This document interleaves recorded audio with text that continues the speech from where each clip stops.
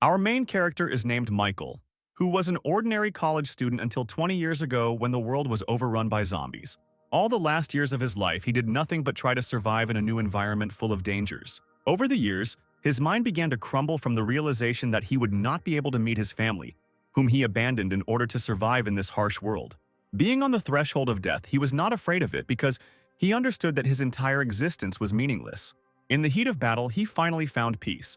But by some strange miracle, he found himself in his childhood room, thinking that his life was flashing before his eyes.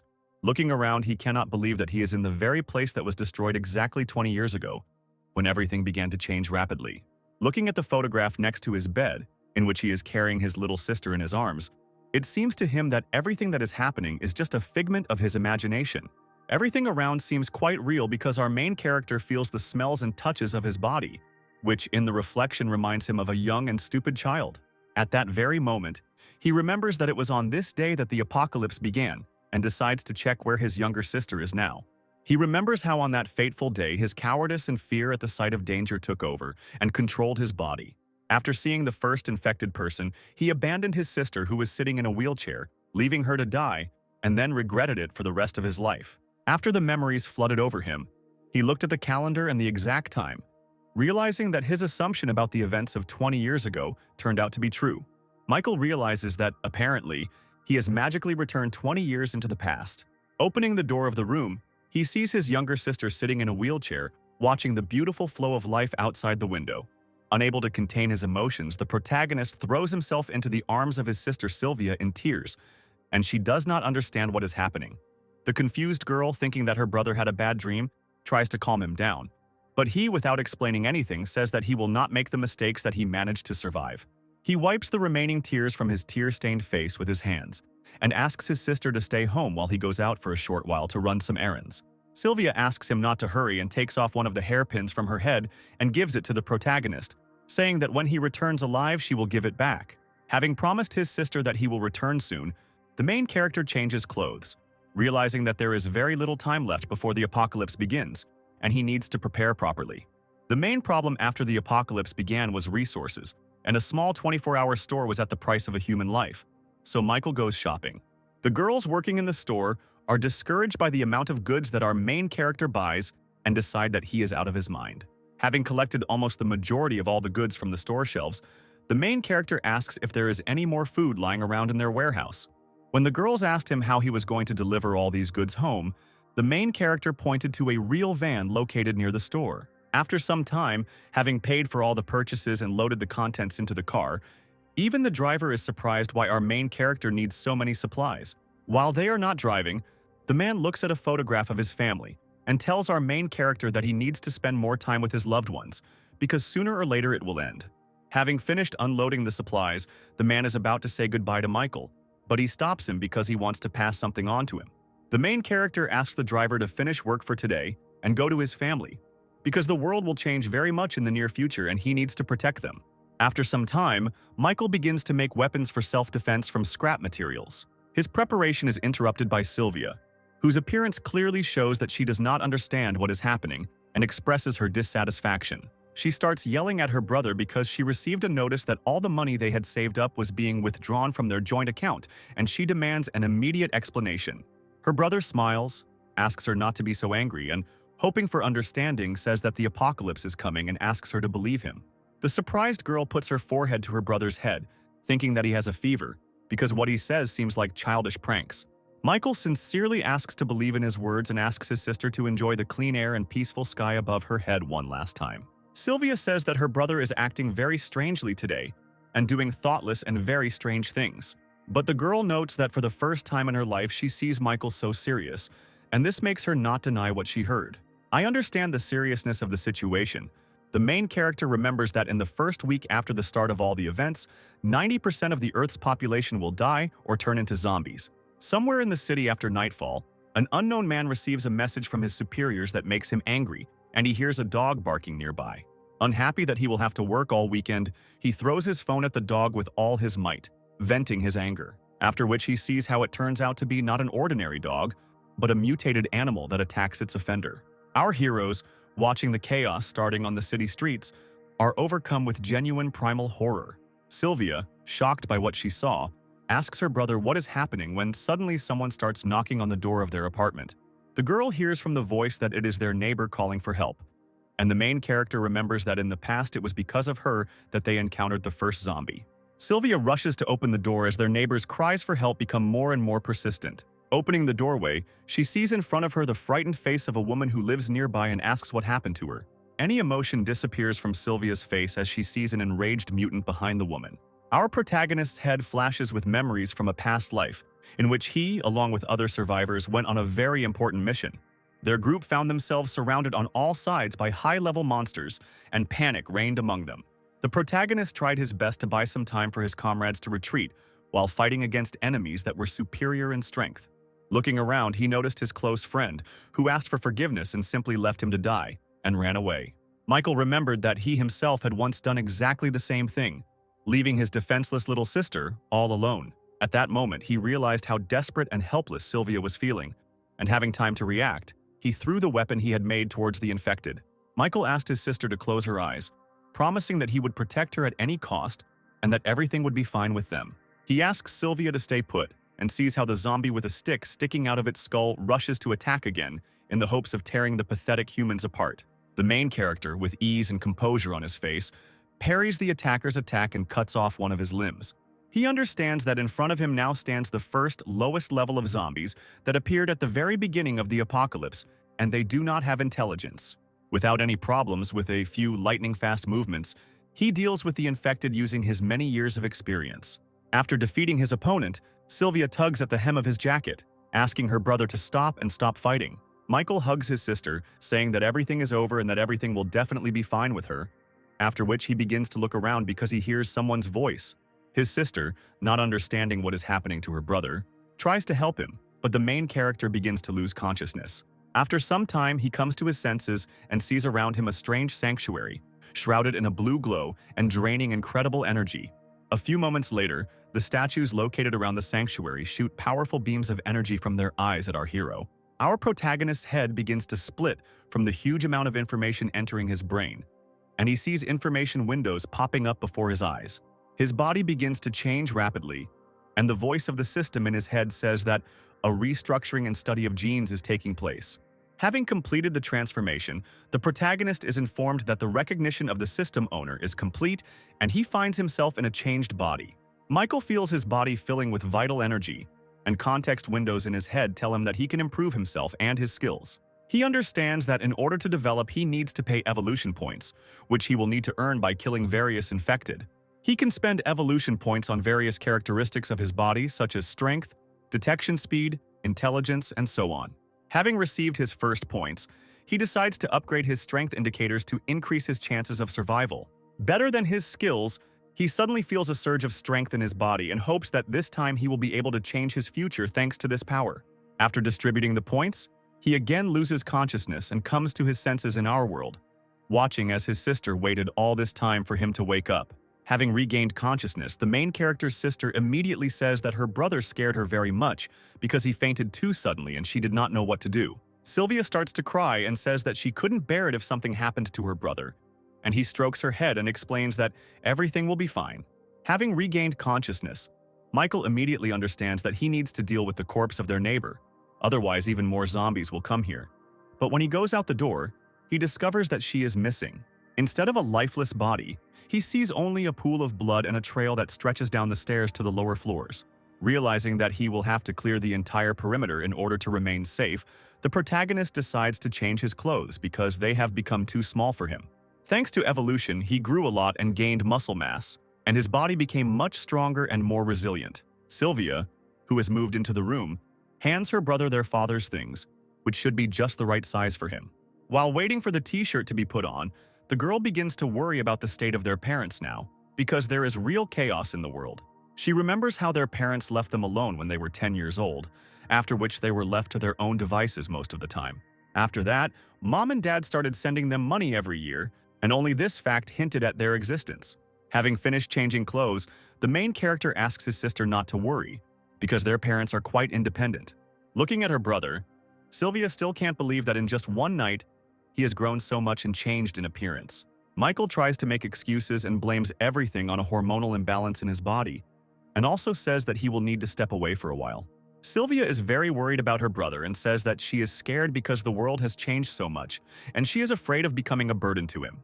The protagonist tries to calm his sister down by explaining that he just wants to look around and make sure their shelter is safe. He asks his sister not to think that she is a burden to him, because he does not want to end up in their neighbor's place, and in such a difficult time they definitely need to stick together. Sylvia agrees with him and asks him to return as soon as possible, giving him her hairpin, which according to tradition he must return. Armed with a dagger, our main hero leaves the walls of his apartment and goes on reconnaissance. He looks at the bloody trail left on the floor by the zombie he killed and realizes that they live on the top floor, all the danger will be below. Michael begins to slowly descend the stairs, carefully examining each floor and checking all possible rooms until he stumbles upon new infected. As soon as the zombie notices our main character, he immediately begins to move towards him, uttering incomprehensible phrases. Having rushed to attack our protagonist, the infected suffers inevitable defeat, since Michael has more than enough skills and experience in fighting high-level enemies. The context menu informs the protagonist that for each entry-level zombie, he receives 1 evolution point. Also looking at the upgrade window, he sees that different skills require different amounts of evolution points to upgrade, and to upgrade the same strength he needs 6 points.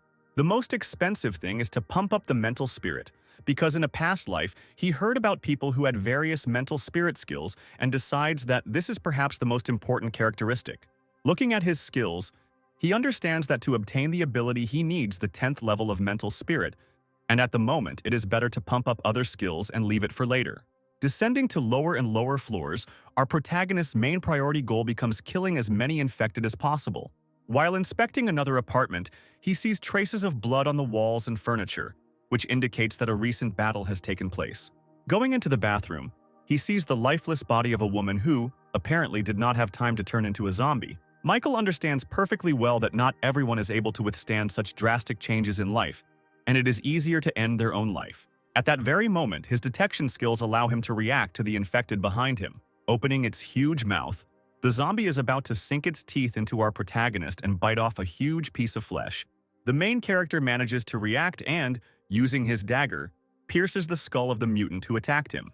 He must not let his guard down under any circumstances, because the Tree of Evolution did not make him immortal. After clearing the next floor, he decides not to delay and continue to inspect the building, since he doesn't have much time left. While inspecting the next floor, he is noticed by a certain woman who managed to survive and, apparently, is also one of the residents of this house. After knocking on the door and asking if there are any survivors, the woman looks out of the doorway and says that her apartment is safe, and asks to be left alone. The main character asks to be allowed to personally verify the safety of her shelter, because he does not want to use force. The woman nevertheless decides to let the main character into her apartment for a short while, where everything looks quite peaceful and calm. While looking around the room, Michael notices a photograph hanging on the wall and decides to ask where her husband and child are now. The woman replies that her son is at school, and her husband went to meet him, and they still haven't returned and she is very worried about them. After which she asks him to leave her apartment because she is very scared. And as soon as our main character is about to leave, he hears strange sounds coming from the bedroom. He immediately decides to check what exactly is causing the noise, and the woman with a frightened look on her face tries to stop him, saying that there is no one else here. Michael begins to open the doorway, with blood visible on the other side, and the woman tries her best to stop him. Entering the room, he sees a small silhouette of a man holding a bloody corpse in his hand. This terrifying image, apparently, is the son of that very woman who turned into a zombie. He asks with a crazy smile to play with him. At that very second, the main character manages to react to the fact that the woman standing behind him is trying to attack him. Having dodged the attack, he does not understand what is happening and asks why she is behaving like this and why she decided to hide the presence of the infected. Without waiting for an answer, a boy immediately attacks him, making Michael surprised at how fast zombie children are. Using his new body, the protagonist falls on his back and with a powerful kick throws away the attacker's body. The woman he met immediately stands between the two of them, saying that she will not allow them to touch or harm her son. Michael asks her to come to her senses, because this is no longer her son, but a zombie that eats people, and if she continues to protect him, she will be in serious danger. The woman begins to panic hysterically and says that she doesn't believe it, because this is her beloved boy and he's just a little sick and she needs to wait until they invent a cure. She tries to dissuade our protagonist from killing her son, as the infected charges forward. The protagonist tries his best to convince the woman and also warn her that she needs to avoid it. But all his attempts are in vain, and moments later her body is pierced by a powerful blow and blood splashes everywhere. The child begins to eat his mother's body, and Michael immediately rushes to her aid in the hopes of saving the poor woman. Lying on the floor bleeding, she manages to grab the main character by the leg at the last moment, and even being on the threshold of death asks him not to kill her son. The protagonist, with despair in his eyes, explains that if a person has turned, he can no longer be saved, and he cannot allow him to walk the streets of the city threatening other survivors. Living the last moment of her life, the woman loosens her grip and continues to claim the opposite until the very end. The protagonist kills her son with one swing of his dagger, and blood splashes all over the room. He calmly leaves, leaving the corpses of the entire family lying on the floor and regretting that this happened. I go down to the next floors. Behind me, he leaves a stretched wire with bells hanging on it, which act as an alarm. Once on the next floor, he sees in front of him a huge muscular man who in everyday life was a fitness trainer. The colossal infected immediately rushes to attack our protagonist, holding a huge iron dumbbell in both hands. Michael manages to avoid the blow, but the force with which this zombie attacks is truly impressive. Because the stronger a person was before infection, the greater the danger he poses in zombie form. Not giving the main character a chance to breathe, the zombie immediately throws an iron dumbbell in his direction, which Michael also manages to dodge and jump to the door behind him. After landing, a powerful explosion is heard as another very powerful mutant appears from the apartment behind him. His appearance clearly takes our protagonist by surprise, and he manages to receive several wounds. In addition to the powerful zombie trainer, who has incredible strength, in front of him there is a zombified animal that looks like a huge dog. It immediately rushes to attack the main character, but Michael manages to parry the attack at the last moment, finding himself on the verge of death. The zombie dog still manages to touch our protagonist, and several drops of blood begin to fall down the floors. They fly past the stairs, attracting the attention of all the mutated ones located nearby inside the building. Michael realizes that the situation he is in is very difficult, and in addition to the two strong infected, he has attracted the attention of a large number of small individuals. The seriousness of the situation is reinforced by the fact that he has already managed to receive a fairly large number of injuries. The huge zombie trainer doesn't let him catch his breath and continues to attack with incredible force, destroying everything around. The main character still manages to counterattack the attacker by delivering a powerful longitudinal blow to the entire body of the zombie. The wounds received are not enough to even throw the zombie off balance, and he continues to attack with even greater fury. The situation is also made worse by the zombie, a beast that supplements its attacks with its speed and razor-sharp teeth. Michael decides to regroup and retreat for a while to come up with a more suitable plan to fight them. As he runs down the stairs, he comes across low-level zombies that were attracted to his blood and stood in his way. He finds himself caught in a vice where on one side his path is blocked by a crowd of infected, and from behind, two powerful opponents are advancing on him. The protagonist decides to go ahead because he has no other options to get out of this situation. He begins to deal with low-level zombies at a very fast speed, trying to clear a path for himself to retreat.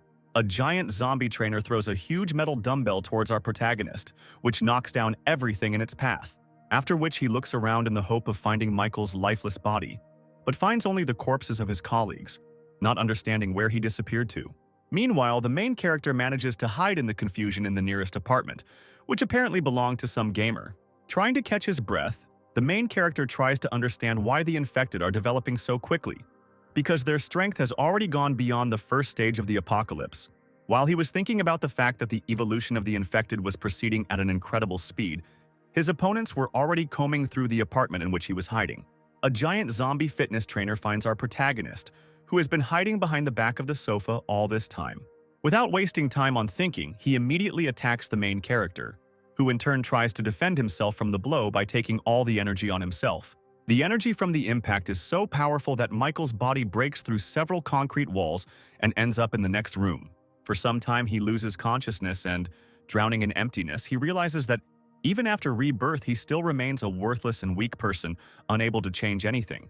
Lying in a pile of concrete rubble, the sound of the bells he left on the upper floors breaking brings him to consciousness. He immediately remembers his younger sister, whom he promised to protect at all costs, and this thought gives him strength.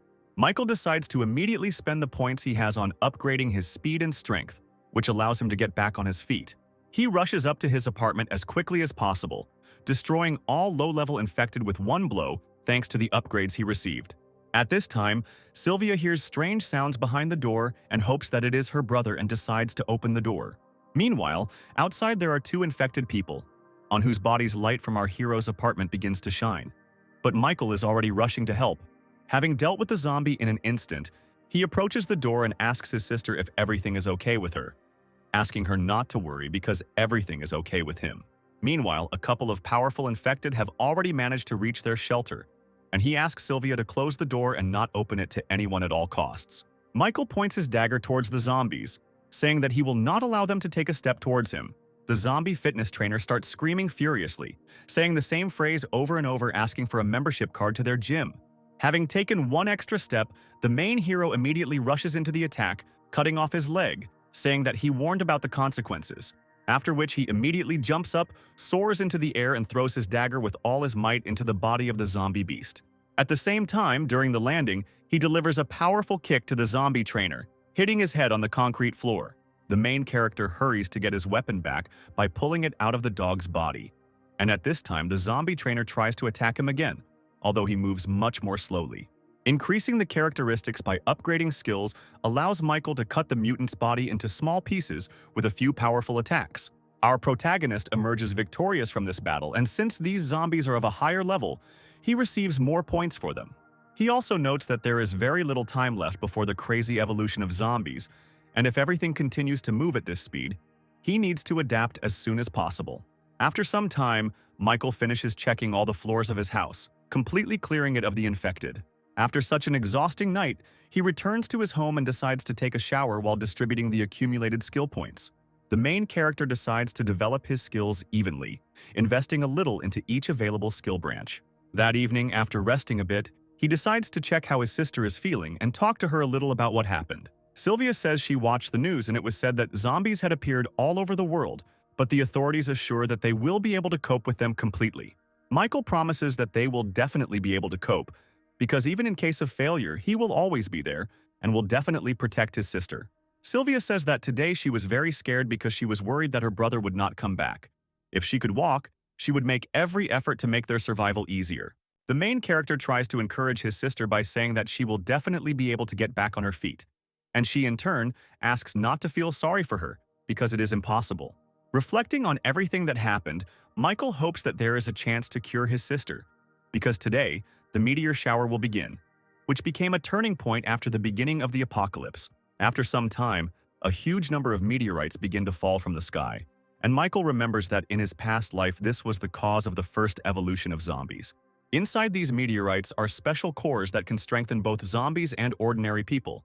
If he can get them in sufficient quantities, he will change the world. Together with his sister, they watch from the roof of the house as a meteor shower begins to destroy everything around, turning our civilization into stone ruins. At one point, one of the meteorites falls right near the house of our main characters, which could well have ended their lives. Looking at the map, Michael realizes that he fell a short distance from their house, and with his speed, he can get there within an hour. The protagonist decides to make some preparations and go to the meteorite crash site the next morning to get the core and try to cure his sister. A smile appears on his face because he begins to believe that a small ray of hope for at least a fleeting bright future has appeared in their lives. The day after meteorites riddled all the fruits of civilization in our world, a huge dusty haze hangs over the city. At this time, Sylvia realizes that her brother wants to go outside the house and tries to dissuade him by saying that it is not safe. Michael explains that he is going outside on a very important matter and is doing it for her and all of humanity.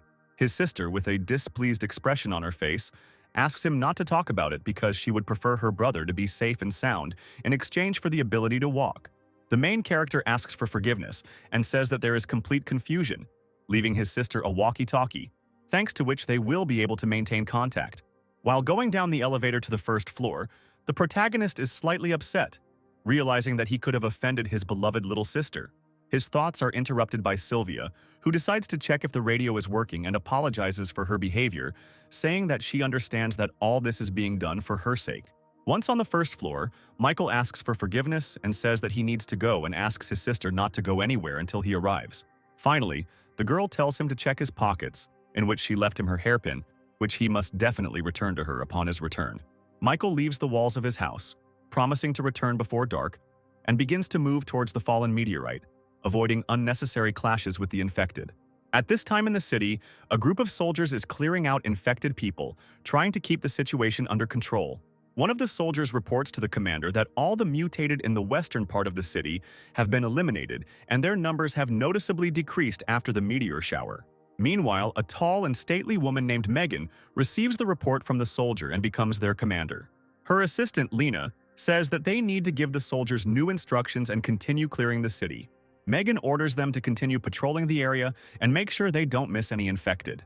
At the same time, their conversation is interrupted by a man sitting at the table who jumps up and asks the woman to immediately accompany them to the company. Megan grabs him by the shirt, explaining that she is a police officer, not his personal bodyguard, and if he values his life, he must listen to everything she orders. Looking at him with a frightening gaze, the girl asks him to express all the complaints that do not suit him in the current circumstances. Fearing pressure from Megan, the man can think of nothing better than to agree and stop being nervous.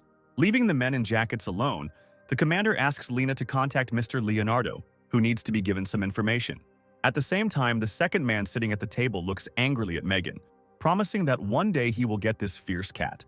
After contacting Mr. Leonardo, Megan reports that all the zombies in the area have disappeared somewhere, and most likely this is due to yesterday's meteor shower, and for now, they will continue patrolling. Meanwhile, Michael moves towards the crater left by the meteorite, trying to minimize collisions with the infected so as not to attract unnecessary attention. After some time, he finds himself at the very crater from the mouth of which a huge amount of dark energy is emanating. The main character decides not to rush to hasty conclusions and to examine the surroundings by climbing the nearest high-rise building.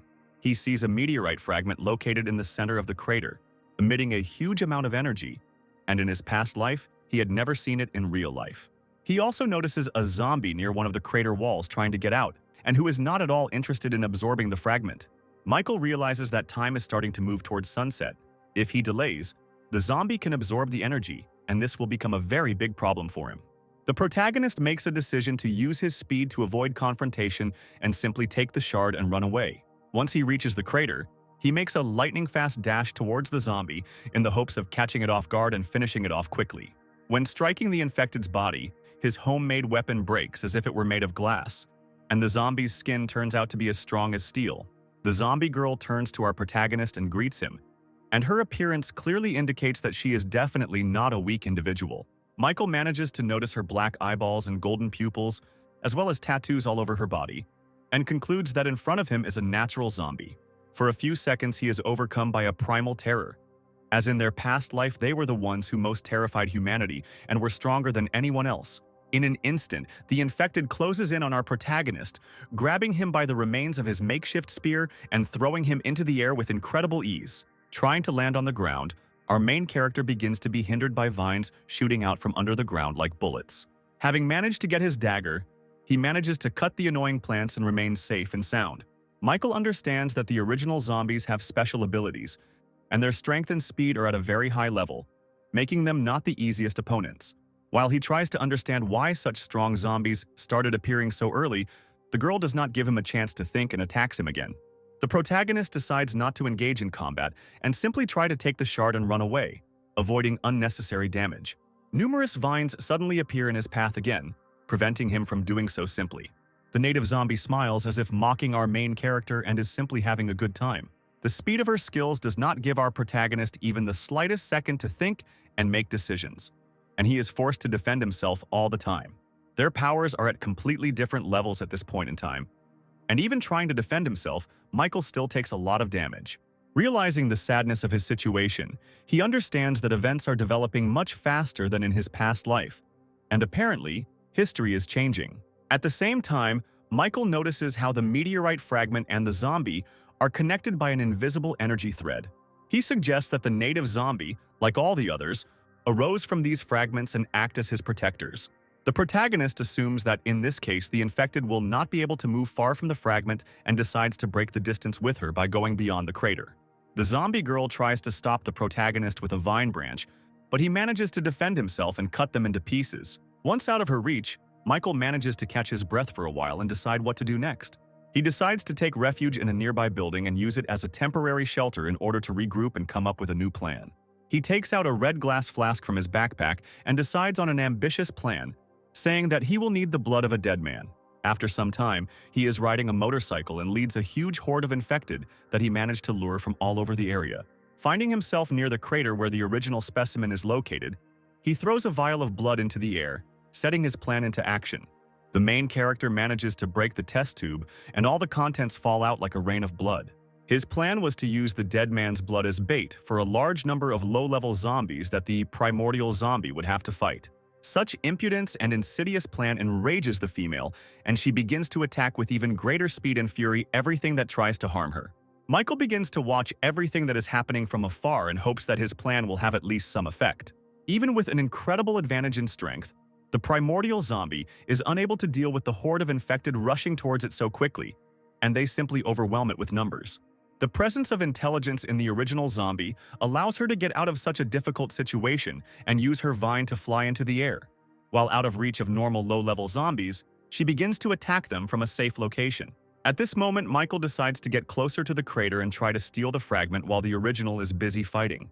The only thing that worries our main character in this situation is the large accumulation of mutants, because of which he himself can fall into a trap. The protagonist also understands that he cannot delay this battle.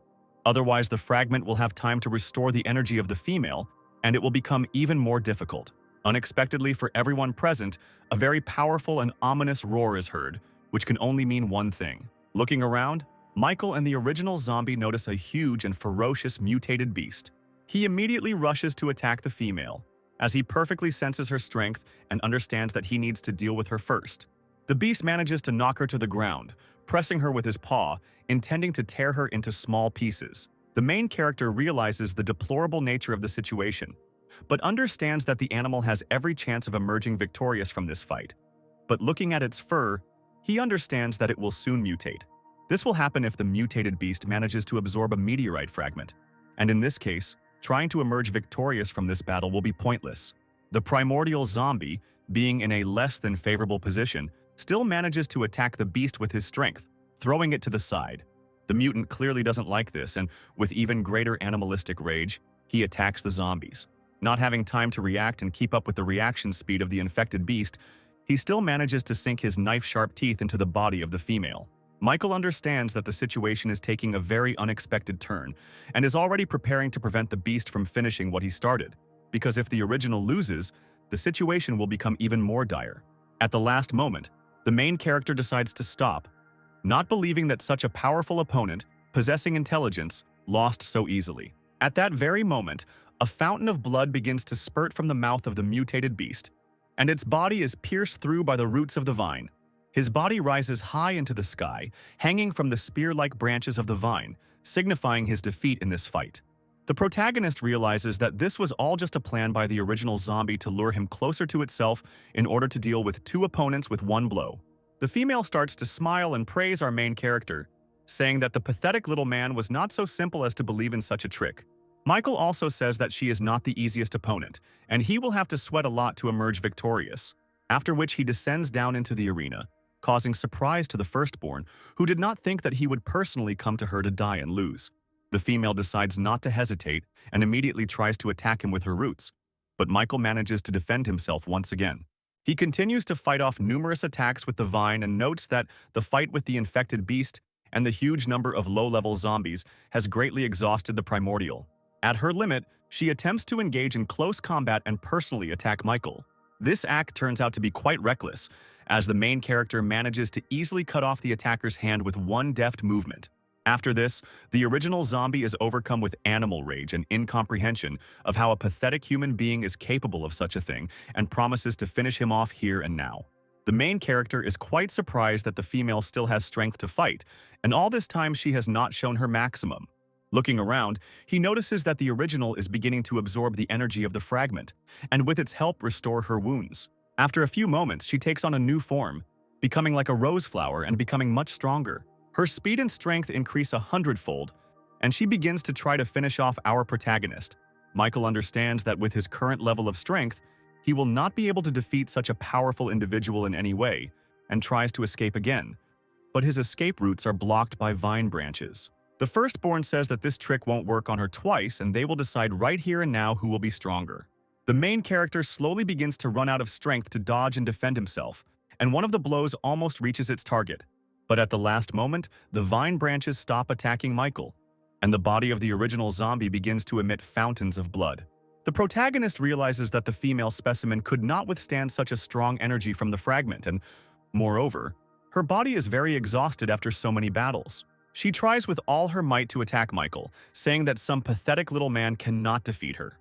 Without much trouble, repelling the next attacks of the original zombie, Michael says that by continuing to fight, she will finish herself off. Using his speed, he closes the distance with her, realizing that the outcome of the battle is already predetermined. The exhausted female falls to the ground and prepares to accept her fate, realizing the dire nature of her situation. The protagonist threatens her with his dagger and says that he knew the outcome of this battle from the very beginning. Looking at the dying primordial zombie, he remembers that in the past he could not even imagine that he would ever be able to defeat such a strong opponent.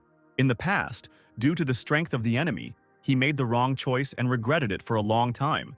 So he decides to swear to stand on his feet until his last breath, protecting what is dear to him.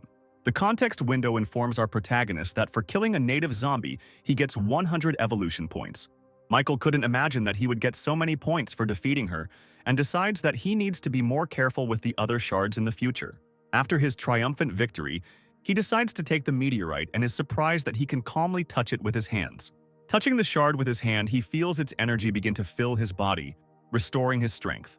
Michael is in complete shock when he realizes that all of his wounds have almost completely disappeared, and hopes that his sister will also be able to recover and start walking. Just before leaving, he looks back at the body of the infected beast because he hears strange sounds and assumes that the monster is still alive. A huge amount of energy begins to emerge from his body, plunging the protagonist into horror at the fact that he is about to face another battle. His face shows incredible surprise at what he sees, and he cannot believe his eyes. A small puppy with yellow fur emerged from the body of a huge mutated beast.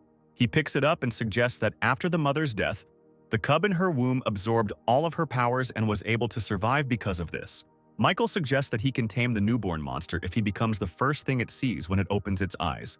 The puppy begins to happily bark and lick our main character's cheeks, thinking that he is part of his family. The protagonist decides to name his new pet Goldie, and, having hidden it in his backpack along with a meteorite fragment, decides to return to his shelter as soon as possible. Moving through the streets of the city, a strange energy envelops everything in the area, attracting crowds of infected. This energy comes from the meteorite fragments that our protagonist carries in his backpack and acts as bait for the infected. Before he could reach his shelter, the ground beneath his feet began to crack and crumble into small pieces. Michael manages to dodge and realizes that someone has been following him all this time, and he won't let them get away just like that. A huge number of mutated giant rats, which have been following the energy of the meteorite all this time, begin to appear from underground.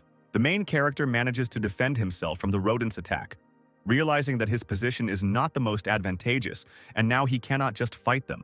At this time, Assistant Lena asks her commander to take a rest and at least get some sleep, because she has been standing on her feet for a very long time. Megan says she doesn't have time for that, and continues to observe the situation and notices our protagonist running in the distance and reporting that he sees a survivor. The girl is very surprised by the speed at which our main character is moving, and also notices that he is being pursued by a huge pack of giant rats. Although Megan is unable to comprehend how this man managed to avoid so many attacks from infected animals, she still decides to help him. Meanwhile, the protagonist moves towards their shelter, assuming that this building will be suitable for a temporary shelter where he can catch his breath. Once inside the building, the iron bars and concrete walls manage to hold back the mutants pursuing him for some time. Michael, having managed to reach the garage, sits down on the floor and tries to come up with a further plan for his actions, assuming that today he will not be able to get home and will have to spend the night somewhere else. Opening his backpack to check if everything is okay with Goldie and the meteorite fragment, he discovers that the crystal has simply disappeared. The first thing our protagonist managed to think about was that the shard was missing, or that his little animal had managed to absorb it. All these assumptions are immediately dispelled when the context menu of the evolution tree tells him that the absorption of the crystal is complete and the restructuring process has begun. At that very moment, the main character's body is enveloped in an incomprehensible aura, and he begins to experience a very wild pain that tears him to pieces. A moment later, his body begins to emit huge amounts and waves of energy, throwing back everything that was near him. At the same moment, the rats pursuing our main character manage to get through the concrete barrier and get into the parking lot. Michael realizes the deplorable nature of the situation, but he cannot find the strength to gather his courage and at least try to get up, and the tree of evolution is to blame for this. His eyes begin to close and he slowly loses consciousness, not believing that he will be dead here and now. At the last moment, Goldie manages to save her master by fighting off the rat's attack and standing up to defend him. The body of the small puppy becomes covered with a thin layer of electricity and begins to emit a large amount of energy. He places himself between the attacking rats and his master's body, ready to give his life to protect him. Goldie begins to fight off hordes of rats by attacking them with electric shocks and using her speed and size to her advantage. The number of infected turns out to be too great, and through a breach in the walls, even low-level individuals manage to penetrate inside and surround our main character. The faithful puppy can't keep up with such a number of opponents and has to continue the battle with the rats located outside the building. Before attacking and finishing off our main character, one of the rats is met with inevitable death from a bullet from a gun. At that very moment, other surviving people appear in the parking lot, armed and arriving to help our main character. The gray-haired man asks Megan if they should have brought strangers to the shelter because, if he was bitten, they would have a very hard time. The commander replies that they cannot abandon the survivor. They need to isolate him and observe him.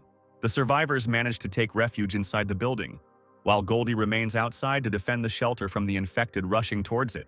At this time, Michael, being unconscious, wakes up in the sanctuary of the Tree of Evolution, which has noticeably changed.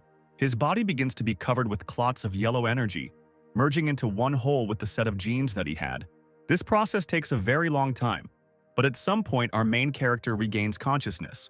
While Michael was unconscious, his faithful companion spent the entire time fighting hordes of zombies. Opening his eyes, our main character realizes that his head is splitting, and he is trying to remember all the events that happened to him before he lost consciousness. Megan, who is in the same room with him, immediately points a gun at him and orders him not to move and to answer her questions first. Michael replies that he doesn't have time for that, and he needs to urgently go about things that are a higher priority. The girl is about to tell the main character that he won't just leave when he suddenly appears behind her. The protagonist manages to disarm Megan and throw her to the ground, replying that she doesn't have enough strength to stop him just like that. At that very moment, all the survivors enter the room and ask Michael not to move or make any sudden movements, otherwise they will open fire. Megan orders her men to remain still and explains that she is the commander of the military police and that they were the ones who saved him from certain death. One of the two men in suits says that the main character is an ungrateful jerk and they shouldn't have babysat him for 4 whole days. Hearing this, Michael completely forgets about everything that happened, realizing that he was out cold for 4 whole days. He immediately rushes towards the exit, realizing that all this time his sister is alone and in possible danger. Megan manages to stop him, saying that the street is full of zombies and it is too dangerous and invites him to stay in their squad. While Michael asks what will happen if he refuses this offer, a huge, terrifying silhouette is visible outside the window of the room they are in. A moment later, the monster bursts into the room, destroying everything in its path and letting out a furious scream.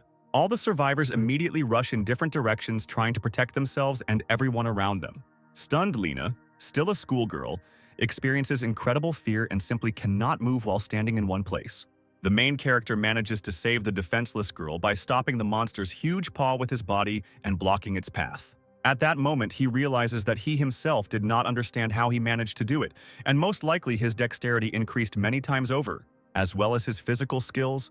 Not a single person on the planet is capable of holding such an incredible force of a mutant rushing at him with his bare hands.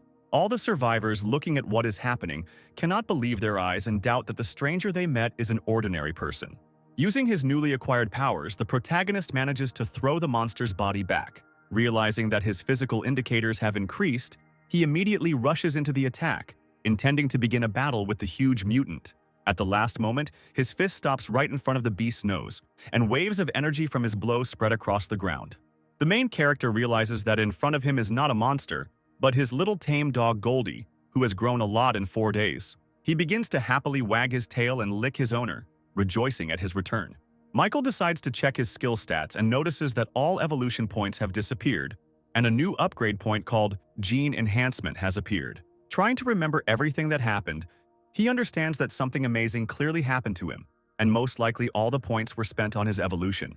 As he dives into his consciousness, he sees that the Sanctuary Tree of Evolution has also changed, and apparently he has experienced the first gene enhancement.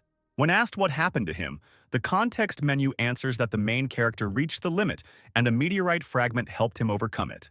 Michael remembers that every person has a genetic limit, and in a past life he saw high-ranking fighters who tried to overcome it, but eventually died. This term is called gene restrictions, and apparently our protagonist is able to develop indefinitely bypassing this prohibition. Realizing what happened to him, Michael, riding a dog, returns to the survivors who are both surprised and very scared. Michael explains that Goldie was very tiny not long ago, but after eating so many zombies he grew to such a size. Megan, like everyone else present, does not understand how the monster can be his pet. The main character says that it's a long story and he'll tell you about it later, but now he needs to deal with the crowd of infected rushing here. Noticing a huge number of zombies on the horizon, Megan understands that their strength is not enough to resist such a horde. The girl says that they have nowhere else to go, and they were able to find this place after a week of searching after the start of the apocalypse, and they have no other. Michael begins to warm up and asks the girl not to worry, because there is a military shelter 40 kilometers from here, and they can go there. The protagonist asks them to wait in a safe place while he single-handedly deals with all the infected, and Megan says that this is just madness. Michael asks to follow his instructions and then rides into battle on his tame dog. Lena, looking at everything that is happening, asks her commander if this stranger will be able to return safe and sound and accompany them to the shelter. Having reached the right place, the main character decides not to fight with his bare hands and to rip the road sign out of the ground. He attracts the infected with a loud metallic bang and asks Goldie to stand aside because he wants to test his new abilities. When faced with a crowd of infected, he makes a powerful blow with a road sign, destroying a huge number of low-level zombies in a second. Michael realizes that in a short period of time he has become much stronger, which is why his blows have become many times more deadly. Gradually dealing with ordinary zombies on his way, becomes an awakened infected who has reached the initial level. The classification that our main character uses has been preserved from a previous life, when the infected were assigned a rank, and this individual, although he has incredible strength, is still not gifted with intelligence. Trying to deliver a powerful blow to the mutant's head with a road sign does not bring visible results, and the metal bends like plasticine. Meanwhile, the survivors, led by Megan, finish collecting supplies from their old hideout and await the return of our protagonist. The man in the suit starts to panic, suggesting that he might not return and then they will be easy prey while here. The girl says that they need to stick to the plan and not panic, otherwise they will have no chance of survival. The man says that they clearly saw a crowd of zombies rushing towards him, and in such a situation no one can survive, and if they just sit and wait, then everyone will die. He adds that if they hadn't saved this guy that time, they wouldn't be in this situation, and if he voluntarily decided to become bait, then they need to get out of here as soon as possible. Megan asks to stop panicking and acting recklessly by asking her friend Leonardo to stand up for her. The gray-haired man says that he also thinks that they need to leave because they don't know if the guy is alive and they shouldn't take such a risk. For a second, there is a dead silence among the survivors and the girl agrees to go and check how things are going at the front. Leonardo and Lena try to dissuade her, but Megan states that this is the best option she can take. At that very moment, their conversation is interrupted by a loud scream from a zombie who appeared behind them. Having decided that they are all facing inevitable death, the infected immediately receives a powerful blow to his skull and flies away in an unknown direction. Michael stands in front of the survivors, saying that he had a little trouble on the way back and hopes he didn't keep them waiting too long. Megan says that they should be the ones apologizing because the police sent a civilian into the thick of things. The protagonist says that if it weren't for their help, he would have been a corpse long ago, and as a token of gratitude, he cleared out most of the zombies in the area, allowing them to move on. Michael says that riding on Goldie they can get to the shelter and the road should be clear of mutants. Megan is quite taken aback by such a statement and decides to clarify why the main character will not go to the shelter with them. Michael states that he has unfinished business and needs to find his little sister as soon as possible. After placing all the survivors on the back of her pet dog, Megan returns his backpack to him and wishes him luck in finding his sister. Finally, the girl decides to find out the name of our main character and asks to come back as soon as possible. Watching them go, the protagonist hopes that they won't make it to the shelter anytime soon, because at midnight the first stage of the apocalypse will end and awakened zombies will appear. The protagonist's increased physical abilities allow him to move through the city ruins at incredible speed. Having reached his old house in a short time, he notices that there are mountains of corpses lying everywhere, and traces of shooting are also visible. Michael uses the radio to try to contact Sylvia, while also trying to find out why the military was clearing out areas and not evacuating civilians. As he climbs the stairs to the upper floors of the building, he assumes that they could have been ordinary looters who, taking advantage of martial law, are causing riots. When he gets to his apartment, he notices that everything around him has been looted, and the front door has simply been broken down. Sylvia is also not found inside the apartment, and all he finds is a wheelchair and a broken photograph lying on the floor. At that very moment, the main character is overcome with incredible rage, and he promises to kill everyone involved in the kidnapping of his younger sister. That evening, a group of survivors drive around the city in a car and shoot the infected they encounter along the way. At one point, their car, filled to the brim with supplies, gets stuck in a crowd of zombies, and the driver asks his commander what to do next. Their commander turns out to be the man who kidnapped the protagonist's sister, and he says that he has already informed his uncle of their location and that they will be picked up soon. Sylvia asks her captors why they are doing this, because humanity should have united and fought together against such a terrible threat. The man grins, saying that he has no desire to die for others, and now is the time to use the situation to expand his power. At that very moment, their conversation is interrupted by Michael, who lands on the hood of their car. He immediately grabs one of the shooters defending the car and throws him into the crowd of infected. The driver of the car tries to threaten the main character with a gun, but he sends him flying with a powerful kick. Their commander takes a knife out of his pocket and, threatening to kill the defenseless girl, orders the main character not to move and to bow his head. Michael, experiencing incredible anger, instantly breaks the man's arm, knocking the knife out of his hand and shocking him. He immediately begins to threaten the main character, trying to boast about his family ties and the fact that they will definitely find him and save him. The main character says that he knows perfectly well that he is dealing with a local bandit who uses martial law and his uncle's connections to do whatever he wants. Michael holds the man's body over a crowd of infected, threatening to throw him to be torn apart by the entire crowd. His sister's kidnapper begins to pitifully beg for mercy, saying that he will do whatever our protagonist wishes and fulfill any of his orders. Realizing that persuasion does not work on our protagonist, his pleas turn to aggression and harsh threats. At this time, 2 helicopters appear above our heroes' heads, which, apparently, arrived at the call of this man to save them. The man starts laughing, thinking that salvation is near, but the main character simply lets him go, and he falls into a crowd of infected that starts eating him. One of the people who arrived by helicopter notices everything that is happening and asks to be connected with Commander Roger. A man reports that his nephew was killed by some unknown young man and that there is a little girl in his company.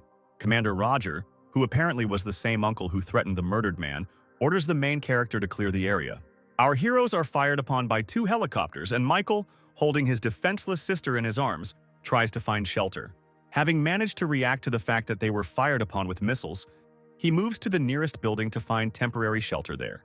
He manages to run inside and avoid a direct hit from such a powerful weapon and save his little sister. The protagonist finds a safe room where he leaves Sylvia and asks her to wait for him here until he completely sorts things out. The girl understands the gravity of the current circumstances and asks her brother to be very careful and return safe and sound. After which, Michael, leaving his sister in a safe place, returns to the street to deal with 2 military helicopters. Having come under fire, he realizes that fighting from the ground is not very advantageous and decides to retreat. The sounds of gunfire attracted a huge number of zombies from all over the area, making escape routes very difficult. Thanks to his superhuman skills, Michael manages to break through the crowd of mutants. The military commander on one of the helicopters observing the situation cannot believe his eyes and assumes that this guy is not an ordinary person. He orders the pilot to find a tall building nearby and land him on the roof, then continue pursuing the guy. Having dropped off my captain at Michael, I opened fire from a machine gun firing up to 70 rounds per second. Seeing how our protagonist manages to dodge the lead rain, the machine gunner cannot believe it, because an ordinary person would already be a corpse. At the same time, the military captain, being on the roof and armed with a sniper rifle, takes aim at our main character. He fires a precision shot with a large caliber round, hoping to finish the guy off with one shot. Michael's reaction speed and perception allow him to react to the sound of the gunshot and dodge the projectile, preventing it from hitting his heart, but he still gets wounded. The captain is informed over the radio that the object has disappeared into one of the buildings. I have touched it. The blood will attract the infected. Continue observation. Michael is trying to stop the bleeding. How lucky I am. Another millimeter to the left and I would already be dead. Lost in thought, the main character loses concentration for a few seconds and comes to his senses only when a rocket flies into his building. A powerful explosion occurs, completely destroying the entire building and the blast wave knocking out all the windows within a radius of several kilometers. The pilots report that the target has been destroyed, but the captain manages to notice some movement under the pile of debris. The smoke and dust cloud left behind by the explosion clears, and the military sees a huge dog with golden fur emitting a terrifying roar. "Goldie, you really helped me out, baby. You came just in time. I really need your help." The familiar releases huge wings from its body and asks its master to attack with it. While the stunned military cannot understand where this monster came from, Michael, riding a dog, attacks one of the helicopters. At this time, the pilot of the second helicopter, watching his colleague crash, loses sight of our heroes. Panicking, he quickly rushes to report to the captain that the target has been lost, when suddenly Michael interrupts him, climbing into the helicopter's cockpit. The squad captain, hearing on the radio that his soldiers were defeated, requests reinforcements, saying that they found a survivor. At this time, Mike, thinking that the battle is over, lands on the ground with the desire to introduce Goldie to his sister. His joy is interrupted by the military captain. "Hey kid, it's too early to rejoice. This girl is clearly very important to you." Mike, seeing that his sister is being threatened with a weapon, begins to scream and demand that she be released immediately. The man, holding the barrel of a rifle to Sylvia's head, declares that he would be interested in checking what is faster, the bullet or our hero's reaction. "Put down your weapon. You want me, right?" "My sister has nothing to do with this. I'll surrender without resistance, but promise me you'll let her go." Mike moves towards the captain with his hands raised, giving Goldie a final order to take Sylvia to safety. At this time, an infantryman armed with a rocket launcher, who apparently arrived with reinforcements, reports that the target has been captured and is in the kill zone. The captain grins and gives the order to open fire, and a shell is fired at our hero, producing a powerful explosion. The military is happy that the mission is completed, but as soon as the fog clears, Michael's faithful dog appears at the site of the explosion, taking the full brunt of the blow. The captain shouts into the radio that the target is still alive and they need to move to Plan B. But it turns out to be too late, and Michael delivers a crushing blow from behind his attacker. The man, having flown several dozen meters and received a lot of injuries, lies in a mountain of debris, and having miraculously remained alive, orders everyone to be destroyed. More missiles are fired towards Sylvia as Michael struggles to save his sister. A moment before the explosion, he manages to cover the girl with his body, taking the entire blow on himself. Falling to the ground, Sylvia looks at her bloody hands, hoping that her beloved brother is still alive. "Brother, don't scare me. Don't even dare to fall asleep. What's wrong with you? Don't leave me alone." Meanwhile, the captain still manages to get back on his feet, while simultaneously rejoicing that all his limbs are intact and he will not remain a cripple. Michael, opening his eyes slightly, wipes the tears from Sylvia's face with his finger and asks for forgiveness for not being able to protect her. "Don't cry, Sylvia. I'm so glad I was able to look at you again. It all seems like a dream in which I want to stay forever." After these words, Michael's hand falls to the ground, and his sister begins to scream at the top of her voice, and waves of powerful energy come out of her body. The captain can't believe they fired so many missiles at this guy, and he's still breathing. But his thoughts are interrupted by the snow that starts to fall from the sky at such a warm time of year. Sylvia, in a fit of anger, stands up on her feet as a disabled person, and a huge force begins to accumulate around her. The military captain does not understand what the hell is happening before his eyes, because ordinary people cannot control the elements. The girl, screaming that it was her fault that this happened and that her weakness led her and her brother to this, begins to freeze everything around her using the newly awakened power of ice. The captain's body quickly begins to turn into an ice statue, and his movements are frozen by ice and the fear of imminent death. At the same time, someone from an unknown control center is watching what is happening and says that a source of power, Absolute Zero, an evolution of rank S, was discovered right above them. The girl named Juno is quite surprised. An S-rank warrior has already appeared, and this is a really big event. She asks her assistant Rabbit to stop the airship they are traveling on, as she wants to personally go down and scout out the situation. At this time, Commander Roger is playing shogi with his old friend Commander Winston. "I started playing defense because your attacks became very aggressive, my old friend." They discuss the situation that is developing in the world, in which Roger does not intend to sit on the defensive, because if he does not start to hit back, all of humanity will sooner or later be destroyed. In such a situation, wasting time on protecting pawns is reckless. "You have aged considerably, Winston." The commander's young subordinate was about to stand up for his commander, but he managed to stop him. Winston says that, according to his information, Roger is recruiting soldiers from unofficial groups. This is true, my friend, because in the current situation, whoever gets these troops first will get all the remaining power. His answer is interrupted by a subordinate who reports the incident. They tell him on the phone that contact with the entire detachment that was sent to clean up the suspicious guy has been lost. "Flock of sheep, you can't handle 2 kids. Always have to do everything yourself." Roger apologizes, saying that he has already won, and asks Winston to think again about stopping building shelters and handing over all forces to him to fight the infected. The old man leans back in his chair. Maybe I really am getting old. But our main task is to protect civilians. He thinks that if the city has already fallen, then all his attempts to save people no longer matter. Deciding to ask his subordinate Scott what he thinks about this situation, he replies that Commander Winston is still very young and all his decisions are thoughtful and pragmatic. "You're such a straightforward person. I've always liked that about you. I promise that as long as I live, I'll protect the common people. Now go and find out what Roger was talking about on the phone." The subordinate smiles, encouraged by the words of his captain, and, putting his palm to his forehead, is ready to carry out the order. At this time, Rabbit tells Juno that she needs a little time to find a place to land. The girl asks her not to land the ship, but simply to lower the height at which she can jump out. Flying over the battle site, Juno jumps to the ground and uses the ice blocks created by Sylvia as landing ramps. Finding herself in front of our heroes, she notes that they used too much force and simply passed out. Looking at the frozen military man, he wonders how the skill he just awakened turned out to be so powerful. The Rabbit uses the radio to report that this is already the 4th of the 12 S-rank warriors.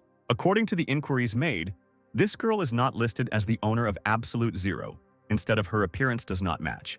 Juno, looking at the wounded girl, suggests that there may be several owners of Absolute Zero. She takes the girl to her ship, leaving Michael alone, saying that they need to go in search of the next awakened. After some time, the main character's body, which is on the hair, activates the tree of evolution that permeates his entire body. The system reports that the right first level is open, and the process of divine evolution has begun, which has launched a huge number of tree roots throughout the earth. The tree of evolution began to search the entire area for any living creatures and mutants, starting to destroy them and pump energy out of them. All this power, collected in a matter of hours, began to flow straight into the heart of our protagonist, saving him from imminent death. At this time, Commander Winston's subordinate Scott enters his office and reports that he has completed the task given to him. He hands the commander a tablet with a video recording saying that this guy and the little girl were being pursued by Roger's men, but he managed to neutralize them single-handedly. However, he was wounded, and then the entire area became covered in ice for unknown reasons. At the end of the recording, rays resembling tree roots began to emanate from this place, after which the camera turned off. In the final seconds of the video, Winston notices a stranger appear, whose face is too blurry to identify. The commander orders the cattle to go to that very place and find out what happened to this guy, and if possible, deliver him to headquarters. Something very inexplicable is happening. Roger's powers are getting stronger and my abilities have a limit. This world needs a hero. After a few hours, the roots of the evolutionary tree begin to retract, penetrating Michael's body. The system informs him about the accrual of 1,000 experience points that have reached the peak, which in turn triggers automatic distribution. At this very moment, the main character opens his eyes, trying to understand how he managed to survive and what happened to him. Looking around and not finding Goldie and his sister nearby, he rushes to inspect the surroundings, completely covered in ice, hoping that his loved ones are still alive. In such a hopeless situation, he decides to turn to the Tree of Evolution to find answers to his questions and penetrates deep into his own consciousness. The system informs the protagonist that the deification plan has been put into action, and only one attempt has been allocated for its implementation. Michael also tells us that he has awakened and all his stats have been increased to the 5th level of power. Looking at his stats, he realizes that his physical strength has increased incredibly since awakening. Thanks to the meteorite fragment he received earlier, he gains a new skill called Absorption. From his past life, Michael knows that the power of skills cannot be increased, and that it only grows with the increase of the wearer's physical characteristics, and therefore his new ability is equal to S rank. For a moment he thinks that he has become the first awakened with a rank, but at the last moment he remembers that he noticed a similar reaction in Sylvia, and perhaps all this ice in the area is her doing. While he was looking around the area, he didn't find his sister's body and decides that he needs to find out what happened while he was unconscious, picking up a fallen hairpin from the ground. Approaching the same captain, chained in a block of ice, he breaks it into small pieces and says that if the military is involved in this, they don't have long to live. At this time, a man driving a car passing by the checkpoint tells the private not to sleep at his post. It turns out that this is Cattle saying that during such an important period of building shelters, they need to be extremely careful and not let a single infected person into the territory. Commander Roger, who is watching him, and his subordinate, who Scott was visiting, understand that Winston is trying to extract secret information. Meanwhile, in one of the abandoned buildings, the main character decided to collect his thoughts and think over a plan for further action. Taking the soul into his head comes the thought that the best way to get into the military unit is to go through the shelter to which he sent Goldie, along with his new acquaintances. As the morning approaches, he sets out on his journey holding a photograph of his younger sister in his hands and promising to definitely save her. Having set off on his journey and moving towards the shelter, he easily deals with ordinary rank-and-file infected thanks to his new physical abilities. Trying to use his new recently acquired absorption skill, the system tells him that it cannot be used on normal opponents. Assuming that the skill requires a stronger enemy to use, he stumbles upon an advanced infected that gives off an ominous aura. The infected turns out to be quite strong as he is an awakened F rank and is easily able to crush the ground under his feet with powerful blows. Analyzing his opponent, Michael assumes that his strength and skin color make him a possessor of a very common rage skill that many had in his past life. Dodging his attacks, he manages to perform a grab and with a powerful blow from both legs, knocks the zombie out. While his opponent is unconscious, he manages to use his absorption ability, and this time it is activated. Before this, I only used it on awakened zombies. I wonder what will happen now. By absorbing energy from the body of a defeated enemy, powerful waves of multicolored energy begin to hover around, and the system informs that the absorption is complete and disintegration has occurred. At the same moment, Michael notices a new rage skill that has appeared inside the system, the scale of which is filled by 1%. As far as I remember, in my past life there were very few people who could awaken 2 abilities, and there were no people with a large number at all. The protagonist understands that now he only needs to collect enough skills and fragments, and with a gene limitation he will be able to evolve almost infinitely. His thoughts are interrupted by a strange sound and huge waves of energy, similar to those that occurred when he absorbed a new ability fall from the sky. A powerful wave of force pierces his body, and Michael, in horror, does not understand what is happening to him. After which, a huge mutated beast emerges from underground and, according to the system, it is at the level of an awakened monster. Michael's insight tells him that someone much more powerful is approaching here. At that very second, right in front of him, a powerful explosion occurs with peals of thunder, illuminating everything within a radius of several hundred meters. After the smoke clears, he sees his familiar Goldie in front of him, who turns out to be alive. The main character is very happy about the return of his pet, but he understands that it is not the time to get upset and he needs to deal with this monster. A loyal friend stops him, asking the owner to give him the opportunity to deal with him alone, to which Michael gives his consent.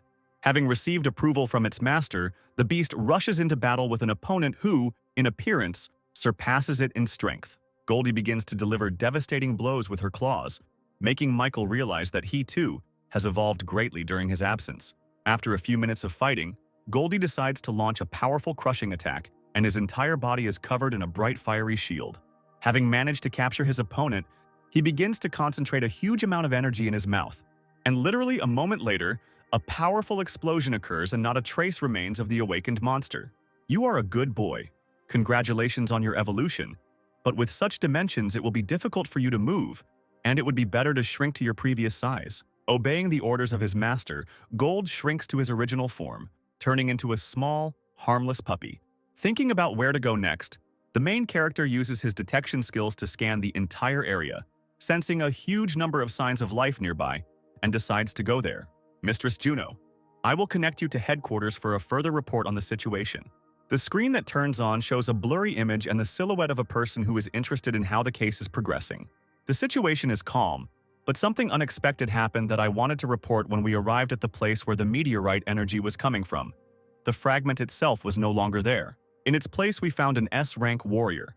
Her skill is absolute 0, but she is not on the lists. I took her on board and await your further instructions. The mysterious man through the screen says that this whole situation is very strange, as is the warrior who is not on the list. The man orders Juno to immediately deliver the girl to headquarters, after which the rabbit sets course back to base. At this very time, a handful of survivors armed with machine guns are trying to fight off a wave of infected. Among them is Scott and the commander's assistant Roger, who does not understand how his colleague ended up here. I went on a mission, but Commander Roger did something to my car and I'm stuck here. How did you end up here? Roger's subordinate says that he was accompanying the scientist to the shelter, but suddenly their car was struck by lightning and disabled. He also adds that the people behind him are incredibly important for the future fate of humanity, and they must be saved at any cost. Scott explains that they won't be able to hold them indefinitely, and they need to come up with an escape plan. At that very moment, their conversation is interrupted by a collapsing wall through which a zombie of colossal size passes, which they cannot cope with. Roger's subordinate rushes into the attack, ordering everyone to protect the scientists while he distracts the zombies. Scott orders everyone to retreat and reduce the battle formation to save ammunition, because now the priority task is to protect the scientists. At this time, Commander Roger's subordinate begins to fight back against ordinary advanced infected with his bare hands.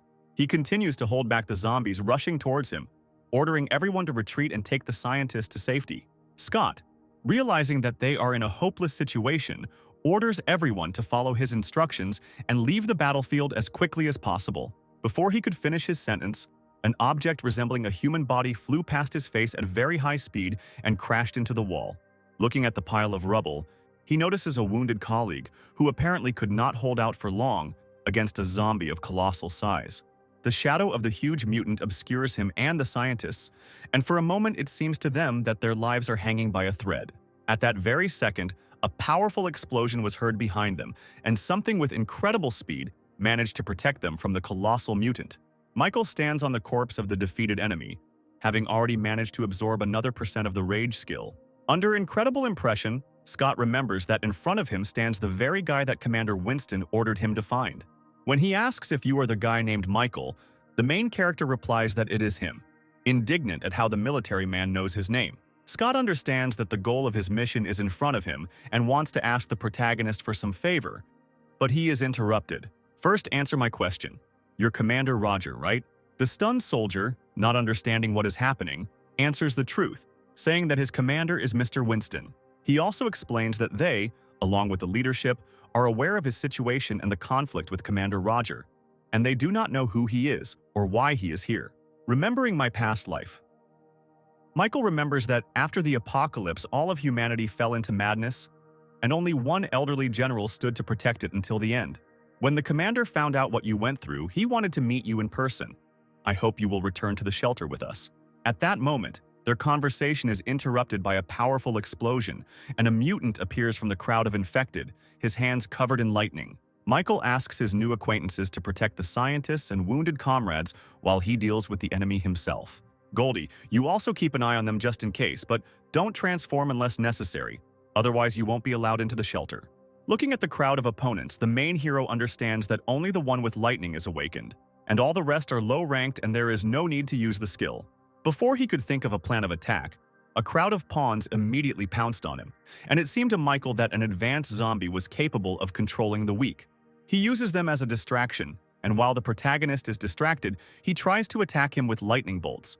The main character is surprised that the zombies have already evolved to a level where they began to develop intelligence, and apparently, events are moving much faster than they did in his past. At this time, Commander Roger's wounded subordinate says that this advanced mutant is the one who struck their car with a bolt of lightning and knocked them out of action. During the battle, one of the electrical discharges hits the roof above our heroes, breaking the supports, and a huge number of fragments begin to fall to the ground.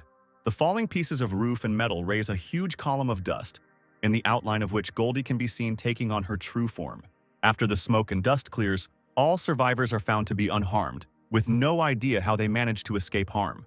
The girl scientist says that she imagined and saw a huge dog with wings that saved them while simultaneously looking at the little puppy. Goldie's mind flashes back to the time he was ordered not to take on his true form, or he would not be allowed into the shelter, and he is overcome with fear.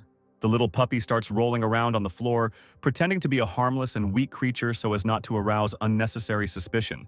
Meanwhile, another colossal fat zombie intervenes in the battle between Michael and the advanced mutant. Looking at him for a second, the main character thinks that his opponent has the skill of controlling awakened individuals. He immediately rushes to attack him, deciding that he needs to get rid of one opponent as quickly as possible, because together they will become much more dangerous. The survivors and scientists watching the battle cannot believe that an ordinary person is capable of fighting off such formidable opponents alone. Having exhausted the colossal mutant, Michael manages to use the absorption skill on him and receive another % of rage. After which he tells the electric zombie that it is his turn, and apparently this does not make him very happy. Ultimately, having chosen the right moment, The main character manages to get close to the enemy and use his ability on him. The enemy is defeated, and the evolution tree informs that a new lightning skill has been unlocked and 1% of its abilities have been received. A handful of survivors rejoice at the protagonist's victory, while scientists discuss the crystals left in the bodies of the defeated mutants. The professor in glasses looking at the artifact says that this confirms the results of his research, and since yesterday, these crystals have been appearing on the bodies of the dead. The old scientist extends his hand to the protagonist, saying that his name is Bruce and he thanks him for saving them. In a past life, the professor and his team were able to obtain energy from the cores of monsters, and thanks to him, genetic medicines appeared. In the most terrible times, it was this invention that helped ordinary people wake up and fight back against imminent death.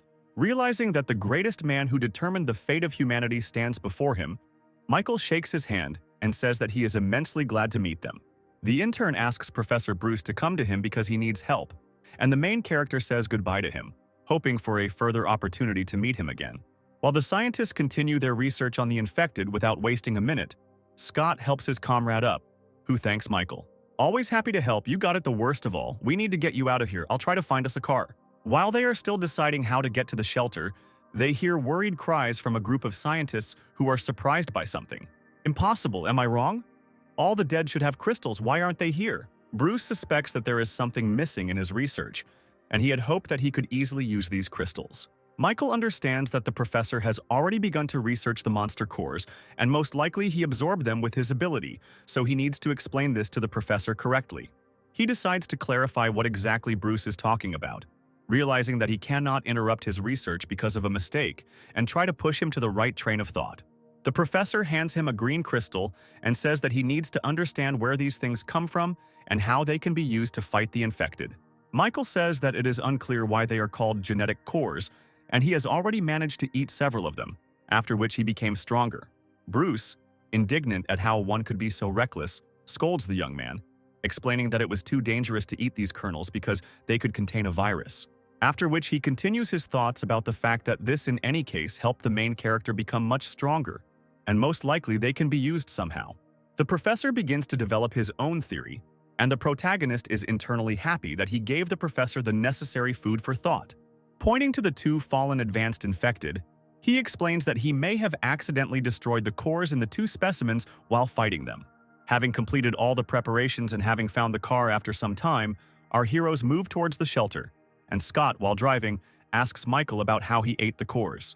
The main character says that the zombie cores he ate were the first to awaken, and he was just lucky, but it would be too dangerous for ordinary people to eat them. Michael understands perfectly well the military man's desire to become as strong as possible, but warns him against rash actions. Scott says that Captain Roger is secretly gathering awakened soldiers, while Winston spends his time building a shelter, and he wants to protect his commander. "Don't worry about your captain. He will never lose to Roger, I'm 100% sure of it." After some time, our heroes reach the walls of the base, where the construction of a shelter is in full swing. Looking at the preparatory work, Scott explains to the protagonist that the awakened with combat abilities went to Roger's troops, and the rest help Winston with the construction. Getting out of the car, Michael notices a red-haired girl driving towards him at high speed and asking him to get out of the way. Having lost control, the girl falls off the scooter and the main character manages to catch her in his arms.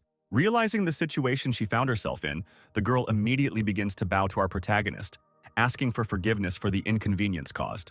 Standing nearby, Scott realizes that his friend Olivia is in front of him and asks the girl what she is doing here. "Captain, we are so glad you're alive. Commander Winston was unable to contact you and we thought you had died on the mission." Scott hits the girl on the head saying that's not what he asked, to which Olivia replies that she came to meet the new survivors. "Michael, I'll report everything to the captain for now and you go through the verification procedure along with the other survivors, and I'll try to arrange a meeting for you with Winston as soon as possible." Watching the scientist and his new friend, Michael understands that it is better not to rush into trouble until he gets used to the new environment. Meanwhile, Olivia asks all the survivors to line up for further testing to see who among the people may be infected. The protagonist understands that Commander Winston is doing everything right, because in his past life, he knew many cases of terrible tragedies after security measures were violated.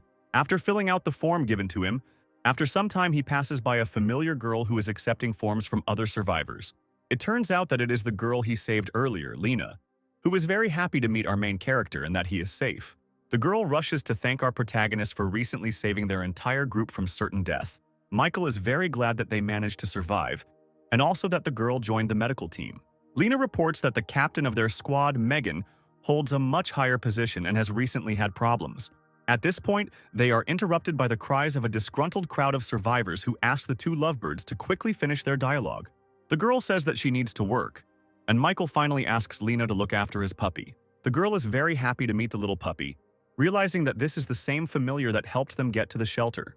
Alina agrees to finally suggest that Michael have dinner together today because she is very happy to see him. After some time, the protagonist finishes taking tests, and the nurse asks him to go to the waiting room where he will be told the test results. After some time, a menacing-looking man enters the room where all the survivors are gathered and asks the name of one man. A voice of a man is heard from the crowd, who is immediately grabbed by two soldiers who say that he is infected and must be immediately quarantined. The survivor tries to say that there is some kind of mistake here, but the commander immediately shuts him up, saying that this is not a kindergarten and the situation is very serious. The man, realizing that he has no choice, stops resisting, and traces of a spreading infection are visible on his neck behind his shirt. All the rest of the uninfected, the man named Michael must stay here, and the rest can go rest, and tomorrow they will begin to help build the shelter. The survivors leave the room looking at our protagonist, assuming that he was very unlucky, and that the same fate awaits him as the stranger who was just taken into quarantine. The commander says that he was informed about a certain important person by his name and asks to follow him to a special room. Michael sits down on the bed where he is asked to wait for a meeting with Commander Winston, and all the while he looks at a picture of his little sister. At this time, somewhere in the laboratory, Sylvia is in a strange capsule, and people nearby are discussing the fact that her blood test did not show the result they needed. After some time of waiting, there is a knock on our protagonist's door, and someone asks his permission to enter. Lena enters the room, greets Michael and asks him to come with her to dinner, saying that she will take him to the dining room. They walk together through the corridors of the shelter, and Michael compliments the girl that he did not recognize her in different clothes, and that she looks very cute. Lena suggests visiting her commander Megan and giving her a surprise because she would also be very happy to meet him. The girl also says that the problems she spoke about are related to the fact that Megan has awakened, and Commander Roger is trying with all his might to lure her to his side. This information begins to anger the protagonist, realizing that this willful warrior is trying to stick his nose where it doesn't belong. Their conversation is interrupted by an alarm, which informs that a conflict situation is occurring in the dining room on the third floor. The girl assumes that most likely this is connected with her commander, and Roger's subordinates are again trying to bother Megan. At this very time, the mustachioed man tells Megan that Roger greatly appreciates her abilities and once again asks her to come over to their side. The girl says that she will not back down from her principles for any money or values that they offer her, because she is disgusted by Roger's policies. Megan is about to leave, but she is stopped by two men who were saved by Michael along with her and block her path. One of them says that they don't want to work for Old Man Winston all their lives, and since she is a very capable girl, they don't just remind her that she needs to choose the right side. Megan begins to lose her temper and her body begins to emit a huge amount of energy, and her eyes begin to glow red. Everything around begins to tremble, and the man notices that the telekinesis that the girl possesses is incredible, and now he understands why the captain needs her so much. After which he says that not only she awakened her powers and they both have F-rank abilities, fire element, and metal transformation. A man throws a ball of flame at a girl and says that today she will go with them no matter what it costs them. Michael, who appeared at that very second, manages to repel the attack with his bare hands, reflecting the flying fireball. Everyone present understands that standing in front of them is the same guy who was able to single-handedly save them a few days ago. At the same moment, a mustachioed man behind them asks where this boy came from and why he dares to interfere with their conversation. The awakened man with the power of fire asks his commander not to worry because now he will teach this young boy a good lesson.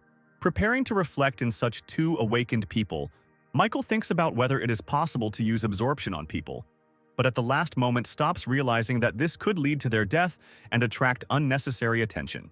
Already familiar with a large number of skills awakened from his past life, he understands that half of his strength will be enough against the metal transformation. After he dealt with one of the awakened with one blow, he asks his friend why exactly they went over to Roger's side. Not receiving a constructive answer to his question, and only listening to pleas for mercy, he knocks out the second attacker with one blow. Megan, standing behind him, is surprised at how the guy managed to defeat two awakened ones in just 2 hits. Moving towards the mustachioed man, He tries to intimidate Michael by telling him not to approach him because he directly reports to Roger. Without listening to the end of his hysterical screams, the main character grabs him by the head and lifts him up on an outstretched arm, forcing him to shut up. Megan tries to stop the main character, the pig, from letting the mustachioed man go, because if he dies, they will both be in big trouble. At that very moment, armed infantrymen climb the stairs to the third floor, asking everyone to calm down immediately. The soldiers surround Megan and our protagonist, and their commander orders the rebels to surrender immediately. Michael is already starting to accumulate energy in his hand. I'm going to fight back against the military, asking if they are too weak to raise their hand against him. How dare you threaten us? We are the law here. If you do not follow the instructions of the authorities, we will take you out of the shelter on it. Megan manages to stop the main character, asking him to calm down. Otherwise they, together with Commander Winston, will suffer greatly. Our heroes are handcuffed and taken to another room, while the mustachioed man continues to behave defiantly, looking down on them. Megan, I have a favor to ask. As soon as you're free, find out about a girl named Sylvia. This is my sister, whom I lost because of Commander Roger, and now I don't know where she is, so if you can, try to find out. While our heroes are being taken to another location, a crowd of ordinary survivors discuss the Battle of the Awakened, not understanding how one boy was able to defeat two of Roger's subordinates. Standing nearby, Lena and Goldie are worried about our main character, hoping that everything will be fine with them. Moving along the corridors, the mustachioed man stops next to the punishment cell, saying that the girl should be taken to the commander, and the guy should be left here. Michael completely obeys the orders of his willful commanders, fearing for Megan's safety, and is sent deep into the punishment cell. Once at the bottom, he sees in front of him a huge number of muscular men, creating a frightening appearance. The mustachioed man orders everyone to make this impudent boy understand why they can't go against him, and even if he dies here, no one will remember him. Michael easily breaks the handcuffs, realizing that Megan is no longer here and he can stop holding back. He can take out a dozen trained fighters with incredible ease using simple blows. You understand that the situation is not going well. The mustachioed captain, fearing for his safety, once again tries to threaten the main character and asks him not to come too close. His vile and mean behavior begins to cross all boundaries, and he holds a test tube with a virus from the laboratory in his hands, saying that if something happens to him, his subordinates will poison the young girl Lena. At that very moment, their conversation is interrupted by Scott, who, along with other armed soldiers, goes down to the punishment cell, asking his colleague for an explanation. The mustachioed man points towards the defeated fighters and says that this young man wounded 6 officers and should be punished. Scott grabs the man's hand, asking what the vial of virus is doing in his hands and where he got it. He orders the man to be immediately delivered to Captain Winston, saying that now no one will save him and that a cruel punishment awaits him. Michael thanks Scott for saving him and wants to ask for something, but he interrupts him, saying that first they need to leave this blood-smelling room. After some time, they both go up in the elevator, and when Michael asks where they are going, the cattle answer that he will soon find out everything himself. Having climbed to the top floor and opened the door, Michael sees Commander Winston in front of him, who greets him and asks him to sit down in a free seat. The main character is very surprised by the long-awaited meeting with the commander, because in his past life he only saw his statue, and now he can talk to him like an ordinary person. Dear Michael, I'll tell you straight. I think I can guess your purpose for coming to the shelter. Commander Roger sent a squad to kill you and your sister, and after the battle your sister disappeared. The protagonist is quite shocked by old Winston's knowledge and asks how he found out about it. And after a few seconds he adds to his answer that since he knows the reasons for his appearance here, he must guess that his main goal is revenge. When the apocalypse started, Roger and I were military men, but he only cared about power and wealth, not other people. I know about all his plans and that he wants to take over the shelter. Listening to Commander Winston's speech, Michael decides to ask directly if he is ready for an open confrontation with Roger. Exactly. But we are not in the best position and we need your help because I know that you are incredibly strong. Commander Winston says that Roger controls about half of the entire army and is secretly recruiting awakened warriors into his ranks. According to my data, he already has about 100 awakened, and we only have 20 and our strengths are too different. Michael says they still have a chance because Dr. Bruce's lab is under their control. Commander Winston says that Roger is interested in the parts of the shelter that are developing various weapons. The protagonist explains that most likely the commander should have reported that ordinary people can also become awakened. Winston says that he received such information and she still cannot believe that it is possible. Michael dispels his doubts by adding to his answer that people can obtain the source's weapons. Inside the bodies of zombies there is a special material called genetic cores, and with their help you can get very powerful weapons. Commander Winston immediately jumps up from his seat, slamming his hands on the table, saying that the young man is simply lying to him now and cannot believe it. The protagonist understands the commander perfectly well as his mistrust, and asks to use a pen and a piece of paper. Michael writes down some instructions on paper and hands the sheet to the commander, saying that the basic ideas for creating the source weapon are described here. He also says that if this information falls into the hands of Professor Bruce, he will be absolutely delighted. Winston understands that before him is a difficult young man who was a university student after all. Not even a week had passed since the apocalypse, and he knows so much. The main character is very happy that the old man does not ask him where he knows all this information from and allows him to keep the secret. After which he hands the captain a photograph of his sister, saying that he assumes Roger is connected to her kidnapping and asks him to check it out. After looking at the photo, Winston says that apparently things aren't that simple with his sister and hands him a tablet with a video recording from the surveillance cameras. At first, I also suspected Commander Roger, but after a while I realized that it was not his doing. The commander assumes that his sister was kidnapped by an unknown organization, and Michael realizes that in his past life there were no other shelters or secret organizations. The protagonist remembers that while he was unconscious, he did not feel anyone else's presence. But who in that case was this woman, and why did she need to kidnap Sylvia? I noticed the protagonist's concern. Winston tries to cheer him up by saying that everything will be fine with his sister, but he won't necessarily help her. I swear that for the rest of my life I will help you in any endeavors and will definitely find your missing sister. Frankly, Michael, I had a plan to defeat Roger even without the genetic weapon, and I want you to look at it. Commander Winston hands the protagonist a small black box containing a black cube. With a wave of 2 fingers, the cube begins to turn into incomprehensible clots of energy and cover the old man's hand. A few moments later, his body, and in particular his left arm, is enveloped in a black substance that resembles armor. Throughout human history, countless myths and legends have created many rumors about those commonly referred to as gods who created this world. Left behind evidence such as these relics are proof of the existence of a higher power, and they possess mysterious powers. After humans reached the peak of their development, they learned about hidden places on this planet called ancient ruins. The small cube I have with me is a relic of an ancient civilization, the armor of the sky god. Michael is very surprised that myths and legends are not fiction and decides to ask if Winston knows where the ancient ruins are. The commander replies that he was appointed to his position more than 40 years ago, and his main motive is to protect this secret.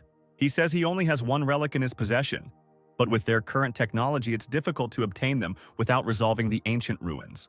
Michael remembers that in his past life, the commander had to reach the 2nd floor of the ancient ruins to defeat Roger.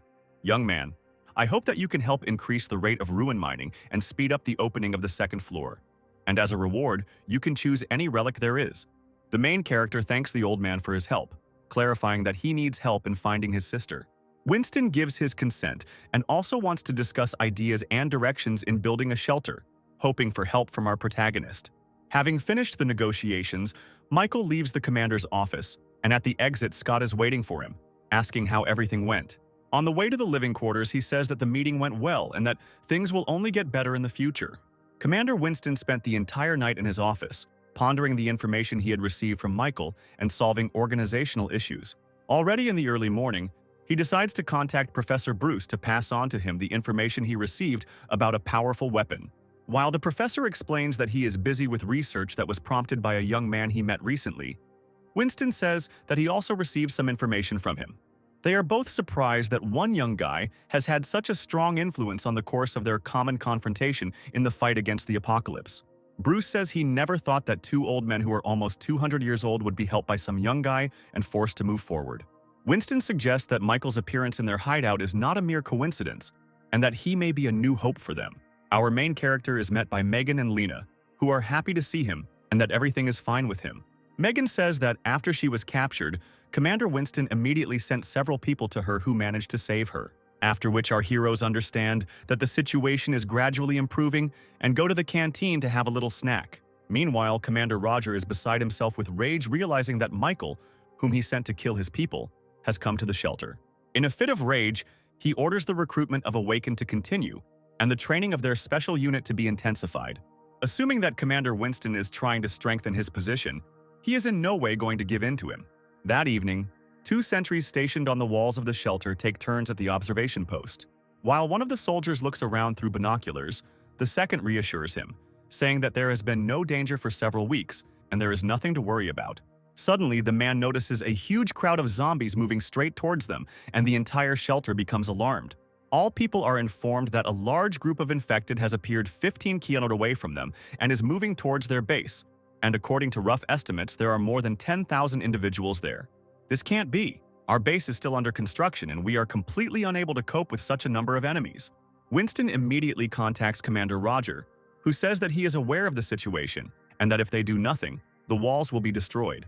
He also says that his awakened squad is the only one capable of fighting back against such a number of infected, and he has one condition.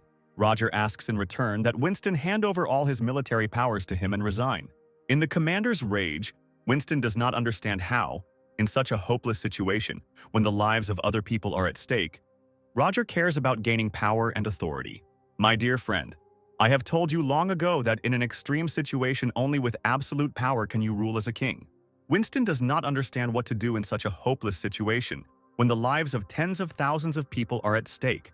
The commander gives his consent, after which the cattle immediately begin to try to stop him, saying that under no circumstances should power be transferred into Roger's hands. We have no choice but to ask him for help. I can't look for profit when the lives of my people are at stake. At this very time, Roger orders all their forces to be transferred to the front lines to fight the zombies, and also immediately start mobilizing their awakened squad, because he doesn't want his shelter to be damaged. Meanwhile, panic and rumors begin to spread among the military about what is happening outside the shelter walls.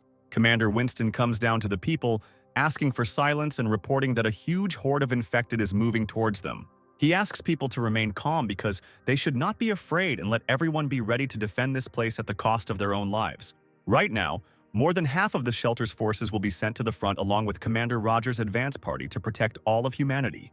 The old man gives a fiery speech trying to raise his fighting spirit and inspire the soldiers to defend all those remnants of people for whom all this was started. Meanwhile, panic begins to break out in the corridors of the residential sectors, and Scott rushes to meet with Michael. He informs him that the shelter is currently being attacked by more than 10,000 zombies, and Commander Winston was forced to turn to Roger for help.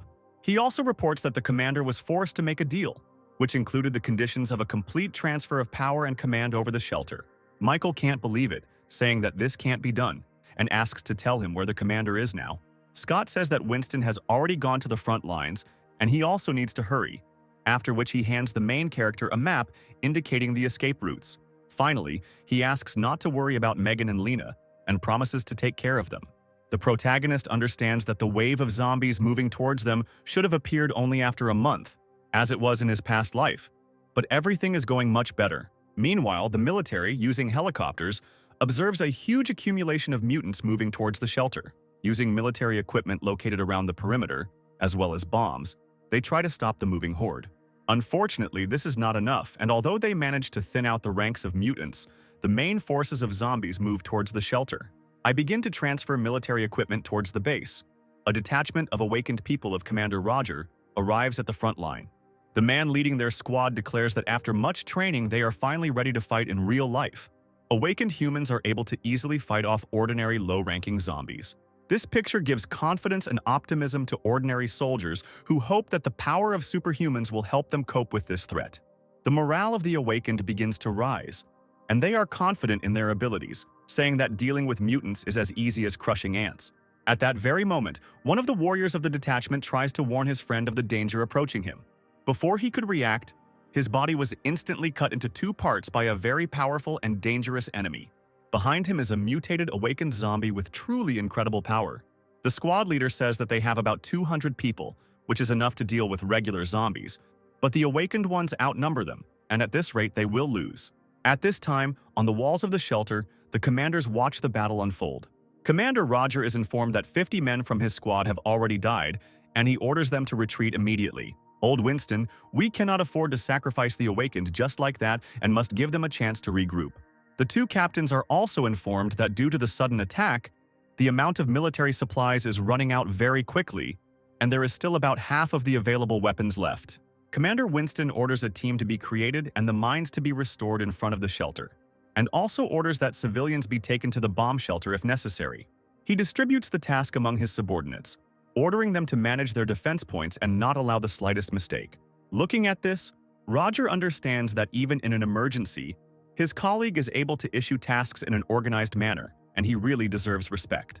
After half an hour of preparation, the wave of zombies reaches the last line of defense, which contains mortar guns and traps along the road to the shelter.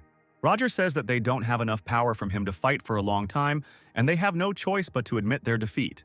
He asks to stop showing off and follow him, because if he and the other awakened ones unite, they will still be able to fight back.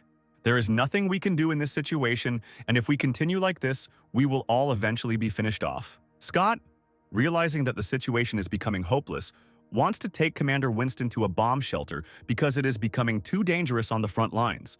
Unexpectedly for everyone present, one advanced zombie manages to get close to the very walls of the shelter. He rushes to attack Commander Winston, and everyone present does not even have time to react to save their captain.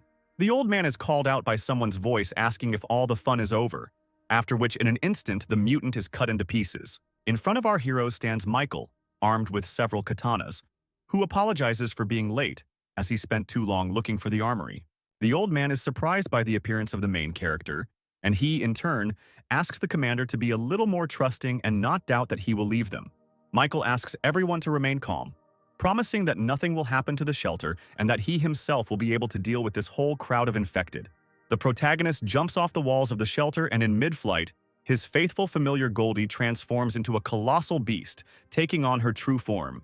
At this time, all the people present on the walls are surprised by the behavior of the young man, considering him a complete madman who just jumped off the high walls and is now going to die. A powerful and colossal column of fire flares up in front of their faces, rising into the air in front of their faces. They look up to see Michael riding on Goldie, not understanding where this lion-like creature came from right under their noses. Looking at everything that is happening, Commander Winston catches himself thinking that Michael can actually defeat the zombie horde alone.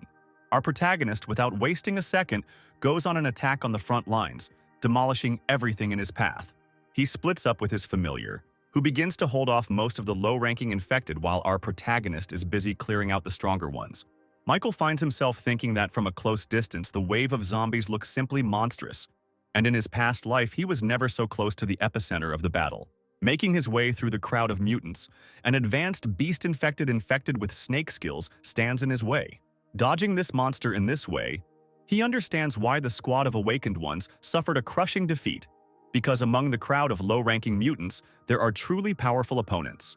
Trying to attack an advanced snake zombie, his katana simply breaks on its thick and impenetrable skin. Our protagonist tries to regroup and retreat for a second, dodging attacks and thinking about a new plan of action. Realizing that conventional weapons will not be able to harm advanced zombies in any way, he decides that it is necessary to use supernatural abilities. His body is covered in a powerful purple aura, and he charges forward, his evolution tree informing him that he has already killed over 800 infected. The technique that our main character used bears fruit. He manages to defeat the zombie snake, as well as absorb 1% of his skills. Michael is well aware that he has only dealt with 1,000 mutants, and that he still has a very long battle ahead of him. He continues to chop up the flesh of the dead with even more pain in his heart, as if he were cutting vegetables for a salad. In the heat of battle, he thinks that activating the ability to devour with bare hands is rather inconvenient, and it would be nice to come up with another way. He suggests that it is possible to activate the ability to devour energy by transferring some of one's powers into the weapon. His katanas become covered in a bright purple glow, and he uses them to strip down hordes of zombies. His theory turns out to be correct, and the experiment bears fruit, but conventional weapons are unable to withstand the full force of ability devouring, and the katanas quickly become unusable. At this time, Goldie, using powerful area attacks in the form of fire breath, deals with most of the ordinary low-ranking mutants. The captains, watching everything that is happening from the walls of the shelter, cannot believe their eyes, because our protagonist single-handedly manages to stop the wave of zombies. Looking around, Commander Winston notices that thanks to Michael's actions, morale among the ordinary soldiers has risen greatly. He also orders Scott to gather all the awakened people under his command as soon as possible and bring them here. This young guy who just arrived at the shelter immediately rushed into battle, and we can't just sit back and watch all this. Looking at this, Roger is indignant, thinking that all this time his old friend was simply hiding such a powerful weapon under his command. At this moment, Goldie's body begins to be covered in a bright scarlet flame, radiating incredible power and heat. Looking back at his familiar, Michael realizes that things are bad because he had to use this form to deal with a large number of infected. Collecting a huge amount of energy inside its mouth, The faithful dog shoots a powerful beam of flame, burning everything in its path. The commanders, watching everything that is happening from the walls of the shelter, are amazed by such a destructive force that even rocket artillery is not capable of. After such a devastating powerful attack, Goldie, having spent all her strength, takes her original form and can barely stand on her feet. Looking at the scorched earth, Michael notices that the genetic cores of the zombies that his dog destroyed are scattered throughout the area. The body of the little familiar immediately begins to absorb all the cores, absorbing a huge amount of energy.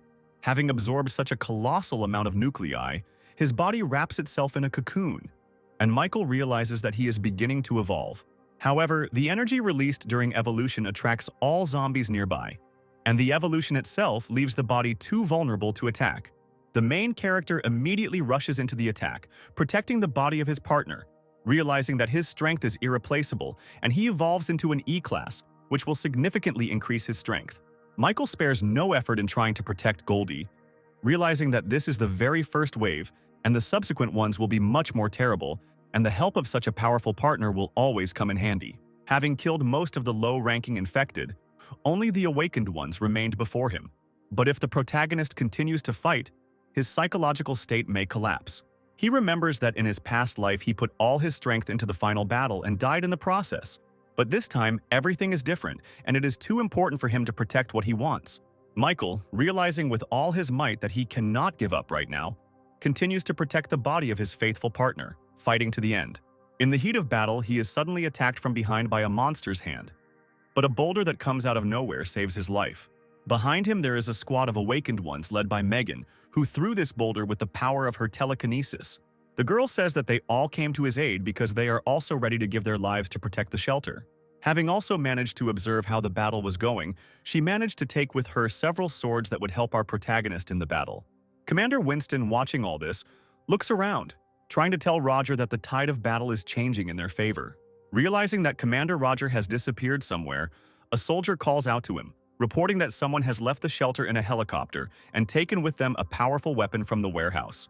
At the front, Michael asks all the awakened to be as careful as possible and to distribute their forces in such a way as to form a line of defense guarding the cocoon with his familiar.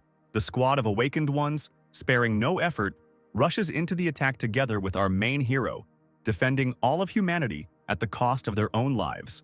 People with defensive abilities such as strengthening their bodies remain on the defensive, guarding Goldie. Other awakened ones with more powerful and destructive skills rush into the attack, helping to exterminate the evil spirits. Some act as assistants using healing skills or enhancing physical or magical skills. The commander's subordinates are already so familiar with their abilities that they can easily work as a team. Megan, I ask you to stay here with everyone and protect Goldie at all costs, while I go ahead. The girl is very worried about the exhaustion of the main character, but he tries to calm her down, saying that it is not important now and every second can be decisive. At this point, one man begins to strengthen Michael, calling him a hero and saying that if he had not appeared at the shelter, they would all have died long ago. The protagonist immediately rushes into battle, thinking about the fact that before he knew it, he had already become a hero for other people. Meanwhile, the awakened frontline fighters encounter huge zombies and try to call for reinforcements. They tremble in fear, expecting a quick death. But the main character, rushing to their aid, saves them at the last moment. Using his incredible speed and strength, he cuts the body of an infected zombie giant in half in one motion. He asks people to regroup with their team and not get lost alone, concentrating their firepower and helping other people. Michael also understands that his psychological state will not last for too long and he needs to finish everything as soon as possible while the enhancement is affecting him. With incredible speed, he begins to deal with crowds of ordinary infected using the blade of his swords like a real chef. He deals with more serious large opponents using his absorption skill, sucking out their strength and abilities. At this time, the squad of survivors protecting Goldie's evolution continues to repel the attacks of the mutants rushing towards them. Commander Winston notices a combat helicopter flying past the walls of the shelter. Using the radio, he immediately contacts Commander Roger, asking him to stop immediately and return to base. It seems you've already guessed what I'm going to do. I can't stay alive unless he dies, and I'll do it with my own hands. Roger, stop right now. I may not pay attention to what you did in the past, but do you even understand what you are going to do? Old Winston, listen to me. Don't act rashly. I will ask Michael for forgiveness on your behalf. If you apologize, everything will be fine. Commander Winston is asked to resolve this situation peacefully to avoid something irreversible and irreparable happening. Roger starts screaming in rage, saying that he can't just let this brat survive and demands that he be given command of the entire shelter immediately. He understands that there are not so few zombies left and the main character is now very exhausted and weak, and all he needs to do is destroy them. At this time, panic also begins to reign on the battlefield, as all the survivors from the awakened squad do not understand who sent the helicopter. One of the men with the ability of incredible vision says that Commander Roger is on the helicopter. At this moment, a huge number of missiles fly out of the helicopter, moving in the direction of our protagonist. Megan uses her telekinetic powers to try to stop the swarm, but with her current power, she can't control things that are moving at such a fast pace. An incredibly powerful explosion occurs, which is visible even from the walls of the shelter. The survivors cannot believe that Commander Roger just killed the hero of the shelter, and also for what purpose he did it. One among the people despair hangs, and they decide that everything is over because the rest of them will not be able to defeat the awakened zombies. The girl, standing in front of the wall of flames, does not believe that Michael just died, screaming into the air that his sister is still alive and waiting for help. Commander Roger at this point states that the young man died heroically in battle, and that they should not lose their fighting spirit and continue to defend the shelter. Let me command the battle, for thanks to me the dawn of victory will come very soon. At this point, he states that the commander himself attacked the main character, and Winston cannot simply turn a blind eye to this. Megan asks all the survivors not to believe Roger's words, saying that he attacked Michael on purpose. Someone from the squad of awakened ones says that they don't have time to sort things out because they are in the very heat of the moment and need to think about how to survive. At the same time, some awakened mutants are shown from behind the wall of fire who were able to survive the explosion and are still moving towards the walls. After which, at that very second, they fall face down on the ground, and behind them appears our main character with an imperturbable and frightening look. After I found out that it wasn't you who kidnapped my sister, I wanted to forgive you if you worked together with Commander Winston. But you used the lives of innocent people in the shelter to threaten the commander into handing over his military powers. Listening to his speech, Commander Roger cannot believe his eyes, not understanding how he managed to survive after such a sudden and powerful attack. Now that the situation is not in your favor, you tried to eliminate me at the cost of other people's lives. Ignoring the zombies attacking him, Michael continues to read his speech while fighting off all sorts of evil spirits.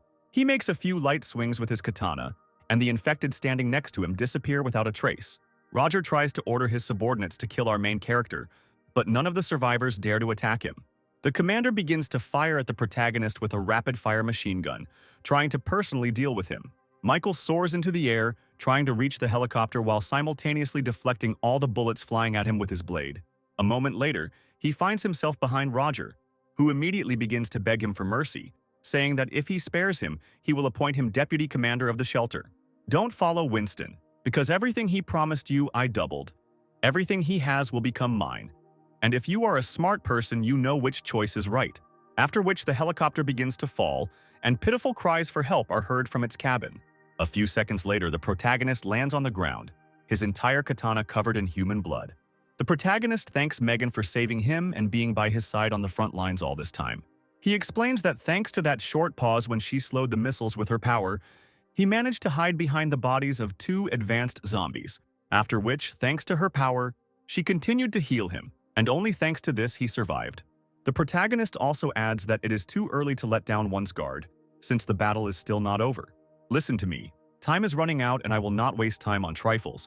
Commander Roger has been sacrificed and from now on, Winston is in command of all the survivors in the shelter. This man-made fortress is humanity's only refuge and our home. And the crowd of zombies left after their battle is a small group compared to the initial wave.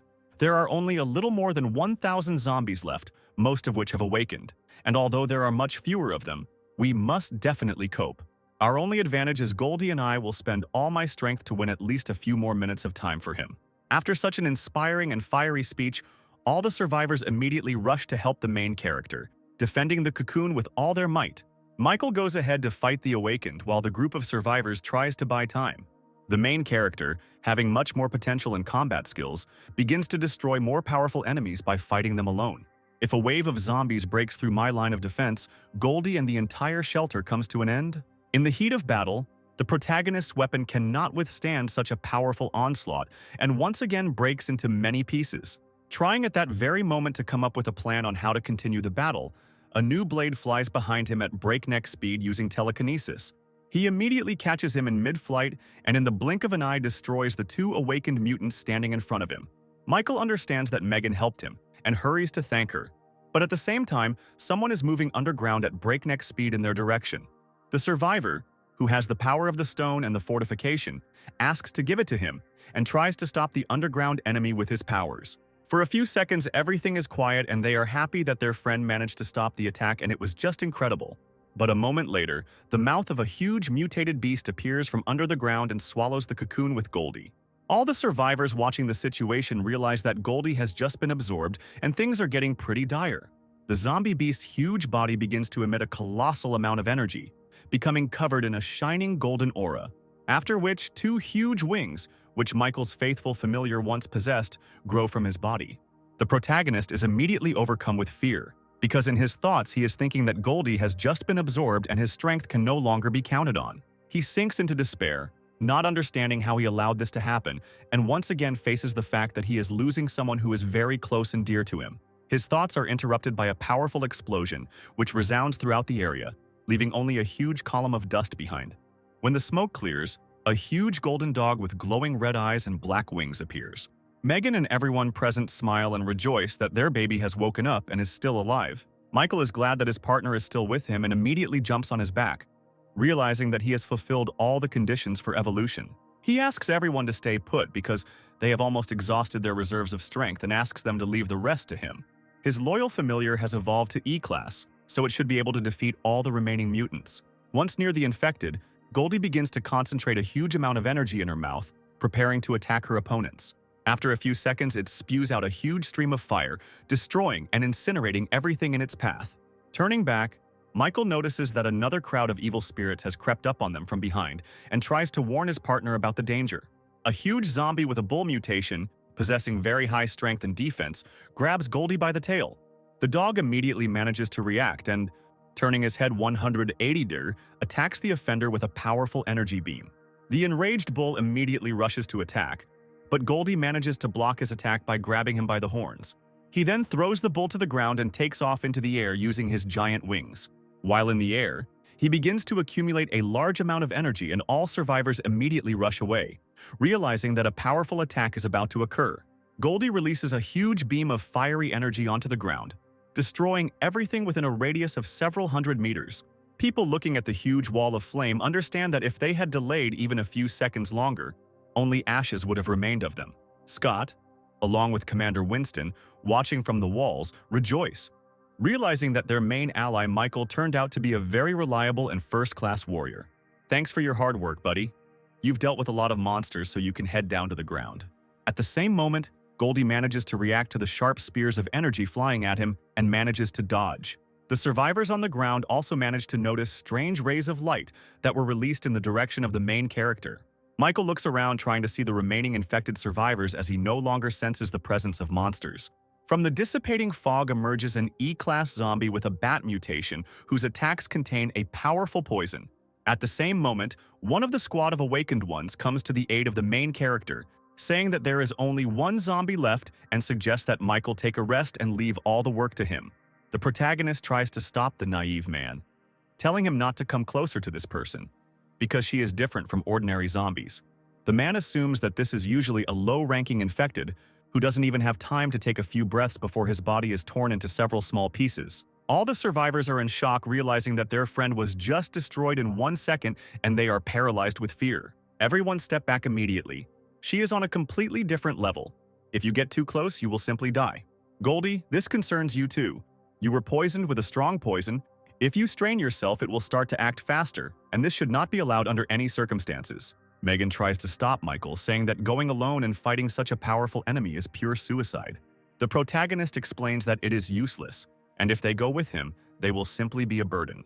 After these words, he immediately rushes into battle, hoping that his absorption ability will help him deal with such a powerful opponent.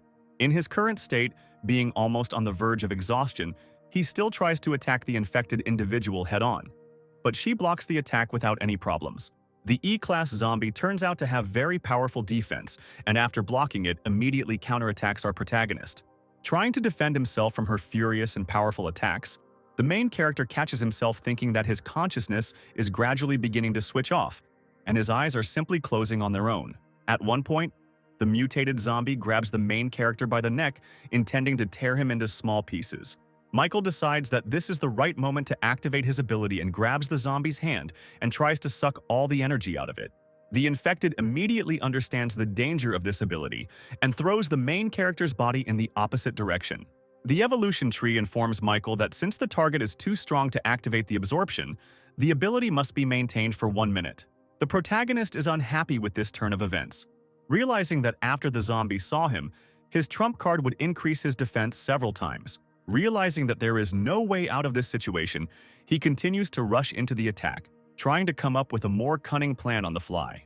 Michael decides to limit her mobility in order to buy time to activate his ability while simultaneously trying to attack her. The zombie girl, continuing to avoid direct confrontation, activates her ability, releasing a huge swarm of bats from her body. These small animals begin to fly all over the area, covering a huge area around the battlefield. All the survivors left behind the main character begin to fight off a huge flock of bats. Michael realizes that thanks to these creatures, she is absorbing energy from all living beings at an incredible rate. He immediately rushes into the attack, realizing that he cannot give her much time to replenish her strength because, in this case, he will 100% lose this battle. He understands that he is superior to her in physical strength, and he just needs to find a gap in her defense and put all his strength into one blow that will turn the tide of the battle in his favor. He rushes into the attack, activating his ability to devour, putting it into the blade in his hand.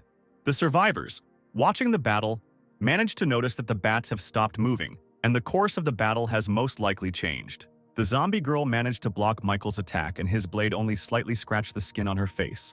At the last moment before the strike, she managed to use all of her bats as a living shield to block such a powerful attack, after which the mutant immediately counterattacks the main character, who is trying with all his might to defend himself against an enemy superior in strength. Using his speed and stealth skills, he tries to find a weak spot in his opponent's defense and attack him from behind. The zombie girl also successfully parries this attack, and she and the main character continue to exchange series of blows. During the battle, Michael comes to realize that the fear of death is what is holding him back and that he has never tried to be cautious before and put everything on the line. He begins to think that he remains as useless as in his past life, despite the fact that he now has access to the incredible power of the Tree of Evolution. At that very second, something very strange happens, and he manages to turn the tide of the battle by grabbing the mutant and throwing her very powerfully to the ground. Looking up, we see that Michael's consciousness has evaporated somewhere, and his eyes have lit up with a bright blue glow, and blue cracks are visible all over his face. In an instant, his body begins to overflow with frantic power, and he grabs the zombie girl by the two huge wings sticking out of her body. Pinning her to the ground with his foot, he mercilessly tears these wings from her body, and a frantic cry saturated with pain and horror is heard throughout the area. The Tree of Evolution seems to start talking to the consciousness of the main character, telling him to evolve and under no circumstances stop. At this time, Michael's consciousness comes to his senses, and he tries to understand where he is, because a second ago he was on the battlefield and fought with a powerful enemy. Opening his eyes, he sees a huge shining blue tree in front of him and tries to understand what it is and where he is. From the branches of the tree appears a blue spirit of evolution, who says that the main character's mind has disintegrated and he must not fail under any circumstances and continue to evolve. Michael does not understand what is being discussed and how exactly he should continue to develop and what exactly the tree wants from him. The spirit keeps repeating the same thing, saying that now his mind is in danger and begins to sprout blue tree roots. The main character's body begins to become entangled in the roots of the Tree of Evolution, taking control of his body and mind. At this time, the monster girl, screaming in pain, rushes to attack our protagonist, promising to tear him to pieces.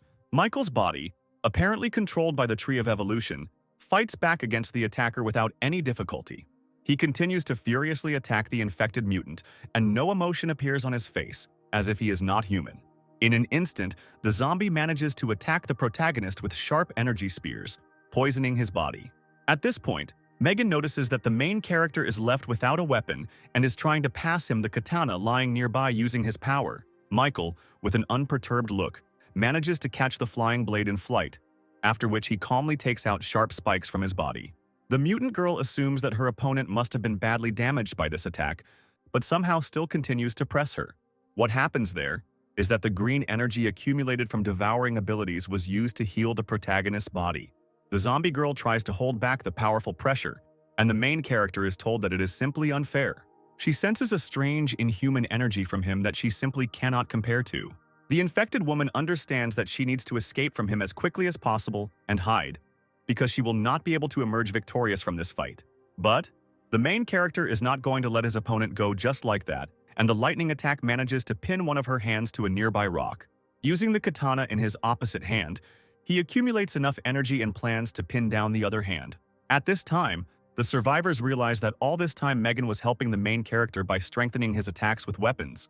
But the girl also understands that something strange is happening because her body was moving as if someone was controlling it, and she felt an invisible force. Looking back at Goldie, Megan realizes that our protagonist's familiar also feels some strange and unknown force. All these facts lead them to the idea that something very strange and inexplicable is happening to Michael. The protagonist, using his katana, immobilizes the infected zombie's second hand to a rock and grabs her head with his free hand, preventing her from making a sound. After which, with an unperturbed face, he begins to activate his absorption ability and the evolution tree begins a countdown. The survivors, watching everything that is happening, as well as Captain Winston, freeze in anticipation of the end of this fight. The evolution tree informs us that the absorption has been completed and the vampirism ability has been unlocked. And for killing an E-rank zombie, 500 evolution points and a mysterious energy sphere have been received. In the hands of the main character, all that remained was the body of a once harmless girl, dried up to the last drop.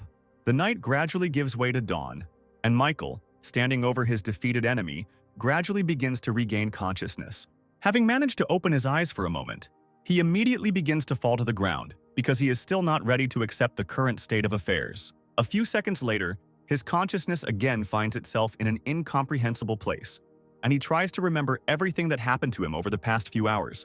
At some point, someone's voice calls out to him, and turning around, he sees his younger sister Sylvia in front of him. He immediately tries to start talking to the girl, and also to get closer to her, but his legs are enveloped in the roots of the tree, preventing him from moving further. Sylvia apologizes to her brother and says that she cannot go with him yet. "I ask you not to go, do not leave me alone, at least tell me where you are, and I will immediately rush to your aid. I'm sorry, but I can't. The current you is not strong enough and must become much stronger, and I will wait for you." After these words, Michael immediately regains consciousness and, looking around, realizes that he is in a hospital ward. Remembering that the battle with the zombie horde was successful, he sets himself a new goal to find the very person who kidnapped his sister and deal with the evolution tree. He immediately transfers his consciousness to the temple tree from which his path to becoming a hero began. After a long time of sorting through the trophies obtained during the battle, he finally finished distributing his skills. He sees 3 new types of notifications in front of him. The first is a kill, because a crowd of zombies allowed him to get more than 10,000 evolution points. The second is the ability to devour, which at some points can take quite a long time and informs about a large number of abilities. Thirdly, it is a treasure, because killing a rare monster gives a certain chance to get a rare energy source, which in this case was obtained after killing an E-rank zombie. The Tree of Evolution offers to open the energy sphere, and after agreeing, he receives a fragment of a universal ability that can replenish 20% of any skill. This is quite an unexpected gain, and this way I will be able to collect and accumulate abilities faster. Initially, the protagonist assumed that he would be able to develop to E-rank, but the absorbed gene core has several garbage substances that will be removed. Looking at his body's indicators, he understands that strength, speed, and detection are at level 5, and intelligence is at level 3, and to increase the first 3, he needs 1,000 evolution points. The system offers him to perform a reactive gene process and spend all the accumulated points, but Michael decides to stay at his current level for now until he evolves to C rank. Strength and dexterity are important for battle, so I'll raise them to level 6 first. Mental spirit also cannot be neglected in the horde of monsters' instant spirit.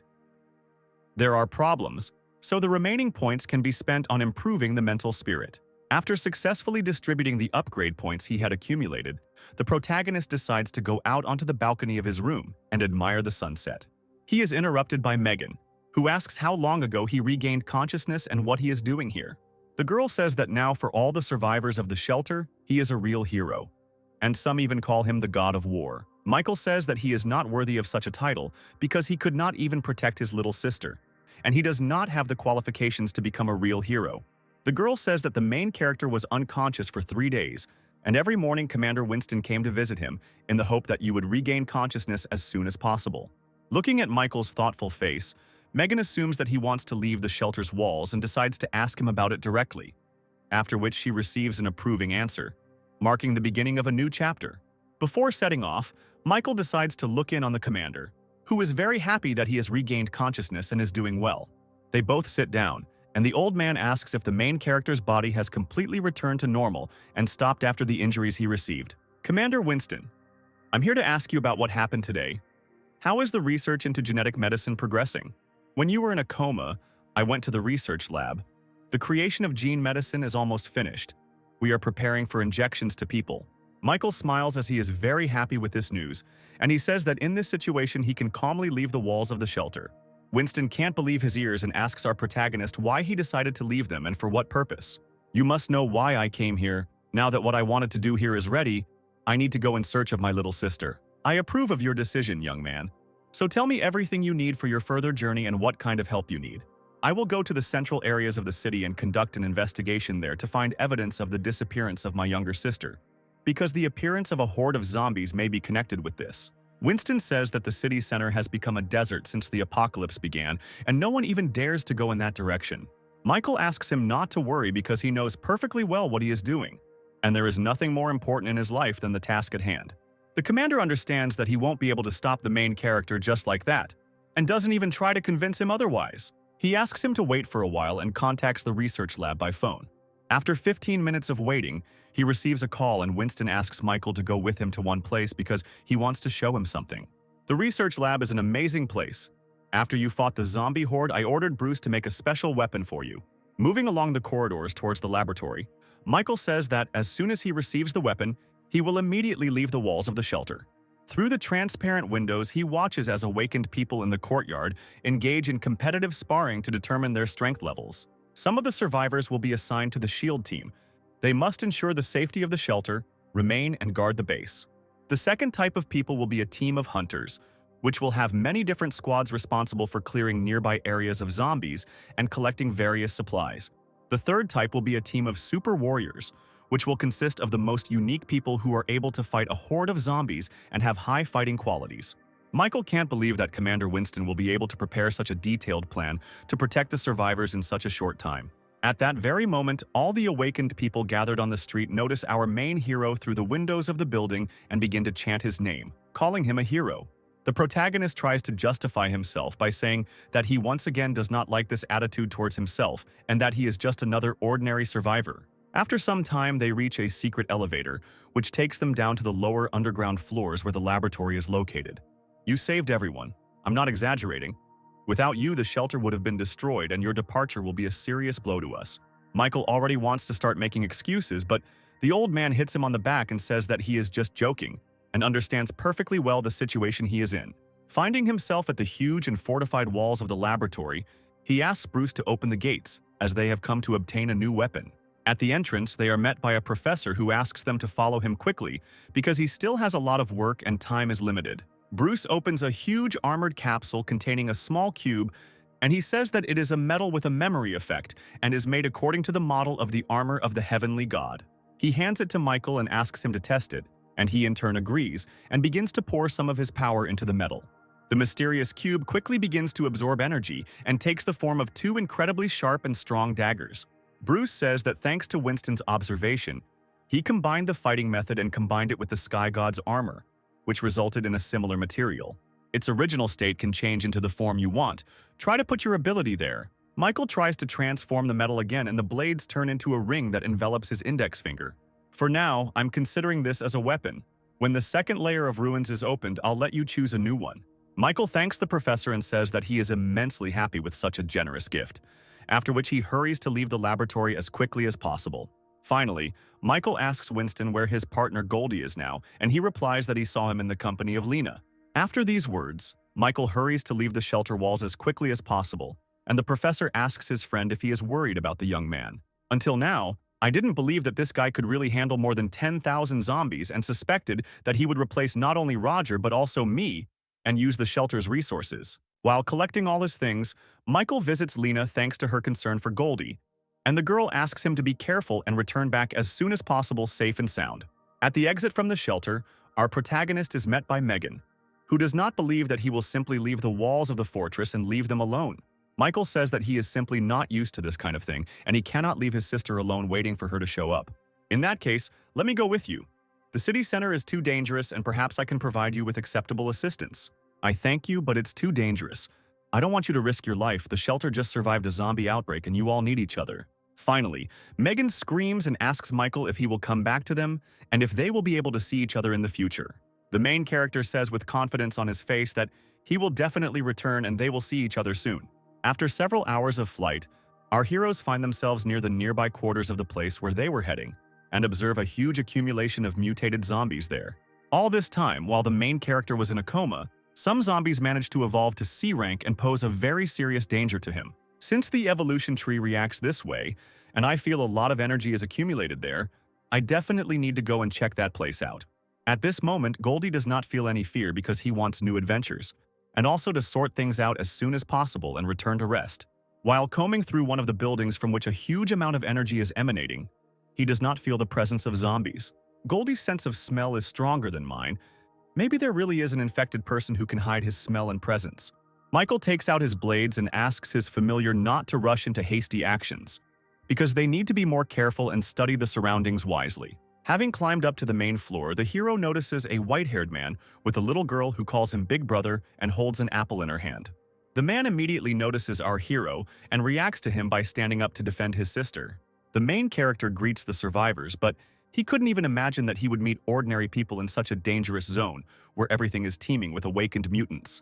The man covers his sister, saying that he doesn't believe that they were caught up so quickly and asks the girl to stay behind him. After which he rushes to attack our main character, calling the name Blake and saying that he will not surrender to him and will avenge his sister. Michael dodges the attack, saying that he clearly has him confused with someone else and that he doesn't know any Blake and has no idea who he is. The stranger immediately notices his mistake and hurries to apologize as quickly as possible, saying that he mistook the main character for someone else. They bow together with their sister and ask for forgiveness, saying that they are very sorry and did not want to cause him unnecessary trouble. Michael asks them not to worry and decides to introduce himself as quickly as possible, asking his new acquaintances to state their names. The stranger man says his name is Aaron and his younger sister is Amelie, after which he spends 20 minutes explaining what happened to them. Aaron explains that the little girl is actually his wife's sister, who was raped by Blake's men and then fed to the monster. Now I only have this girl left and I can't let anything happen to her in memory of my wife. The protagonist is overcome with rage, and he tries to calm Aaron down by promising that these scoundrels will definitely get what they deserve for such behavior. That's not all. Blake used people to lure zombies and feed that very monster. Michael understands that under normal circumstances, if it was a zombie or a beast, they would simply start a fight. But these people are feeding the monster and something is clearly wrong here. The protagonist's insight tells him that something is wrong with his new acquaintance and asks him to let him examine his hand. He discovers something resembling a plant seed on its shoulder and assumes that the monster needs human food because it is a plant type and cannot move in search of food. Such plants have a certain camouflage or luring method, like a piranha tricks food by dragging it into its lair. When the virus began to spread throughout the world, most living beings became infected and turned into mindless, bloodthirsty monsters, including ordinary plants. Since the monster plants were very rare, they had a source of life force in the depths of their roots and a huge gene inside their body. Because of such unique features in his past life during the apocalypse, every time a mutated plant-type monster appeared, it attracted countless people who fought to the death for it. Michael could never have imagined that he would encounter such a monster, and he needs to destroy it as soon as possible to get the source of life force. The protagonist's thoughts are interrupted by Aaron, who asks if everything is okay with him and why the protagonist just stands there without moving. This place is not safe. You will be found quickly, and I am sure that those who are looking for you are already somewhere nearby, especially since you have seeds attached to you that give away your location. That's it. It's not surprising that every time we hide, ours very quickly finds that we need to get out of here urgently. Michael tries to reassure his new acquaintances by saying that he will definitely help them in a difficult situation and destroy all the offenders. The man does not believe the words of the protagonist and the fact that he alone is capable of defeating such a number of enemies who have weapons and superpowers. Michael says that he also lost his little sister because he was not strong enough, but assures Aaron that he is strong enough to protect them both. The man agrees with him, realizing that if he continues to live in constant hiding and running from problems, then nothing will change. We won't do anything. We'll just rest here and wait until they find us themselves, because with their help we can penetrate their base. After a few hours of rest, the main characters hear a crowd of people climbing the steps towards them. Looking at the thugs, Aaron says that Blake is not among them, and that they are just pawns who do dirty work. One of the bandits says that because Aaron and his sister ran away, the boss punished him very severely, and he is going to take revenge for it. After these words, he runs up to him and starts beating him with his fists with all his might, using his face as a punching bag. Michael already wants to help his new friend, but he stops him, saying that he is fine and there is no need to interfere. The thug doesn't understand who Michael is. They decide to take him with them to the base because they will all be useful as additional food. After some time, using a vehicle that is fit for movement, they reach a huge stadium covered in giant roots and branches. Near one of the doors inside the building, 2 guards are standing, and they hear someone screaming at the top of their lungs behind the door, begging for mercy. The boss has been playing around lately, bringing in guys and girls and making them watch while he has fun with her. This guy's name seems to be Austin, and the boss definitely has some kind of disgusting interest in him, but in this situation, might makes right. Inside the room, we see a guy sitting and tied to a chair with a gag in his mouth and a man getting dressed, zipping up the fly of his pants. On the bed in front of him lies a disfigured and beaten girl who has just been abused and is asking Austin for forgiveness. Having finished dressing, the man moves towards the tied-up guy, asking him if he liked the performance. "Why are you angry? You should be grateful to your girlfriend, because if it weren't for her, you would have died long ago. Blame yourself for being weak and worthless."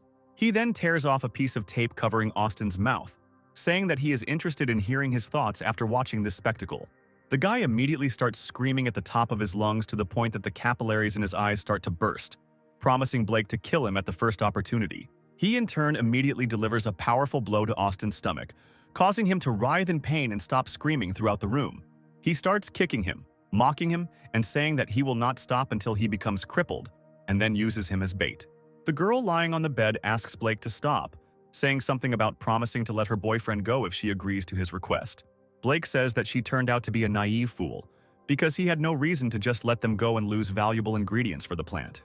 At that very second, a powerful explosion occurs and a huge hole appears in one of the walls, through which our main character enters the room. "You bastard! Where did you come from? You want to become a hero? Do you even know who I am and what will happen to you after such impudence?" Michael is behind Blake in an instant, saying that he doesn't need to know the name of the man who is going to die in the next few minutes. He gives the girl his jacket, asking her not to worry about anything and to find a safe place to hide. Blake immediately starts screaming at the top of his voice, telling the guards standing behind the door to immediately go inside and grab this insolent fellow. At that moment, the rest of the team members appear and ask him to save his strength, since they have already dealt with his henchmen. Austin, who had been tied to a chair the whole time, notices Michael and calls him by name, saying that he knows him. The protagonist remembers that once in elementary school, he was bullied for not having parents and Austin was the guy who always protected him.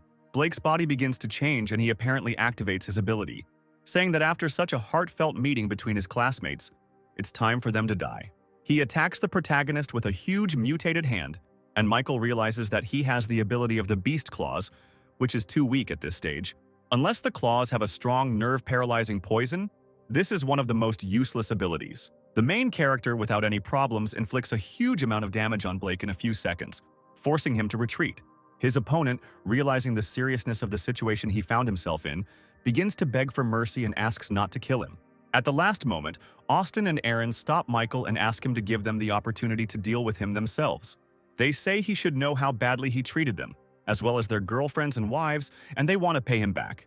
Looking at them, Michael feels the presence of a small part of the potential of the awakened bodies and decides to give them the opportunity to realize it. He agrees, but asks them not to force the issue and to be wary of the poison of his sharp claws. Blake realizes that these two guys clearly want to die, and he can use them as hostages to escape from here. The boys immediately begin to attack Blake using steel bats as weapons and try to overpower him. "You want to kill me, but you are just a worthless piece of trash who can't even protect your own women." Blake doesn't understand how these guys have so much confidence after everything they've been through. He begins to get furiously irritated by the fact that some worthless people like them look down on him, and he promises to destroy everyone who is here. Even though Blake is seriously injured, he still manages to hold his own against two opponents, keeping up with each one's movements. The girl, watching all this from the side, asks the main character to help her boyfriend because they could die in battle with this villain. I understand their pain. They hate him because they are weak and desperately trying to protect what they love. They try to atone for their guilt, and in search of change and strength, they take unprecedented risks, putting their own lives at risk. The girl continues to beg the protagonist to help them, but he does not dare, hoping that in a critical situation they will still be able to awaken their potential. At the last moment, he decides not to risk the lives of innocent people and rushes to attack Blake. At that moment, his body becomes very heavy and he stops, and everything around him begins to shake and tremble. He looks at Eren, who has clearly awakened the power to control gravity, although he himself does not understand what is happening.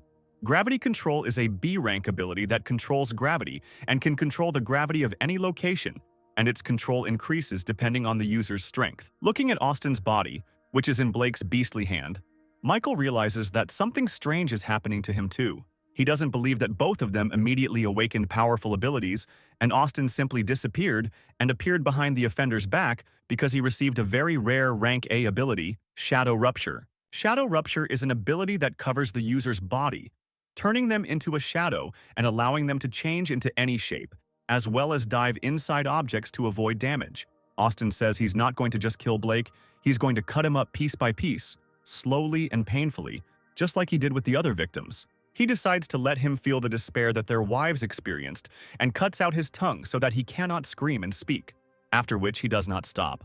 With a malicious grin, he cuts off Blake's hand, causing him to scream in pain. Michael watches with an impassive face as Austin mocks the body of his defeated enemy, realizing that after everything he's been through, this is a natural outcome. After some time, they both stand in front of Blake's lifeless body, which simply lies on the floor and does not move. A few seconds later, Austin also falls to his knees and starts coughing up blood, trying to figure out what's happening to him. Michael says that apparently Blake managed to poison him, and I also spread throughout his body. At that moment, the building begins to shake, and Eren grabs his friend, saying that they need to run as quickly as possible because apparently the monster living within these walls has awakened. I'll stay to deal with this monster because that's the reason I came here, and you're going outside because you'll only get in the way. The wounded boys, along with their sisters and girlfriends, rush to leave the stadium as quickly as possible, hoping that Michael will have enough strength to fight the monster alone. Austin notes that he has known the main character since elementary school, and although a lot of time has passed since they met, he has changed a lot. That weak look that was in his memories has completely disappeared, and in front of him stands a real mature man who can really be relied upon and believed in. Meanwhile, the plant's roots begin to penetrate every centimeter of the building, demonstrating all of its monstrosity. Outside the stadium, huge roots begin to rage from side to side, and the real body of the monster is revealed. It can't be. This is the monster that Blake fed, and we lived next to him all this time. Tyrant King Flower is a large size. In my previous life, I heard about a raid on an S-rank monster. That battle was won with many losses. The system informs Michael that at this stage of development, the flower is only D rank, and its energy is very unstable. The monster says that the main character is very strong, and he, in turn, is amazed that the plant can talk and has already acquired its own consciousness. You have destroyed my puppet, and now you must take his place and be the source of food for my development. I'm not going to do that. If you're trying to scare me into becoming your puppet right now, then stop talking nonsense. Michael orders Goldie to stop the flower's body while he goes inside its torso and tries to finish it off. The protagonist activates his absorption ability and then begins to cut the giant vines of the flower in hopes of destroying it and absorbing its ability. The system says that the enemy's body is too large and its ability cannot be absorbed, and therefore Michael needs to destroy the plant core himself. Meanwhile, Goldie is frantically fighting the plant's roots, trying to stop it and minimize the destructive damage. Finally, Michael asks his familiar to be careful, as these vines are very poisonous inside. Why are you helping a person work with me and absorb him? I feel a huge, unimaginable energy in his body. Goldie replies that no one wants to make money with an ugly plant like you and is simply making fun of it. Meanwhile, the main character penetrates deep into the roots of the plant, where everything is covered in mucus and there is an incredibly rotten smell. It looks like the entire center has merged with it, and this must be its inner region. The core is located somewhere nearby. Michael hears the voice of a girl who asks to save her because she is very hungry and there are other survivors here. She continues to insist that she is very hungry. She attacks him, and he sees that it is in fact the mutilated body of a former human. He notices a huge number of dead people who have merged with the plant's roots and are now his puppets.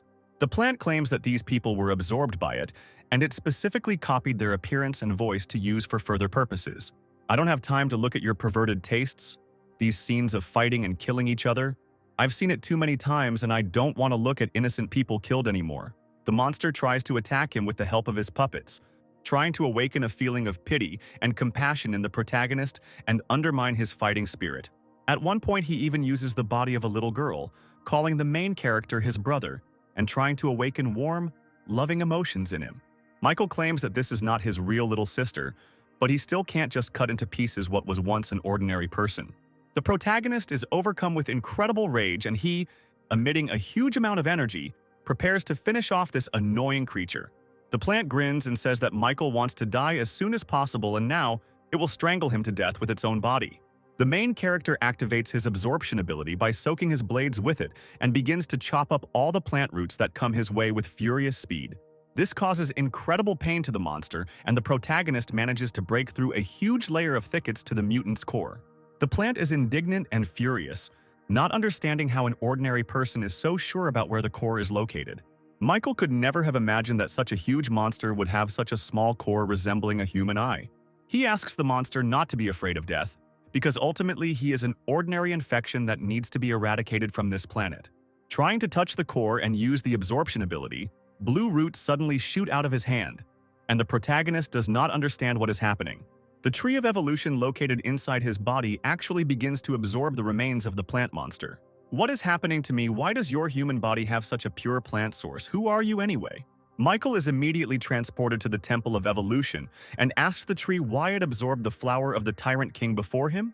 The tree replies that since it is the same type of plant as itself, it can absorb its essence to obtain a purer source. Michael finds himself quite stunned that all of his subordinates are evolving and developing much faster and earlier than he did. The evolution of the tree opens a contract for the main character, the abilities of which can be concluded in order to obtain the abilities of other people without killing them. The essence of the contract ability of the equivalent skill level, the ability to devour, can absorb fragments of abilities so that the contract ability increases. Michael realizes that now, in addition to absorbing the skills and powers of zombies, he can safely contact people and also receive their skills. Finally, the tree informs Michael that in the realm of plant creatures there is someone much more powerful than himself. Having returned back, the main character assumes that it is precisely what is in the very center of the city that the tree was talking about. Meanwhile, the survivors outside notice that the monster's body simply collapsed to the ground, and most likely our protagonist emerged victorious from the fight. Austin asks his friend to go and check the situation, and also to find out if everything is okay with Michael and what condition he is in now. Meanwhile, the main character still manages to find a source of life force, thanks to which he can heal himself, as well as strengthen his current skills. At this moment, Aaron finds him, holding little Goldie in his arms, and he says that they were very worried about him. The man reports that they found the familiar lying in the ruins of a building and decided to take it with them, for which Michael thanks him. He also adds that this place is very safe and he should bring Austin here because they need to deal with his poison as soon as possible. He places Goldie's body in the life force source and says that he did well and needs to rest and recuperate. After a few minutes, Aaron manages to get his friend to the source and also places him inside to help him neutralize the poison. By this time, Goldie has managed to restore all her powers, and Michael suggests that Aaron also dive into the source to restore his powers, as well as enhance his current abilities. Looking at them, Michael realizes that they will need much more time to recover and decides to check something. He has collected many fragments that can be used to level up the ability contract and decides to activate it on one of the guys. He touches Austin's body, thereby activating the ability contract and trying to subjugate his power. The system informs him that the ability contract has been activated and the main character has received a new skill, shadow breaking. Michael asks his familiar to stay here and protect the source of life, and he will go on patrol to scout the area. Now I need to collect as many ability fragments as possible and sign Austin's ability. Now I'll clear the nearby areas of low-level zombies and at the same time get acquainted with the shadow breaking ability. At this stage, I can use the shadow ability within the detection range of my penetration, which is at level 5, by combining it with the absorption ability. Using this combination of abilities, Michael manages to gain a huge amount of evolution points at an incredible speed, destroying everything in his path. Shadow Rupture combined with the Devour ability is very useful for clearing low-level zombies. Looking around, the main character feels with the help of his insight a strange aura which apparently clearly belongs to someone who is not infected. Somewhere on the street of one of the neighborhoods, a zombie girl, reminiscent of a ballerina, is dancing a magnificent dance. Next to her stands a huge mutant. On the shoulder of this big guy sits a little girl who claps her hands and laughs. They say that the girl is very beautiful and dances well. The girl comes down to the ground to draw with crayons when suddenly our main character appears next to her, who says that he now understands where this strange aura is coming from. The zombie giant immediately rushes to attack our protagonist, but he manages to defend himself with his blade. Who are you and how did you suddenly appear here? After all, I placed many puppets all over the area and would definitely have found out if someone had come close. Having heard everything that was said, Michael understands that it was not in vain that he left those zombie puppets alive and was able to get here unnoticed using the Shadow Rift. The main character decides to ask the girl how she controls the zombies and what her name is, to which she sticks out her tongue at him and says if he doesn't apologize, Anya won't answer his question. In his memories, a girl named Anya appears, who in her past life was an S-rank warrior and had the nickname Black Queen. In his past life after the apocalypse, the Black Queen was the first human to be infected with the virus. But for some unknown reason, the virus damaged her body but kept her from losing consciousness. Thus, Anya became a zombie with a human consciousness and possessed two abilities: destruction of the mental spirit and control of zombies. One side of her personality wanted to kill her, and the other tried to survive. As a result, people were divided into two camps. Some treated her as a person, and the others wanted her destruction. Eventually, the Black Queen chose to be a loner, and rumors circulated that she was cold-blooded and a demon in human form. Michael apologizes and says he had no bad intentions and just wanted to be friends. Anya says that they already came to her, and she said that she would not be friends with them under any circumstances. You understand that someone has already come to her. Michael asks her to describe these people, and after thinking a little, the girl suggests drawing what they looked like. The girl draws two strange people on the ground and says that a few days ago they came to find her, but she ran away. Anya also says that they were all dressed in black cloaks and their target is zombies, as well as evolved beasts and other ability holders. At that very moment, the earth under their feet begins to crack, and the main character manages to grab the little girl and save her. A huge mutated beast rushes at them from underground, and Michael asks Anya to hold on to it as tightly as possible.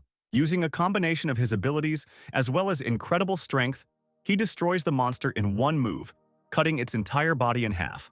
Anya is very surprised by the protagonist's strength and begins to think that there is a prince in front of her who simply shines and sparkles.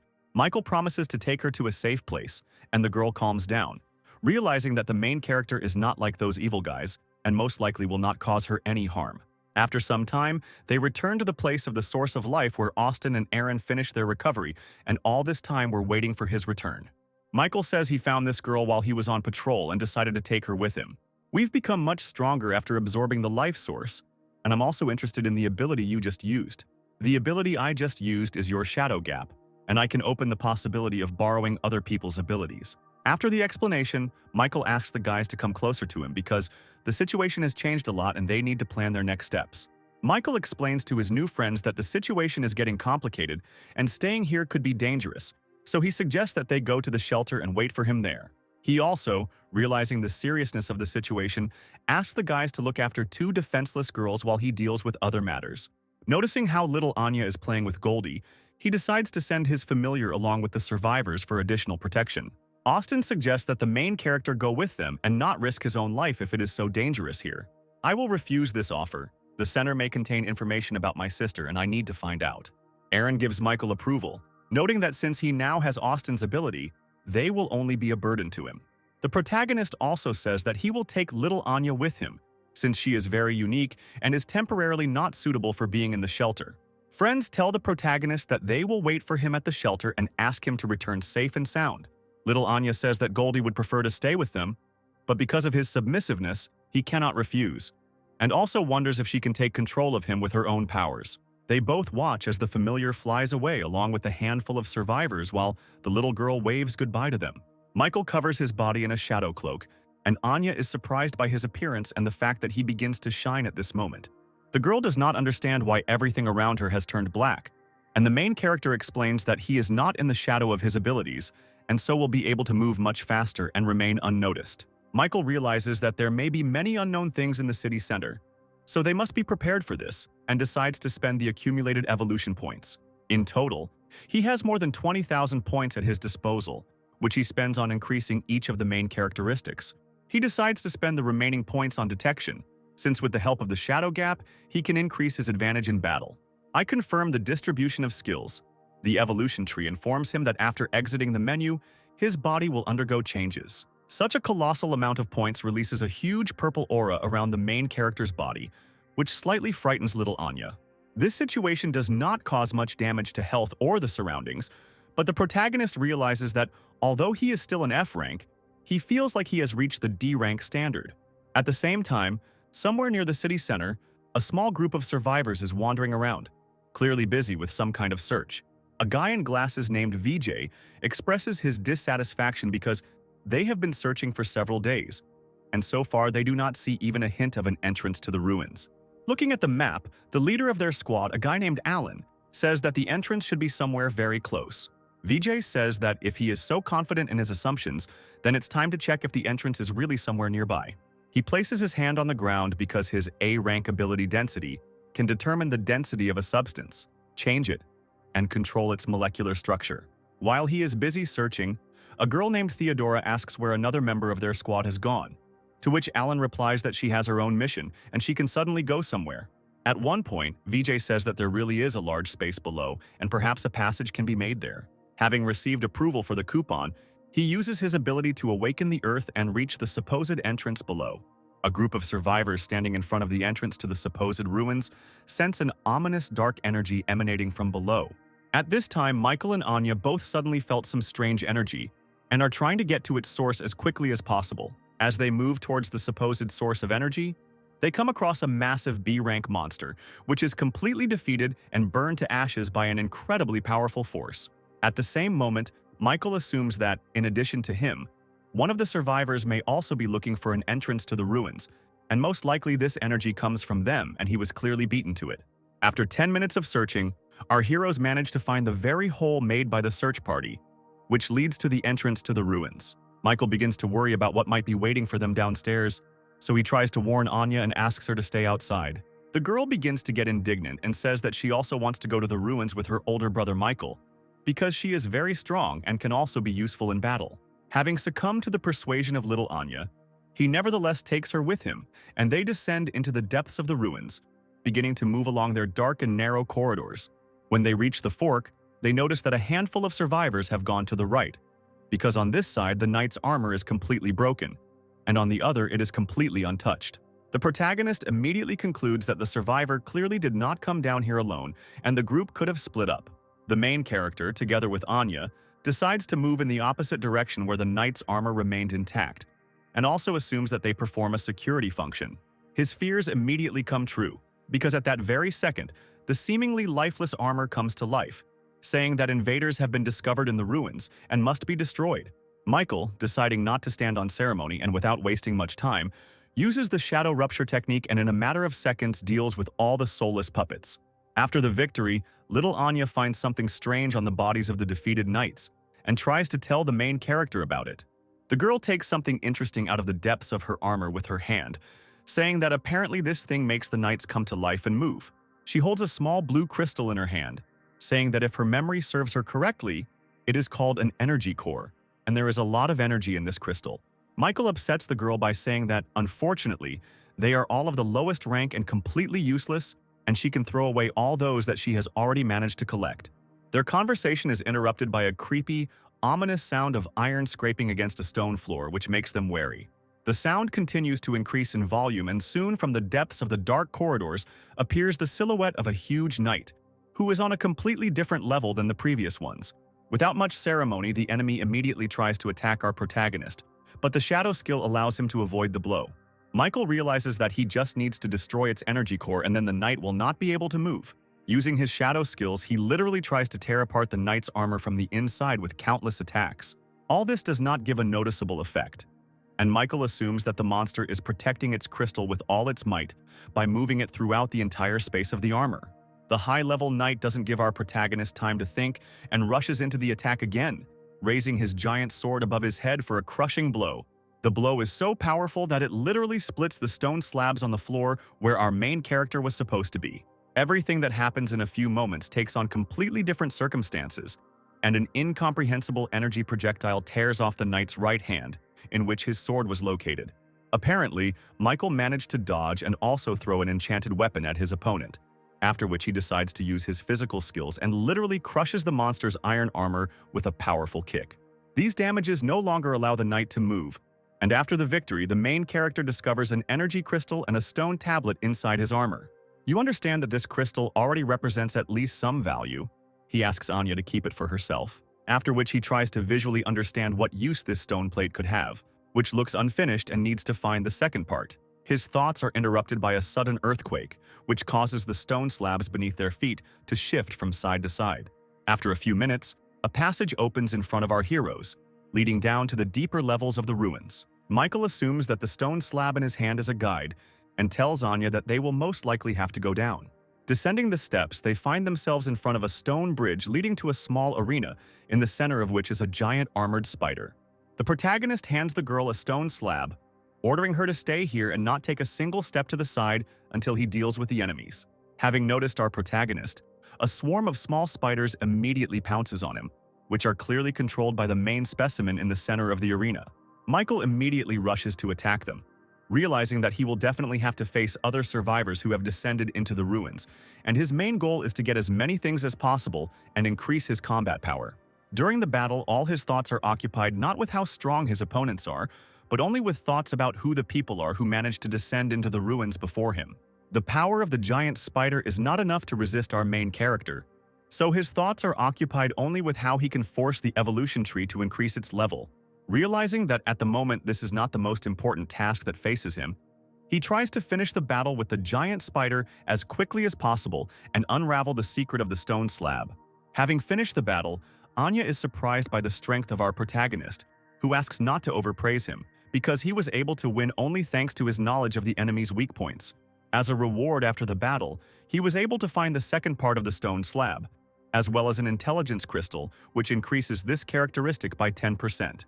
After which he again asks the little girl to hide the crystal in her purse and also to return the second part of the stone slab to him. As soon as Anya takes the crystal in her hands, it immediately splits into atoms and her body is enveloped in blue flame, and she feels how her intelligence begins to increase. Michael tells the girl that she unknowingly absorbed a crystal that increased her powers, and now her skills will be much stronger, after which he decides to combine the parts of the stone slab. After the plates are connected, they immediately release a huge amount of energy and a hologram of an upside-down pyramid appears in front of them. Looking at the hologram, Michael understands that this is a map of the ruins, on which the reward and danger are marked with lines and colors, and that on the 5th floor is the most powerful of them, where the strongest opponents will be waiting. Little Anya notes that, looking at the map, it seems strange to her that there is no path to the 3rd floor, where none of the corridors lead. The main character also finds this very strange, but their conversation is immediately interrupted by an incomprehensible movement from the arena, where the remains of the defeated spider monster are lying. Looking up at the map, they both notice that the downward movement of the arena is synchronized with the appearance of a passage to the 3rd floor of the ruins. Immediately after this, the pyramid-shaped hologram begins to shrink, turning into a small star with an energy core in the very center. Trying to understand what this little star is, our heroes can't find anything better to do than just take it with them until they can use it. Approaching the edge of the very arena that began to move downwards, they notice a huge staircase leading into the depths of the 3rd floor of the ruins. While our heroes are descending to the 3rd floor, a handful of survivors who found themselves in the ruins before them had already managed to reach the 5th and lowest floor. Moving along the only corridor leading to the chambers of what our researchers assume to be the main boss, they try not to make noise. Looking at the mysterious stone statues that look like knights, they hope that at least they do not live at one point and will not have to fight with them. The girl in the squad points out that it is just a pile of stones, not a helmet and armor, and most likely they are physically unable to move. Once in the main hall of the group, the researchers look around trying to find the dungeon boss with their eyes, because they can't wait to show off their skills. In the center of the hall, they see a crystal coffin, suspended by golden chains from the ceiling, inside which is a stone slab in the shape of a circle, which is the broken divine hand they are looking for. Inside the coffin, there is also the body of a white-haired girl, who is clutching this very stone slab with all her might. Alan asks a fat guy named Hans to take this slab and to be extremely careful because anything can happen. He asks everyone else to take a fighting stance, because he senses the presence of other opponents who should soon be nearby. He decides to directly ask those who all this time simply watched from the depths of the shadows as they moved through the floors of the ruins to come into the light. Behind him, several mysterious cloaked figures immediately appear from the shadows, whom he calls Disaster, and who he believes are a bunch of rats. The silhouettes in cloaks say that the researchers have betrayed the true god and will be punished for such a rude act. The organization that hides in the dark also claims to be traitors. Rats must hide in the sewers. After these words, they immediately enter into battle and Alan orders you to protect Hans and the stone slab at all costs. Meanwhile, Michael and Anna finally descend the long stairs to the third floor of the ruins, and the girl says that she is very tired. Once they reach the entrance to the third floor, they both sense a strange aura from the other side of the door. Suddenly, the main character grabs his chest with his hand, experiencing a strange sensation that slightly excites the little girl, who begins to worry about him. Michael understands that this is the reaction of the Tree of Evolution, and apparently it really craves what is right in front of them. He guesses that right at the entrance to the third floor, there is a plant of a higher class than the flower of the Tyrant King that they encountered before. Upon entering the room, he notices a plant-type energy core and assumes that he can absorb it very quickly and safely without having to fight it. Once I obtain the energy core of the evolution tree, it can evolve again, allowing me to increase my strength.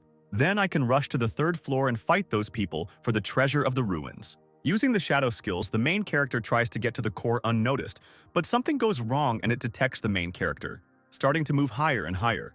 Rising higher and higher to the ceiling of the hall, our heroes discover a huge, colossal-sized knight made of stone, with whom the plant core begins to merge into one whole. The plant grows into the stone knight's helmet, and its vines take control of his entire torso. Michael understands that nothing is as simple as he thought and asks Anya to hide in his shadow once again and give him the opportunity to figure everything out himself. The girl tries to scream that she can't see anything, and the main character, using his abilities, takes her to the other end of the hall. He understands that the Tree of Evolution may appear to reabsorb the energy core, and he cannot allow Anya to find out his secrets, so it would be better to hide her. This energy core uses vines to control the statue. I just need to extract it and victory will be inevitable. Trying to use his physical skills, Michael tries to make a direct attack on the Stone Knight's body. But his durability is different from everyone else's, and this attack does not bring the desired results. Realizing that the weapon is powerless in this situation, he continues to dodge the attacks of the giant stone statue and decides to limit its mobility and then try to destroy the core. I'm trying to come up with a plan on how he can do this. Moving along the edge of the arena, he stumbles upon long branches of a vine growing along the entire wall. Grabbing one of them with his shadow skill speed, he wraps it around the Stone Knight's body, trying to create a kind of trap. Let's see how long you can last when faced with my level 8 strength. Michael pulls hard on the makeshift rope, allowing him to bring the Stone Knight down to the ground and knock him off his feet. The speed of movement and immobility of the statue is not enough to quickly and lightning fast get back on its feet. And during this time, the main character gives the evolution tree the opportunity to finish this battle. At that moment, Michael is surprised that the tree, unlike the previous time, decided to personally go outside to beat the energy core. It releases its roots, digging into the eye of a defenseless plant and beginning to suck out all the juices from it. After absorbing the core, the Tree of Evolution begins to shine and change, and in front of our protagonist appears a tall, slender girl, who all this time was the Tree of Evolution. At the same second, a context window appears in front of him, which informs him about the possibility of evolving and increasing his rank, for which it is necessary to have a certain set of skills that the main character already possesses. I accept the offer of the tree. Michael feels how his body begins to overflow with energy, and all his characteristics begin to noticeably increase. Once promoted, all of his skills also level up, and the tree informs him of the required levels of dexterity, intelligence, and detection strength to advance to the next rank.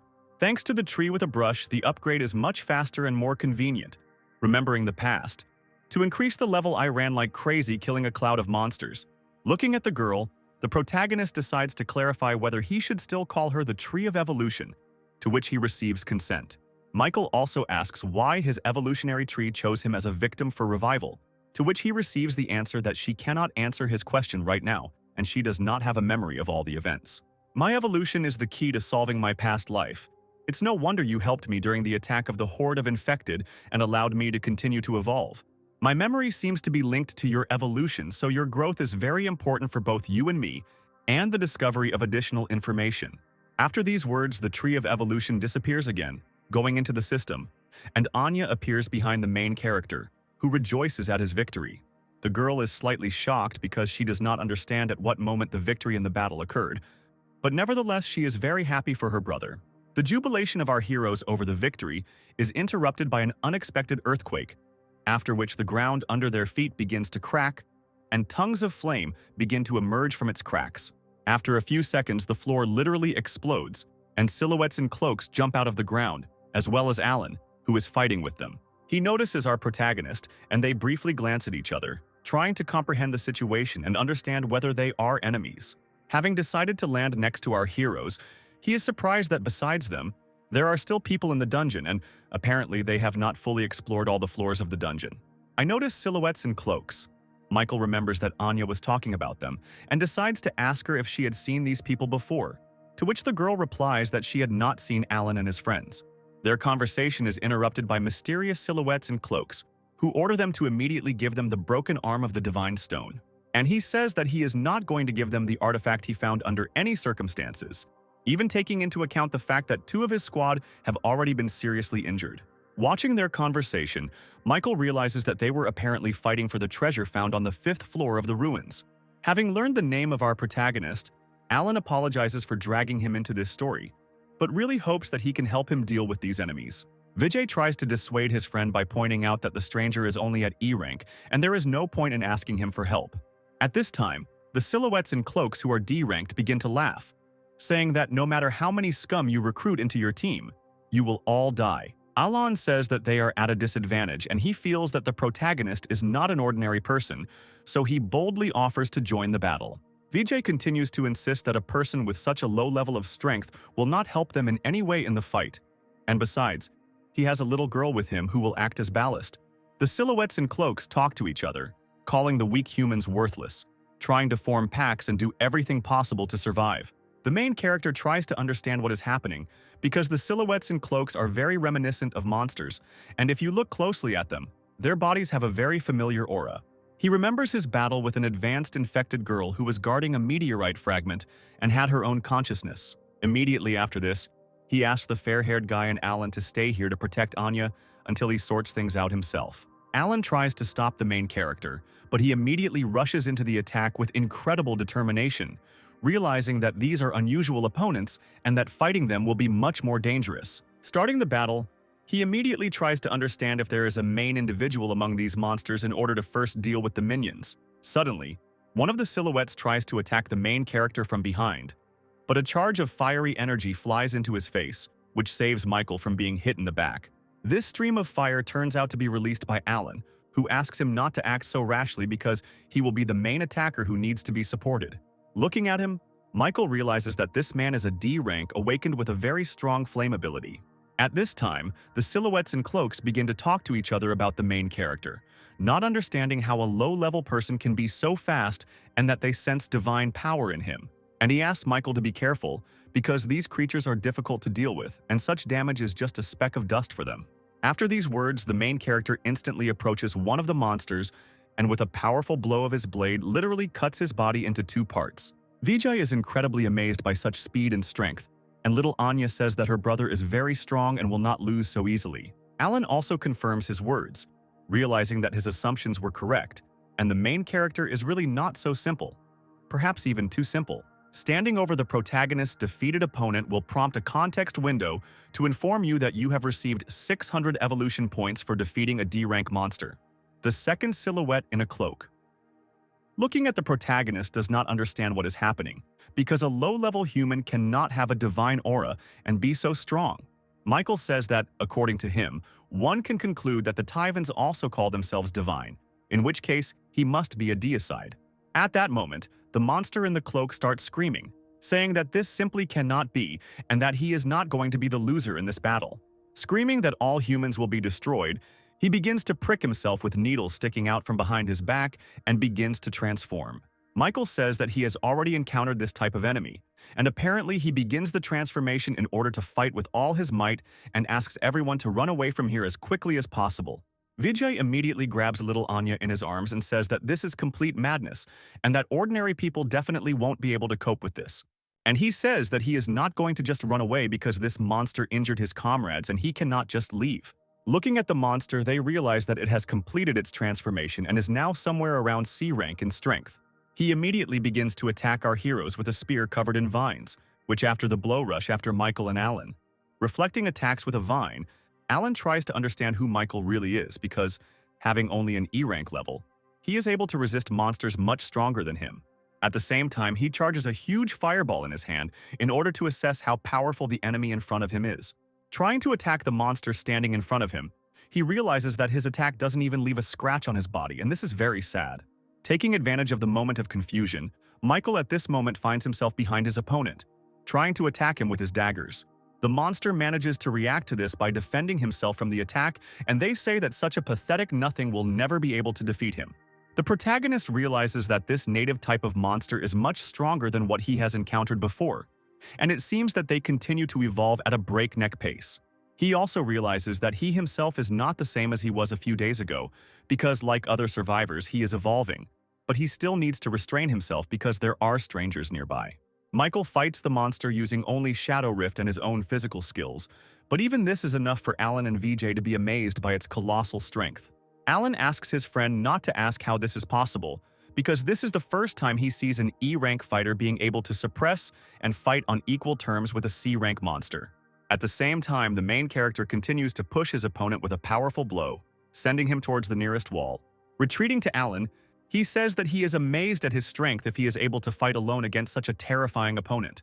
Michael says that his defense is too high and his current weapon won't be able to deal him fatal damage, while in his head he understands that he can use the ability to devour to instantly kill him, but he needs to check something. Now he has a plan to deal with it, but he needs Alan to give him some time to prepare.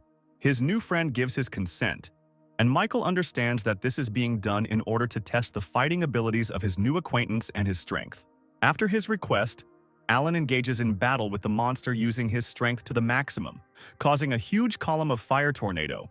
The infected, breaking through the wave of fire, tries to shout offensive phrases at people, but Alan shuts his mouth with a firebomb. Even if I can't defeat you here and now, I can at least make you shut up for a while. The main character understands that fire abilities are very strong, and it is not surprising that the guy was able to reach D rank in such a short time. Considering the destructive explosive power and large attack area, he assumes that this ability will be very effective for him in the future. He hopes that in the future he will be able to find an opportunity to make a contract with him for the ability. But for now, he returns to the body of the defeated Stone Knight to take his spear. At this time, Alan tries his best to distract the monster, dodging its attacks while trying to inflict at least some damage on it. All this running around begins to drive the infected into an unprecedented rage and piss him off, which is why he wants to end the battle as quickly as possible. He uses his needles to catch up with the fleeing guy and finish him off right here and now. But Michael, who arrives in time, does not let him do this. Throwing a stone spear lying on the ground with all his might, he throws the mutant away, saving Alan's life. The guy can't believe what he just saw, because an ordinary person can't have such strength to lift a giant stone spear and throw it such a distance. Unfortunately, the force of the throw is not enough, and the monster manages to catch it in flight and survive.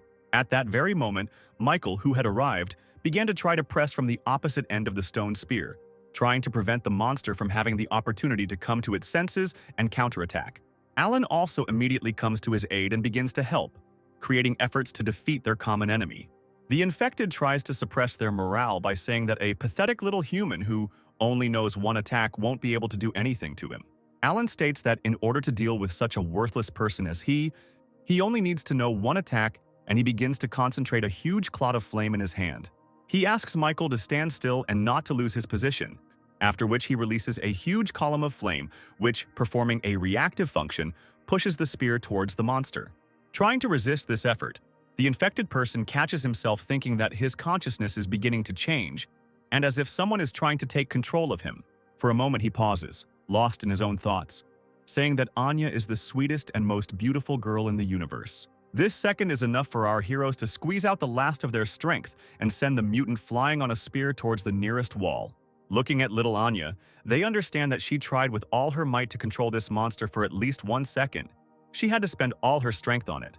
Fortunately, These efforts of our heroes are enough to achieve victory and deal with such a formidable enemy. Just after a crushing victory, Michael helps Alan to his feet, while grabbing his hand and activating his ability, forming a contract for the ability of fire. Immediately after this, Michael asks his new acquaintance to tell him everything he knows. I tell you that these people in black cloaks belong to an organization called Catastrophe. They are extremely mysterious. Their location cannot be determined by the usual human methods. Catastrophe. What kind of organization is this and what is their goal? Asks the main character, while remembering that in past lives he had never heard of such an organization. All that is clear to me is this, and the fact that they are constantly catching the infected, but I can't tell myself more. The protagonist understands that his words almost exactly coincide with Anya's testimony, and also decides to clarify how they were able to find these ruins. And he says that they are mercenaries and came here as part of a mission, and as for the recruit, they themselves do not know. This is a broken arm made of divine stone, the loot we got on the 5th floor. You dealt with the disaster, and this thing should belong to you. There is no need for this. You can keep it for yourself because without it, you will not be able to complete the mission. Michael realizes that he has already gotten enough and was able to make a contract for the fire ability. But he has one request.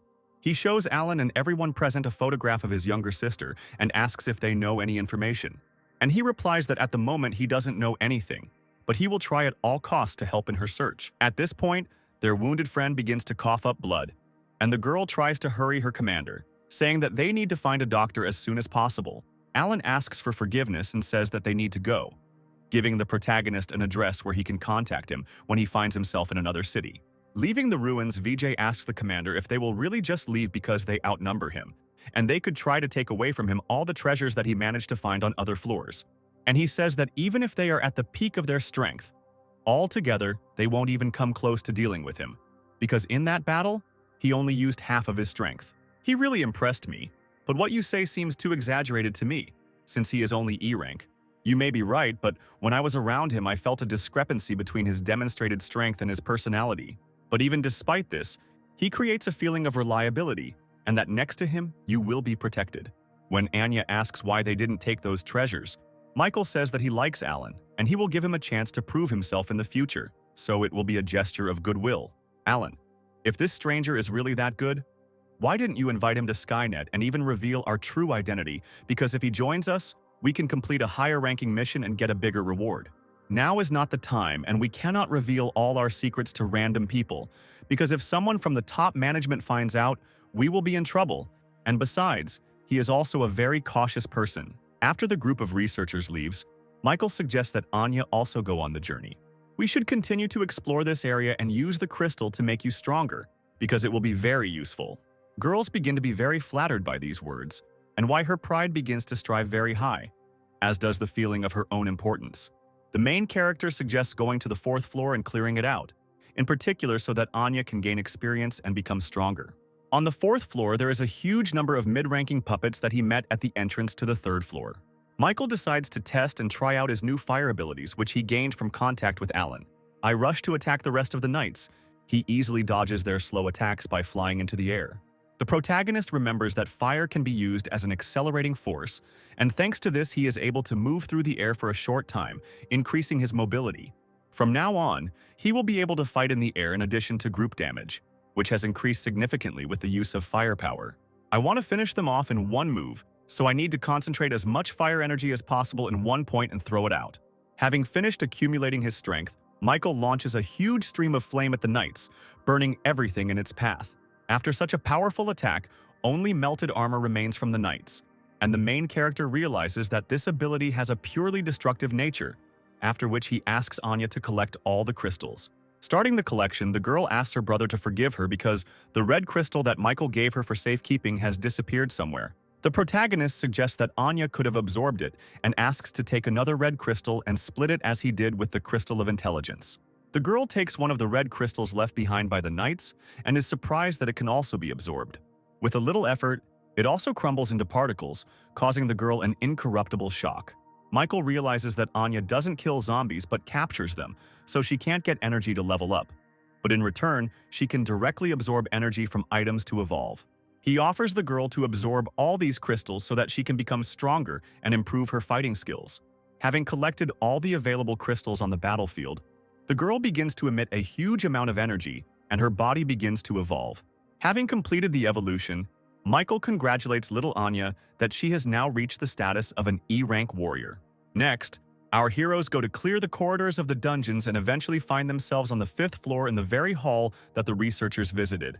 They see a crystal coffin in front of them and assume that inside it, there must have been the treasures of this floor, which Alan and his friends had already managed to take. The little girl suggests that apparently the coffin contained the protector of these treasures, and it seems that the atmosphere around becomes piercing. At that very moment, a primal horror hangs on little Anya's face, and behind them, there is an enraged monster trying to attack them from behind. With an impassive face, Michael, with a slight movement of his hand, sends the monsters flying with incredible force. He suggests that Alan and his friends had to fight the disaster after taking the treasure and did not have time to clear the dungeon of monsters. Little Anya says that she can't take control of this individual, after which the main character decides to take on the matter himself. Trying to get closer to the enemy, the monster activates the ability of lightning, covering its entire body, which forces Michael to retreat for a short time. Deciding to end the battle safely, he uses his shadow skills to capture the monster and absorb all of its powers. By using the absorption skill, he gains some evolution points as well as 2% of the lightning ability fragment. After defeating the floor's defender, the round stone slab in front of our heroes begins to rotate. Immediately after this, little Anya draws the protagonist's attention to a strange depression in the center of the slab, which is very similar in shape to the token they found. After inserting the token into the correct slot, it immediately begins to glow, depicting the silhouette of 2 triangles that activate the hologram of the dungeon, reflected vertically, after which, immediately behind the round stone slab, a passage opens leading to the deeper floors of the dungeon. Moving down the stairs and exploring the ruins, little Anya asks Michael if she can fight, to which he receives the answer that when they encounter stronger zombies, they can fight together. If I meet a suitable one, let her fight with him, and I will stand on defense in order to later implement my abilities. As they move through the corridors, they encounter monsters in berserker armor. The armored doll became a warrior, and it looks like there is a very large gap between the upper and lower floors. The armored warrior immediately rushes to attack the main character, but he dodges to the side without any problems. He throws one of his blades towards the monster to distract its attention, after which he instantly approaches him and activates the ability to devour, receiving 400 evolution points and also 2% of the berserk ability fragment. Immediately after this, Anya screams that further down the corridor, a huge number of warrior monsters, also dressed in armor, are approaching them. The main character asks the girl not to interfere with him and to give him the opportunity to deal with them. After a long period of time, the battle finally ends, and Michael realizes that using several abilities at the same time is draining him of a lot of energy. They were also finally able to reach the next floor in preparation for the next boss fight. Having opened the doors, a flock of angry birds immediately rushes at our heroes, which, apparently, are the defenders of this hall. Michael realizes that these are mutated owls, and tells Anya that the plan has changed, and because there are too many of them, he will immediately send her into the Shadow Rift. The girl expresses her dissatisfaction, saying that she doesn't want to constantly hide behind his back, and that if she has now evolved, she will be able to stand up for herself. While dodging an attack from one of the birds, the girl tries to use her control skills and manage with a few words. Taking control of one of them, she manages to cause a small stir in the enemy ranks, and also begin to fight. Looking at everything that is happening, the main character understands that Anya really increased her powers and he should not worry so much about her. Unconsciously, he treated Anya like his own sister, and tried to overprotect her and defend her from any danger. At this time, the little girl is attacked by a swiftly diving eagle owl with bright red eyes from the sky. She still manages to dodge the attack, as at that moment, another bird's fiery feathers fly at her. An argument begins between the 2 owls about who attacked the girl first and who should get her.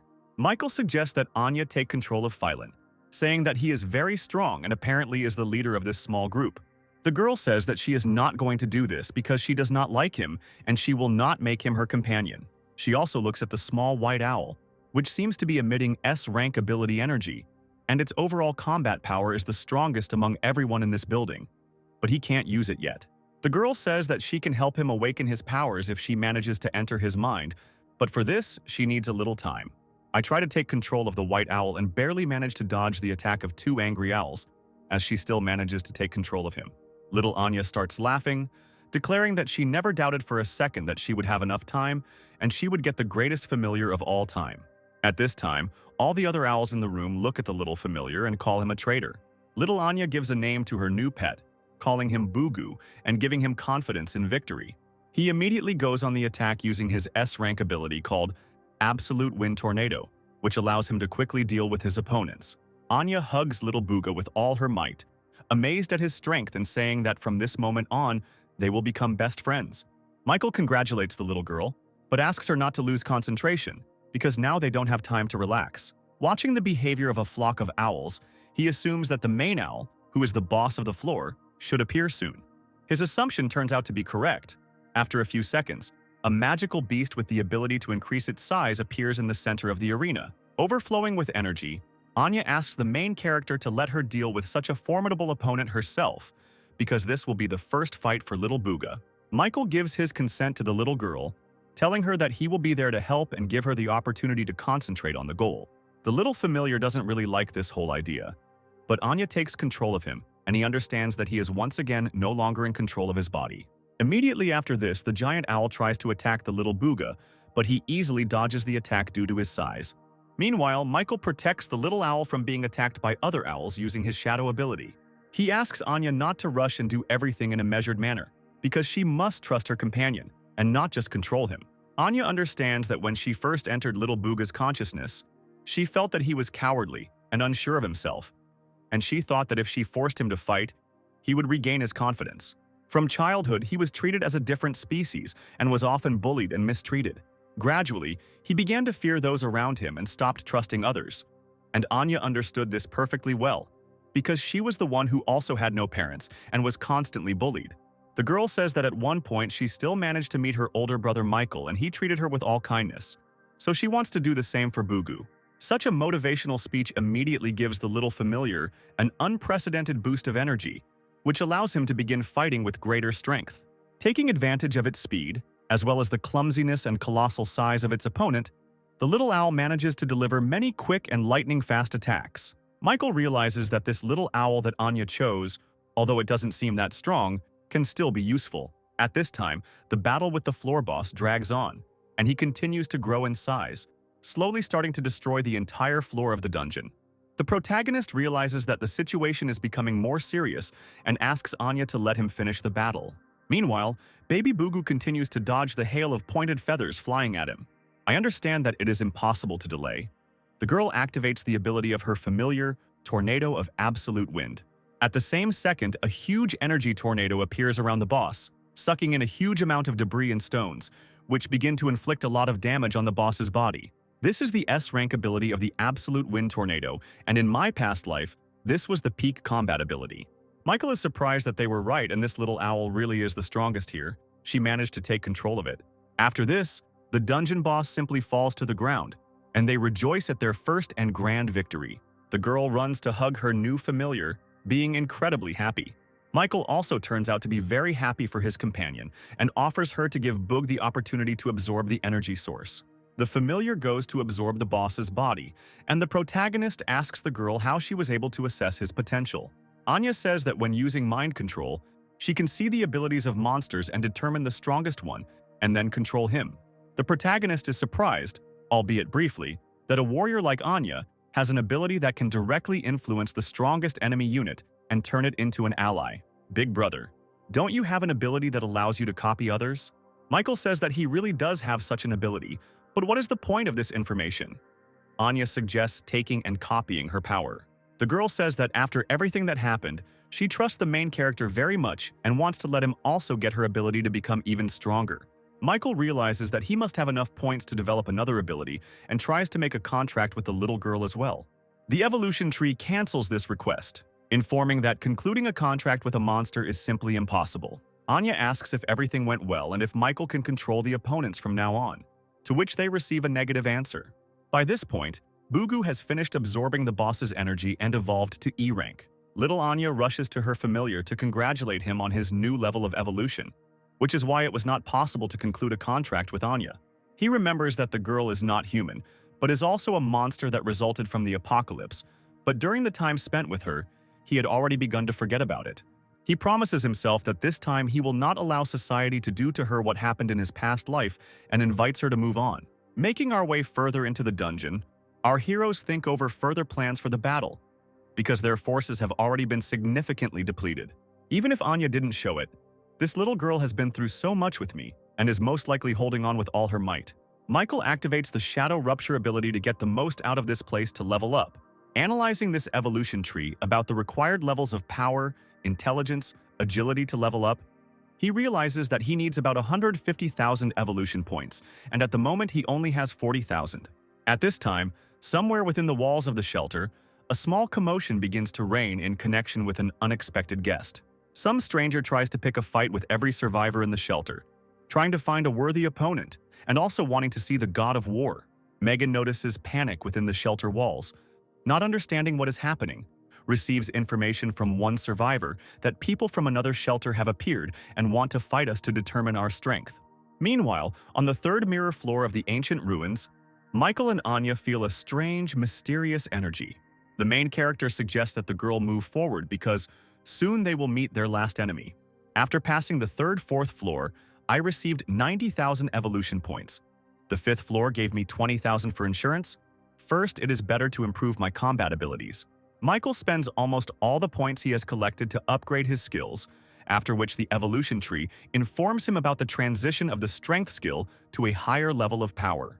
The only skill that remained at a lower level after distributing points is intelligence, to raise which the main character needs to accumulate a few more points. After distributing the skills, the increase is so great that it causes a severe attack in the body. Little Anya decides to check if everything is okay with the main character, as she is very worried about him. Michael says he's fine and suggests entering the main hall by opening the gate and fighting the boss. This time he asks the little girl to wait for him outside because he is very worried that she is exhausted and simply does not have enough strength. Michael doesn't care what kind of enemy is behind the walls because he wants to test his new power. Upon opening the door, he discovers a huge armored python with the ability to poison anything it damages. Having dodged his first attack, the main hero soars into the air and concentrates 30% of his strength in his hand to test the snake's strength. Even 30% is enough to slam the snake's head into the stone floor with incredible force.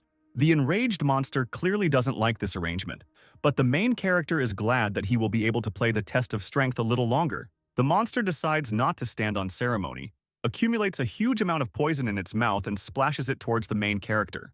Using the shadow skill to dodge the attack, Michael once again goes behind the snake, and this time decides to put 50% of his maximum into the attack. This blow turns out to be so strong that the snake begins to bleed completely, and the protagonist understands that 50% of his strength is the limit that the enemy can withstand. Realizing that defeat is inevitable, the snake tries to carry out its last attack, putting the rest of its life force into it. Michael activates his Devour ability, and unfortunately for his opponent, he ends up being the winner in this battle. At this time, Anya, waiting outside the doors of the boss's chambers, feels that there is no movement inside and hopes that everything is fine with her brother. She decides to ask little Booga if they should go inside, to which Phylan replies that they are both intellectuals and won't be able to just open the stone door. After a few moments, the door finally opens and an unharmed Michael emerges, asking for forgiveness for the wait, since everything ended much earlier than he expected. He also looks at the little girl and says that he has a gift for her, which makes her sparkle with all the colors of the rainbow. He hands Anya a small gold medallion, saying that it will suit her very well and that she needs to try it out. The girl says that this icon is very beautiful, but she still doesn't know how to test it, and Michael asks to simply activate it like the energy crystals. Our heroes find themselves in a special cube, and Michael says that this medallion activates teleportation to a special space, which is very useful when taming various monsters. The protagonist says that this medallion has similarities with his shadow abilities, but unlike the medallion, it can move, and Anya will be able to leave the real world for her own safety. Okay, I suggest we leave these ruins because we've been wandering for a very long time and I'm very hungry and it would be nice to find something to eat. Once on the surface, Michael says that he used to store all his food nearby in the nearest supermarket and suggests going there. Having reached the store, he suggests that Anya go in search of food while he clears the streets of zombies, who have changed greatly during his absence. Even after killing this python from the ruins, I still don't have enough points to increase detection to level 9 and need to get another 3,000. At this stage of development, our main character's strength is at level 15, agility at level 13, detection at level 8, and intelligence at level 5. He decides to continue clearing the areas until he can evolve to a new rank because he needs to become as strong as possible and return the memory of the evolution tree. At this time, somewhere nearby in one of the back streets, a man, along with his wife and child, are making their way through the city streets trying to get some food for themselves. The man does not understand why the world suddenly turned into a real ruin in such a short time. But remembering the words of one young man, one must always look for resources for survival. At that very moment, the foot of a huge monster appears above the car in which he was trying to find some supplies, about to crush him. His wife, standing nearby, tries to warn her husband of the danger and that in just a few seconds he will be dead. I think that he has already ended up in the next world. He is unexpectedly saved by our main character, who orders him to get out of here as quickly as possible, otherwise next time he might not be around. After which an E-rank monster falls to the ground, for which Michael receives 400 evolution points as well as a fragment of the ability to increase. The man, seeing death flashing before his eyes, thanks him and also hints that he has seen him somewhere before. He remembers that they saw each other on that fateful day before the apocalypse began, and he helped him deliver groceries from the store to his home. He also says that he took the guy's advice and managed to save his wife and daughter, but unfortunately now they have to look for resources to survive. They are interrupted by the appearance of the horde of infected, and the protagonist asks them to retreat for a moment and continue the conversation after he finishes the cleanup. Gradually destroying monsters, the evolution tree reaches its limit and informs him that he has reached the required number of points to move to D rank. At this very time, little Anya and Bugu ate so much that they simply could not move. Michael immediately enters the room with a family of survivors, saying that he met them on the road while clearing the area of infected. He tells the man that for now, they can stay here and eat, and later he will take them to the shelter, for which he receives incredible gratitude. Anya says that she will take care of everything, and the main character can also take a break and at least have a little snack at this time. Having had a good meal and going out onto the balcony, Michael finally decides to distribute the evolution points and start moving up to a new rank. He dives deep into the system and finds himself in his consciousness in the middle of the Temple of Evolution. Having fulfilled all the conditions, its characteristics are significantly increased, as are its abilities, which begin to work with greater power. The Tree of Evolution congratulates him on reaching D rank, and Michael immediately decides to ask her how she got here. The tree says that so far all she knows is some scraps and fragments of memories from a past life, and the time in which they are now located is different from the one that was before. The main character immediately tries to ask what exactly she means and what kind of world she implies, but his questions are immediately interrupted by his sister's voice, which is heard in the air. All this turns out to be just a figment of his imagination, and in fact it is Anya's voice, who calls him on urgent matter, and the tree suggests that Michael discuss this next time. Returning to the real world, the girl hurries to tell the main character that Goldie has returned and is in a hurry to convey important information. At this time, within the walls of the shelter, real mockery continues, where the same man continues to demand that his god of war be brought, because all the other survivors cannot give him a worthy battle. Such impudence begins to enrage all the survivors present in the shelter, including Austin, who decides to volunteer in gratitude for Michael saving him. Climbing into the ring, the man begins to laugh at yet another pathetic corpse who decided to volunteer. They begin to fight, and Austin immediately decides to use his shadow rupture abilities, but the man's insight allows him to strike even at sterile creatures. You are all fools here who rely only on your abilities while your technique and physical strength are very poor. After these words, he throws Austin out of the arena, hoping that there will be more daredevils ready to compete with him in strength. His speech is interrupted by Megan, who says that there are still awakened ones that he has not fought and that she will act as a candidate. The man is surprised that among the volunteers there is a girl who has no choice but to protect all these weaklings. Before the fight, Austin tries to warn the girl that her ability is intended for a single attack and his level is much higher than hers. Having climbed into the ring, the man offers the girl to make a deal, and if she agrees to have dinner with him, he will not beat her. At the same moment, Goldie manages to reach the gates of the shelter together with Michael, who is rushing to help the survivors. Right at the entrance, he is met by Olivia, who has lost her glasses and tries to stop the main character, demanding that he undergo a test. At this time, Megan is completely broken and covered from head to toe in abrasions. Well, listen, Victor would definitely like you, and if I ruin your beautiful face, he clearly won't like it. With her last strength, the girl tries to attack her opponent, which surprises him that she still hasn't given up and is still trying to resist. I am surprised by such determination. He says that since she wants to die so much, he will allow her to do it. At that very second, a powerful blow from Michael's palm sends the impudent fellow into a deep knockout, face down on the ground. All the survivors in the shelter begin to rejoice at the arrival of the god of war, in particular Megan kneeling before him. Michael says that Goldie managed to inform him of the situation and he arrived as soon as he could to sort it out completely. One of the survivors asks the protagonist to be careful because people from another shelter want to absorb their ranks for their own purposes. At this moment, the man rises up full of anger, not understanding who dared to touch him and promising to destroy the impudent man. Michael says that if he is addressing him, he should turn around and say it to him looking him straight in the eye. You try to look back, the main character starts to mock him, not giving you the opportunity to even look at his face, continuing to beat up his opponent. He starts to land a huge number of blows, saying that his opponent is so weak that he can't even look him in the eye. At this moment in Commander Winston's office, a man is pressing him with all his might, demanding an immediate answer. The one who puts pressure on him turns out to be the commander of another shelter named Rick, demanding that he hand over control and command to him. Winston says he is very flattered by the offer, but this refuge was protected thanks to one man, and he cannot simply hand over command authority without his consent. Commander, how can you be so stupid if you want to do great things? Don't worry if you agree to my conditions and hand over your project on research of genetic medicine. You will become one of the top leaders of our main base. At that moment, their conversation is interrupted by an unexpected knock on the door, which ignores Rick's statement that an important meeting is taking place and entry is prohibited. Michael enters the office, dragging the body of the man he had defeated behind him in one hand. Wondering who had the nerve to commit such an outrage, he throws the body of the defeated enemy on the floor, asking the commander if this dog is his subordinate. Looking at Commander Winston, he says that it looks like this man is an outsider and asks him to immediately leave the shelter and let him talk to the commander. Commander Rick is immediately surprised by such impudence and asks who this impudent boy is, to which he receives the answer that this is the very god of war. In a fit of anger, he begins to shower Commander Winston with threats, saying that he will regret his actions more than once, after which he writes to leave the office, as well as the shelter, slamming the door behind him and leaving our heroes alone.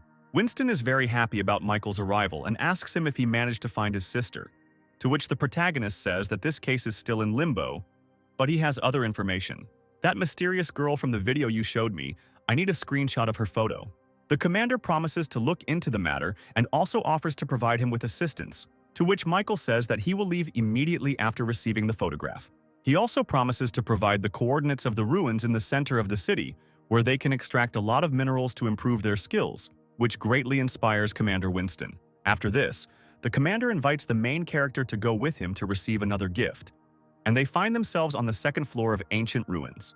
Finding himself in front of a huge gate, Bruce reports that they literally just recently solved the puzzle leading inside, and he can take all the necessary treasures from there.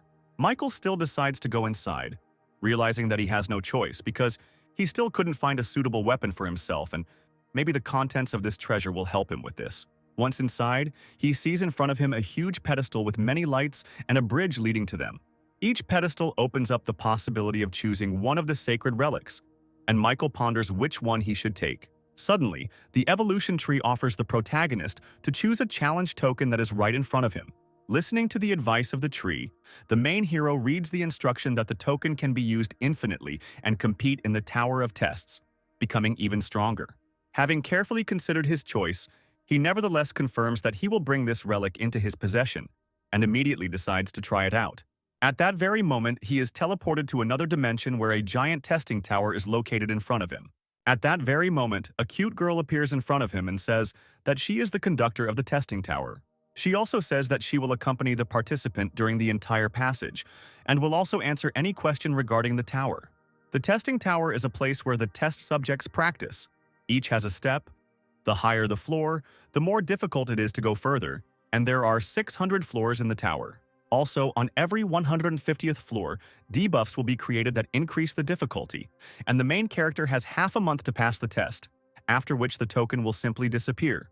Having heard all the information received, Michael decides that there is no time to waste and that he needs to start immediately, and the presenter tries to stop him. Once on the first floor of the initial rank, our main character finds himself in a small testing arena. The girl says that it is very thoughtless to just go forward because she was going to say that there are fixed decorations on each floor and the entrance is just a teleportation gate. To get to the next stage, you need to kill all the monsters on this floor, after which you can get to the next level. The girl tries to warn the main character that the tower is a very dangerous place, but notices how Michael disappears somewhere at that very second. And after a few seconds, shock hangs on her face, because the context menu informs that the floor has been passed in 30 seconds, and access to the second level is open. At this time, in front of the gate, Bruce expresses his dissatisfaction that our protagonist has been gone for 30 minutes, and he is very worried. After a few more minutes, the door opens and Michael reports that there is no danger inside and they can safely enter. Burning with curiosity, Dr. Bruce immediately rushes inside to study the new technologies and relics. Winston wonders what exactly the protagonist chose as a relic for himself, to which Michael says that the thing he took will be very useful to him. In his head, he is perfectly aware that he cleared 150 floors of the test tower in 10 minutes. Commander Winston gives the protagonist a photograph of the mysterious woman that he asked him to take, after which the protagonist announces that he will leave the shelter walls as soon as he has prepared all the necessary resources. After finishing his conversation with Winston, he goes in search of Anya, who is found sleeping in her bed and decides to give the girl a chance to rest and set off on her journey the next morning. The next day, he will tell little Anya that she needs to get ready because they are setting off on a journey. Little Anya wonders if they will tell the others about their departure because they will obviously be worried about them. Just as Michael is about to give an answer, they are interrupted by Megan, who is standing at the exit of the shelter and says that she knew that the main character was going to leave the shelter secretly without saying anything. The girl says that she is going to go with them, but the main character tries to dissuade her, saying that it is too dangerous. Again, you try to stop me with these excuses, but I can't become better if I stay here, and eventually there will be nothing left for me to defend. Little Anya asks her older brother to take Megan with him because last night she took very good care of her and doesn't want to leave her alone. After thinking it over carefully, Michael still agrees to take Megan with him, hoping that she will not become a burden to them. When the girls asked where they would go next, he recalled the coordinates of the city of Xiao, which Alan had given him, and where their route would be planned in the future. Moving in the intended direction, Michael is also simultaneously engaged in clearing the test tower, making his way to ever higher floors. The control tower informs him that in just 2 days he managed to reach the 300th floor and whether he plans to continue further, because he will be given a weakening that increases his own weight. Michael had no idea that a 20% increase in weight would affect his speed so much, and before going further he decides to check what limitations await him on the next floors. After passing through the portal, he gets to the next level, starting from which he will be prohibited from using any abilities, but in return, he will receive evolution points in a triple amount. A huge, ferocious monster immediately appears before his face, which he will have to defeat using only the strength of his own body. The main character immediately rushes forward with bare fists, delivering a terrible blow to his opponent. The monster immediately counterattacks, causing the protagonist to block the blow and realize that under the influence of such a huge weight, his attack power is noticeably reduced.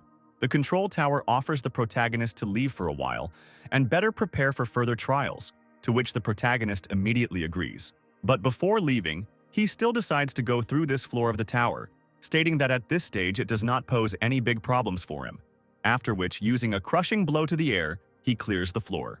The manager, looking at this, is simultaneously shocked and upset, because at this rate she will lose her job and have nothing to do.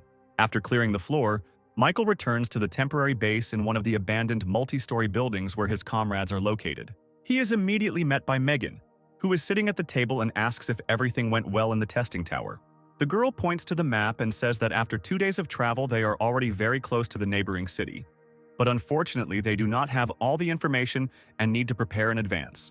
The protagonist suggests that the girl get a good night's sleep while he checks everything on his own. Having got out into the street, the main character decides to personally meet with the fat man and discuss some points because, with the help of the shadow gap, he will be able to get to the desired point in 10 minutes. After a while, he finds himself near the entrance to an abandoned bar and decides to go down. The sounds of several people talking can be heard from below, and we see someone pouring alcoholic drinks into glasses. Behind the bar stands a girl from Alan's team who scolds him for not allowing them to drink during the mission, and he, at this time holding a glass of ice in his hand, smiles and says that this will not affect his performance in any way. Looking around, he feels a foreign aura of presence, which seems very familiar to him, and asks his girlfriend to get another glass because they will have guests. At that very moment, Michael enters the room where he is immediately greeted and offered a little drink or just some water. The protagonist asks who owns this bar and where the other 2 people from his squad are, to which Alan replies that they are preparing for an upcoming mission. After the apocalypse, the whole city was empty, and I decided to take advantage of the opportunity and set up this bar as a base, as well as a place to relax. And by the way, I have no leads yet about your little sister. Michael says he came on other business and hands him a blurry photo of the man who, judging by the video, kidnapped his younger sister, asking if he has met anyone like that. Alan's face shows surprise and he says that he feels like he's met this man somewhere before. The main character immediately jumps up from his seat trying to find out where exactly, what time, and what was the name of this person. Please calm down, my good friend. I just slightly remember someone similar, and I need to check this because since the photo is blurry, I could be wrong. I have a proposition for you. I'll go check if my memories really go with your photo, but in exchange, you'll help me finish the mission I'm on now. Michael immediately agrees to such conditions, and Alan shouts that this needs to be celebrated. But the girl behind the bar immediately stops him and says that it is too early to celebrate. The main character sets off on his journey, reading this task. He understands that he needs to investigate some kind of disaster, and this also interests him very much, as does the search for his sister. At this time, Alan talks with the girl about the photo shown by Michael, and tries to justify why he had to lie about the fact that he only slightly remembers this man. All this was done in order to protect the main character from rash actions, because if what is depicted in the photograph is connected with Skynet, it could lead to a catastrophe. At this time, Michael goes to the place indicated in Alan's assignment in order to investigate the causes of the disaster and understand who is behind all this. We see how memories of the distant past, even in peaceful times before the apocalypse, emerge before us. Even as children, the guys from Alan's squad would rummage through trash bins in search of at least a small piece of bread. They are met by little Alan, accompanied by some girl who offers help in exchange for them going with him. After some time, all the children are happy because Alan helped them steal food from richer people. The girl asks Alan why they should take them with them, to which he replies that in their situation they need to stick together and unite, because that is the only way they can survive. While the children laugh and enjoy their meal, Alan discusses his future plans, even though it all happened in the distant past. Even in our time, somewhere in a wasteland surrounded by forest, there is a mysterious technological base. Arriving within its walls, Alan goes down the elevator, feeling nostalgic about his past life and hoping that his friend is not the one who kidnapped the protagonist's sister. Finding himself in the right room, he goes inside and sees in front of him that same little girl who turns out to be the woman who kidnapped Michael's sister at the very beginning of their journey. They greet each other, and when the girl asks why he is not on a mission, Alan replies that he was just passing by and decided to see an old friend. She asks him to stop the useless talk and speak directly if he has any questions. He says that nothing can be hidden from her and asks Juno to look through her list of tasks, as he is curious about something. The girl is surprised. I hope that he finally decided to help her and that the headquarters mission is also good. She hands him a stack of documents, giving him permission to look through everything he needs if the situation requires it. Ala begins to scroll through the lists of documents in search of the name Sylvia, because that is the name of the main character's sister. Unexpectedly for himself, he finds the personal file of little Anya and remembers that he saw this girl in the company of the main character. He is quite surprised that she is also Juno's target, as she is on her task list. He returns the documents to her, and the girl asks what happened to him and why his facial expression changed so abruptly.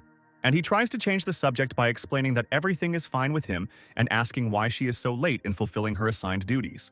Juno explains that her superior is putting a lot of pressure on her because there are 9 targets found so far and one is still not on the list, so she has to work a lot. Having heard the information that the general staff wants to get the last victim into their own possession, the puzzle in Alan's head begins to come together into a single picture. At this time, our main character is combing the surroundings of the place where the task assigned by Alan was supposed to take place. Looking through the ruins of multi-story buildings, he hopes that the search will not take much time and that he will be able to find information about the disaster that occurred. Making his way deeper into the ruins, he finds the infected caught and chained up, which is already a sign that he is on the trail of the mysterious events taking place in this area. Michael is about to deal with the low-level mutants when, thanks to his innate senses and reflexes, he realizes that someone is attacking him from the shadows. Thanks to his phenomenal speed, he manages to dodge the attack without receiving serious damage. An intelligent mutant comes out to meet him, who is a demon of an organization called Catastrophe, who also knows how to talk. The girl says that she feels the aura of someone named Thorn in the protagonist's body, and apparently he absorbed some part of it. I don't understand what you're talking about, but next time your companions will also feel your aura emanating from my body. At this very time, somewhere in another place, in an underground prison with a huge number of cells, someone is being held prisoner. Making his way through the corridors of the punishment cell, Alan stumbles upon a cell behind which sits a fragile, gray-haired girl.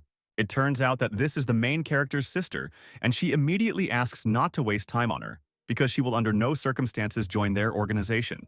I didn't come to convince you, but to find you at someone's request, and that person's name is Michael. Sylvia immediately jumps out of bed, runs to the bars not believing her ears, and is glad that her older brother is alive. After which she immediately starts coughing because her body is very wounded because she was forced to work for Skynet, and she did not want it. Alan immediately starts to bare his teeth, saying that Skynet is a bunch of scumbags and assures the girl that her brother will definitely get her out of here. Little Sylvia clutches her tattered clothes, and her arms show multiple cuts and bruises from very long torture. Alan says that he will try to inform her brother as soon as possible that he has found her and where she is at the moment, asking her to be patient for a little while. I ask you to forgive me, but now I can't help you because I'm quite weak and I can't get you out of here alone. Sylvia, I ask you not to be sad because as soon as your brother receives information about where you are, he will come here as soon as possible. The girl immediately begins to cry hysterically, saying that from that very day she felt guilty for her brother's death.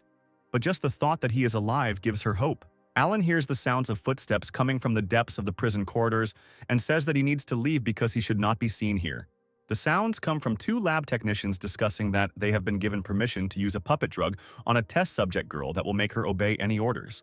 Alan hears their conversation and how they smile, justifying their behavior by the fact that they simply have no choice, because the impudent girl does not want to cooperate with them.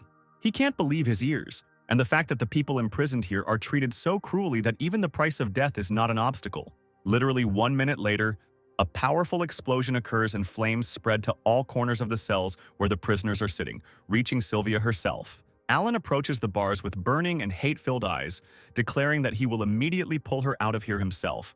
Otherwise, he will regret for the rest of his life that he left her here. At the same time, an alarm sounds on all floors of the complex and a loudspeaker announces that the S-rank target Absolute Zero has escaped. Juno immediately grabs one of the workers trying to find out who did it, to which she receives in response that it was some kind of mercenary.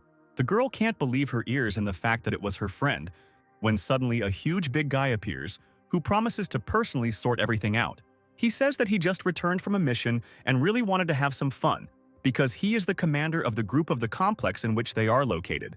Juno only asks to stop them and not kill anyone, to which he receives the answer that he does not promise anything, but will definitely punish the violators. At this very time, Alan tries to leave the laboratory territory unnoticed through the ventilation ducts. Having made their way to another part of the complex, they get out together with Sylvia and hurry to escape as quickly as possible. Having walked several dozen meters forward, Alan is immediately hit in the face with a powerful punch from around the corner. The impact is so powerful that his body simply flies to the opposite end of the room, creating a powerful explosion and a pile of debris. The menacing man says that he overdid it a little, and most likely this puny boy is already dead. He is upset that he will have to find an excuse for Juno, who asked to leave all the violators alive.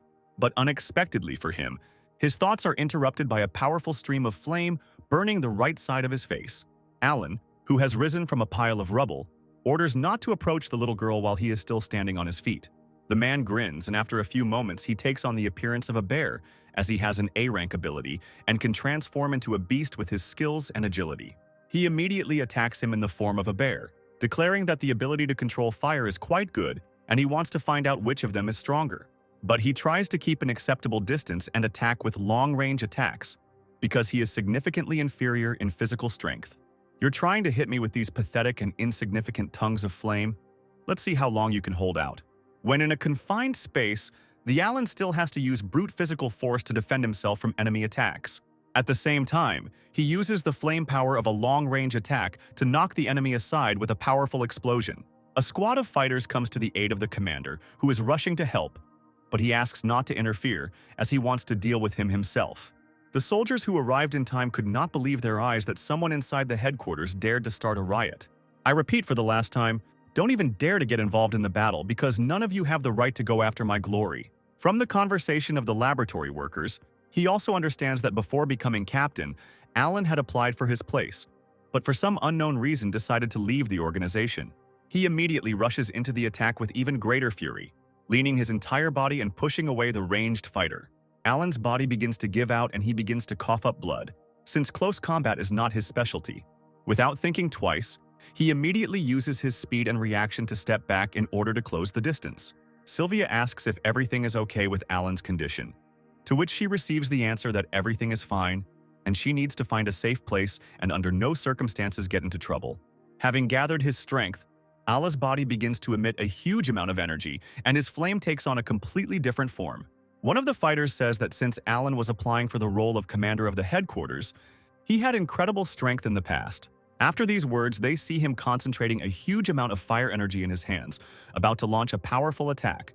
This information infuriates the group's commander, causing his ability to transform into a beast to reach a new level due to the desire to prove his invincibility.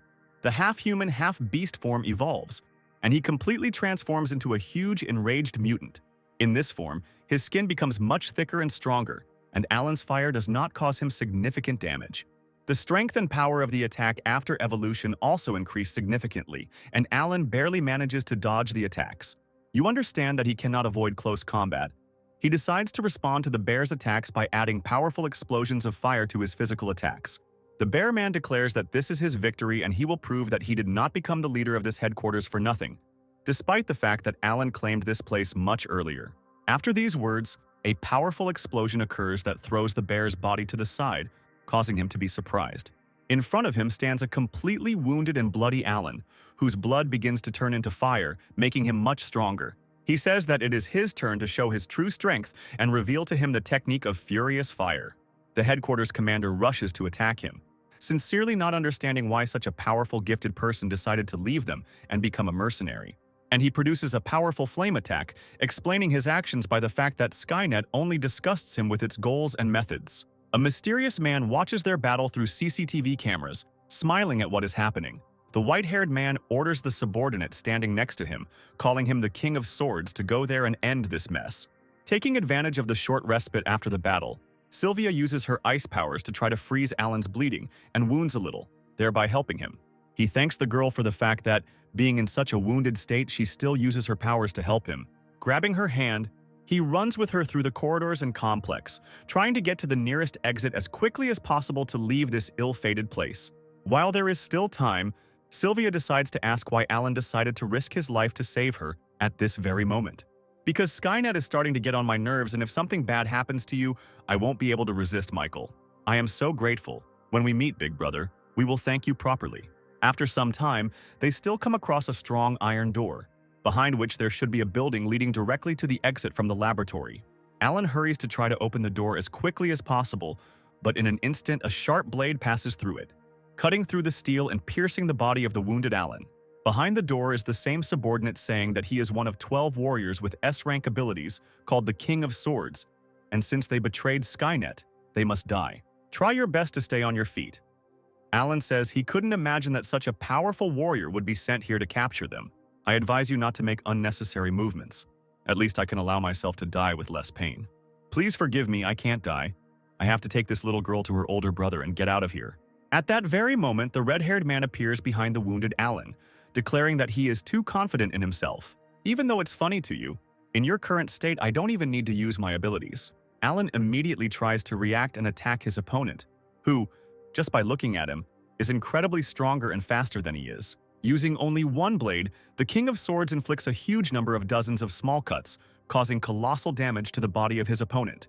From such a number of blows and improved rolls, Alan almost loses consciousness, but at the last moment he barely manages to stay on his feet. Sylvia, watching the whole picture that is happening, cannot just stand aside and using her ice abilities tries to help her new friend. The attack turns out to be not so powerful considering the girl's condition, and the King of Swords manages to cut through the blocks of ice flying at him without any problems. I'll give you one more chance to join Skynet. Think about it carefully before you finally die. I have already said 1,000,000 times that this will not happen under any circumstances, and even if I die, I will not join this organization. Well, in that case, I will also regard you as a traitor, and after these words I will be forced to eliminate you. Having completely forgotten about Alan, the King of Swords is distracted and does not notice how he approaches him point blank, and his body is again covered in scarlet flame. The words he said seriously angered Alan, and in a fit of anger he shouted that he should not even think about harming this defenseless girl. The King of Swords manages to dodge the attack, but the flame becomes much stronger to such an extent that it begins to melt the steel, and the enemy himself notices this. Looking at Alan, He realizes that he is starting to burn his own blood and using his life force as a source of energy. A large fiery tornado begins to circle around the King of Swords, trapping him and preventing him from escaping. Sylvia, with you in my current state, I am no match for him and I can't just attack him head-on. I'll hold him back and you run. Our only hope is to wait for your brother to arrive. If he gets here, you will be saved. Until he comes, I will try to drag out time with all my might, and if my life runs out, then please take care of my body. Without waiting for the attack from the King of Swords, the little girl gathers the rest of her strength and manages to freeze the enemy into a huge block of ice. You will say these words to him personally because I will not allow someone to die just like that because of me. Alan is shocked because given Sylvia's current state, using abilities with such power could seriously harm her. He agrees with the girl, saying that they will try to work as a team to hold off this beast as long as possible until reinforcements arrive. At that very moment, someone's voice is heard from the depths of the ice and they realize that the King of Swords is still alive and has almost regained consciousness. Having crushed the ice, Alan does not understand why his strength suddenly increased so sharply and significantly in a few seconds. It seems I underestimated you because I never thought that you guys would force me to use my ability, which allows me to turn any part of my body into a blade. Every part of his body is permeated with the feeling of approaching death. Although Sylvia's energy has slightly recovered, but its level is too low and my own body is also at the limit. You understand that there is not much time to think. Alan nevertheless decides to launch a frontal attack out of desperation. They begin to whirl in a passionate whirlwind, exchanging pleasantries in the form of blows and lunges, trying to kill each other with each of them. In parallel with this, the King of Swords tries to explain that joining their organization is the greatest thing one can do in this life. This so-called reinforcement of yours won't help you anyway, because I don't care how many ants I have to crush on my way. At this point, Alan realizes that he can hardly fight anymore because his entire skin is completely burnt and his life force is running out. This is also noticed by the King of Swords, who notices that his opponent's speed has slowed down and apparently he has reached his limit. After these words, Alan falls to his knees, trying to stay conscious with all his might and holding his bleeding wounds with his hands. At the same time, Sylvia, without wasting time, collects and concentrates the remaining strength little by little, turning the life force into huge blocks of ice. She tries to attack the King of Swords, but all attempts are in vain because his skills are on a completely different level, and such attacks do not cause him any particular problems. At the same moment, Alan uses the fragments of huge ice masses as a source of water and, with the help of his fire, creates huge clouds of steam. After this, he immediately grabs Sylvia and, using the steam as a smokescreen, tries to escape from the battlefield. I understand Sylvia's concerns. He says he is fine, and now is not the time to worry about the number of his injuries and get out of here. On their way to the exit, they encounter ordinary rank-and-file fighters of the organization, with whom Alan tries with all his might to deal. Gathering the last remnants of his fire, he manages to resist the ordinary rank-and-file warrior. But in this situation, even this knocks him off his feet. He falls to the ground and Sylvia, realizing the state he is in, helps him get up. At that very second, they hear the grinding of a blade, and the metal understands that the King of Swords is still breathing down their necks, following in their footsteps. Coming almost point blank, Sylvia tries to stop him with small pieces of ice, while simultaneously shouting that he should not dare come closer. The King of Swords says that since the girl wants to die so much, he will finish her off first and is already swinging his blade. A moment later, the sword pierces the soft flesh and a huge amount of blood falls to the floor. Sylvia, closing her eyes at the last moment before the blow, does not understand what is happening since she does not feel pain and decides to open them. She sees Alan in front of her, who at the last moment managed to protect her from the blow with his body. Looking at Sylvia, he asks her to run with all her might because she must survive and her brother will definitely come and save her. I can't run away with you, please forgive me, but I can't fight anymore because my strength is completely exhausted. No, please hold on, you can't die like this right here. Help will arrive soon. Alan grabs the blade protruding from his body with both hands and says that he will try to hold him off as long as he can while she runs away. The King of Swords is furious and says that these are all useless tricks and their seconds of life are already numbered and nothing will help them. And at that moment, immediately after his words, a powerful explosion occurs and shadowy traces are visible among the smoke. When the smoke clears, our main character stands in front of him, having managed to save Alan. At the same moment, we see what happened in the complex about 40 minutes ago and how Alan and Sylvia met someone on the way to the exit. Moving along one of the corridors, he stumbles upon Juno, who begins to scold her friend, not understanding why he did it. And he says that he understands perfectly well what he is doing, but he is still perplexed as to why his girlfriend deliberately steals other people. Juno tries to justify herself, which makes Alan even more angry. And he says that he understands perfectly well that she also does not want to do such things, but for some reason continues to work in the organization. Just look at this little girl who is kept locked up.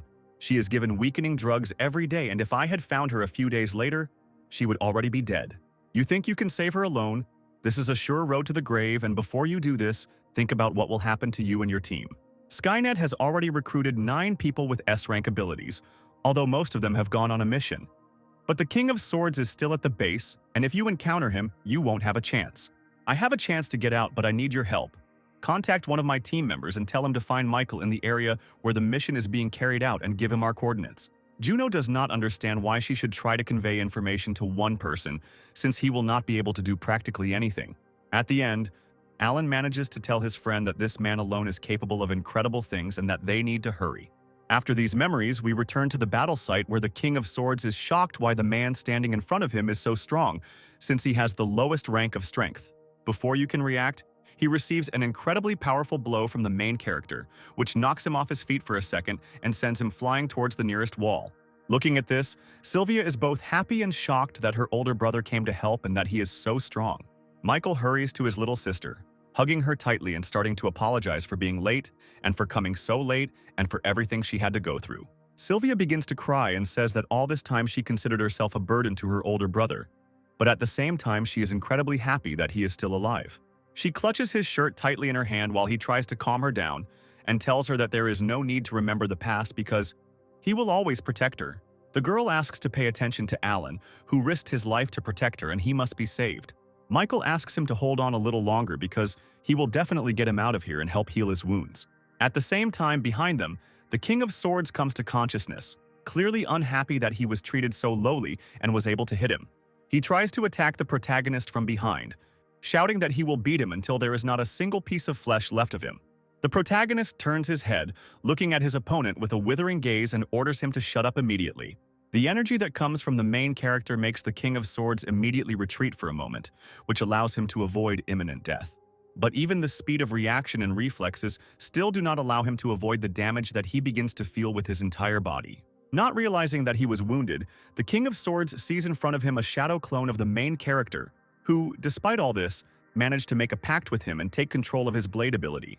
Michael says that even though he had to spend a fragment of his ability on these blades, it is now much more important for him to defeat the enemy with his own weapon and thereby humiliate him. This turn of events greatly angers the King of Swords, and he swears that no one will leave here alive. He tries to attack our heroes, but the Shadow Clone, using the abilities of the King of Swords, reflects all his attacks, which further infuriates him. At the same time, Alan finds the strength to come to consciousness, and Sylvia manages to notice this. The main character is very happy about this, realizing that if he regains consciousness, they will have a chance to save him. With the last of his strength, Alan tries to warn the protagonist that this man is very dangerous and is a warrior of the highest category of Skynet. Say nothing more and just rest. I will ask Sylvia to stop the bleeding and freeze your wounds. After these words, Michael returns the Shadow Clone to his possessions, saying that he is now ready to personally take on this battle. This time, you came to your own death, which is very convenient, although I don't know how you managed to get your ability, but it's just a fake. At that very moment, the protagonist combines his skills and covers the entire space around the King of Swords with a shadow curtain, combining it with his blade ability. He invites him to personally see how fake this ability is and begins to pierce his body with a huge number of blades from all sides. The King of Swords still manages to escape from this trap, but his body becomes weaker with each blow and he will not be able to maintain his energy for long. He immediately launches a frontal attack on the protagonist, trying to put all his strength into strengthening his blades and cutting him into small pieces. In a fit of rage, he screams that this cannot be true and that he will never lose here. Noticing how Michael looks at him with disdain, he begins to get even more angry and attack even more. The main character, in turn, without taking risks or straining himself, carefully dodges and blocks all attacks flying at him. Watching the progress of the battle, Sylvia decides that her brother is forced to defend himself because he is much weaker than the King of Swords and begins to worry about him. But despite all this, she understands that she cannot help him, since all her energy reserves are spent on maintaining Alan's vital energy. At this time, Michael decides to ask with an arrogant look, "Is this really all that the King of Swords is capable of?" He literally mocks and taunts his opponent, trying to humiliate him, and then begins to attack while simultaneously cutting off all of his opponent's attacks. The King of Swords is amazed at the speed with which his opponent moves and, without having time to dodge, receives serious damage from the protagonist's attack. He begins to curse and call Michael names, saying that if it weren't for his ability to sneak attack, he would still be trash. Without any problem dodging all of the Sword King's attacks, Michael continues to mock him and states that he still doesn't fully understand how big the difference in strength is between them. The protagonist says that he will make the King of Swords feel real despair and a sense of humiliation, and we see how a slight reflection of bright light appears on his face. In literally one moment, his body is thrown by a powerful stream and jet of flame into the nearest wall. The protagonist uses Alan's fire control abilities to defeat the King of Swords with his help. This fact irritates his opponent even more, and he, in a fit of hysteria, begins to shout that it is unfair to have so many abilities. While his opponent tries to swing his blades in all directions, the protagonist, with a feeling of unshakable confidence, declares that the outcome of this battle has long been predetermined. Using a powerful stream of flame, he begins to burn everything around him, intending to finish everything right here and now. Inside the flames, the King of Swords begins to scream in pain and shout that he will never, under any circumstances, lose to such a worthless person. After some time, his charred body falls to his knees, signifying the victory of our protagonist. The evolution tree informs that since the contract target died, the S-rank blade ability is now lost, and also that 50% of the ability fragment has been returned back. Not feeling any threat, the main character turns to his sister and says that they need to deal with this place as soon as possible. When suddenly the system starts informing Michael that he needs to leave immediately, the main character starts to panic. But the evolution tree says that there is no time to explain and they need to get out of here. It feels the approach of a crisis that has never happened before. Such powerful and strong energy is capable of simply consuming all living things. Michael immediately follows the tree's order. A few minutes later, the same gray-haired man comes to the place of their battle and is saddened that they simply ran away. Meanwhile, Michael manages to deliver the wounded Alan and his sister to the very bar located several kilometers from the place where they just were. Alan's entire team, as well as Juno, who escaped with them, have gathered around the table, and the protagonist is trying to outline the course of the current situation. Sylvia says that during her rescue, Alan was very badly injured and it was all his fault that he had to sacrifice himself. Juno also tries to take responsibility because it was because of her that he decided to do all this. Alan knew it was you from the start and hid it. It looks like he was trying his best to protect you and doesn't feel any anger. I don't hold a grudge against anyone and now we have to save him. But before that, I need to know who you are and who you obey. Juno says that she and the rabbit will never return to Skynet again and she will definitely avenge her friend at any cost. In this case, Michael asks her to tell him the information that she knows about this organization so that he can be sure of everything. The girl provides him with information and personal files of those people who have S-rank abilities, and they all match the protagonist's past memories. Looking at the documents, Michael cannot understand how they know this information, because it seemed to him that only he knew about his past life before reincarnation. Juno says that 8 possessors of powerful abilities have been found, and they all obey Skynet, and Michael tries to extract information about the disaster and intelligent monsters. The girl says that they know little, and she can tell practically nothing until strange events occur somewhere in a remote part of the forest. In the mysterious cave, there is a huge number of silhouettes that look like people, but are most likely monsters, and one of them sits on a large stone throne. A wounded girl with whom Michael fought enters the cave, carrying out Alan's task, saying that something careless happened to her, and some boy is to blame for everything. The other intelligent monsters begin to laugh at her, but she says that their friend Thorn also died at his hands and barely managed to escape from there. She also adds that they can't just let him develop like this because he could become a serious threat, and everyone present is surprised that their sister is dead. At that moment, the figure sitting on the stone throne orders everyone to immediately shut up and remember what their main duty is. An image of little Anya appears on the portal behind the stone throne, and he says that they need to find the key in order to remove the seal from their king. At this time, at our hero's base, Sylvia begins to feel dizzy and Michael assumes that she is simply very tired. "Forgive me, big brother. I haven't fully figured out the situation yet because too much has happened lately. Please don't worry because from now on, I will always be there and I will never let anyone kidnap me again." After some time, Megan, waiting for the main character to return, hears someone's footsteps outside the door. Opening the door, she is glad that Michael has returned and unexpectedly sees a small wounded girl in front of her. The main character introduces his friend and younger sister to each other, and Megan is incredibly happy that Michael managed to find her after all. Megan immediately invites them all inside to rest, but the protagonist declares that he will not lie on the bed because it is too small, and he will be on guard outside ordering them to rest. Finally, Sylvia says goodbye to her brother, asking him to be careful and hoping that they will see each other again in the morning. Having finally gotten some free time, Michael immediately transfers into his consciousness in order to talk to the Tree of Evolution. Tree, tell me what you know about Skynet, and why that time you hurried me to retreat, not wanting to continue the battle. The tree appears before him in the form of a girl and says that she feels his amazing aura, but at the same time his body seems very familiar to her. Michael begins to build various theories and asks if Skynet could be the same as him and reincarnated from a past life. I can't give a precise answer now, but there is something unusual hovering in the cloud of this organization, and we must raise the level until my memory is restored. We are powerless. My friend is close to death now. He needs life energy, and I wanted to ask if you feel any plant monsters nearby. Yes, I feel the presence of one of them, but it is very weak and is located somewhere in the east. In this world, there is a lot of plant energy and monsters that store it. Thanks to this, you can not only save a friend, but also increase our strength. Meanwhile, Megan and Sylvia are trying to sleep, but not before exchanging some information. Michael's sister asks how he and Megan met because she is very interested in what he did in her absence. The girl explains that she has known the main character for quite a long time and remembers very well how she first saw him when some kind of animal was chasing them. At that moment, she thought that he would be eaten immediately, but literally a few hours later she realized how strong he was, and after a long time after they met, he got himself a faithful companion in his companion. He received the nickname God of War because he saved an entire shelter from a horde of monsters. Hearing all this, Sylvia promises to become stronger at all costs because she does not want to be a burden to her older brother and is obliged to help him. Another night passes and the morning of the next day arrives, marking the beginning of new events. Michael knocks on the girl's door, handing Megan a bag with breakfast and new clothes for his sister, and then asks her to go outside where he will be waiting for them. Thinking over his plan of action, he suggests meeting at that very bar and heading to the place that the evolution tree mentioned. After a while, the doors open and Sylvia, already dressed, comes out to him and thanks him for the new clothes.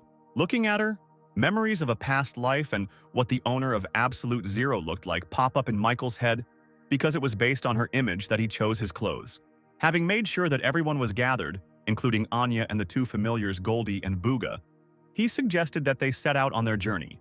Finally, Michael remembers the promise he made and removes his sister's hairpin from his neck, returning it to its rightful owner.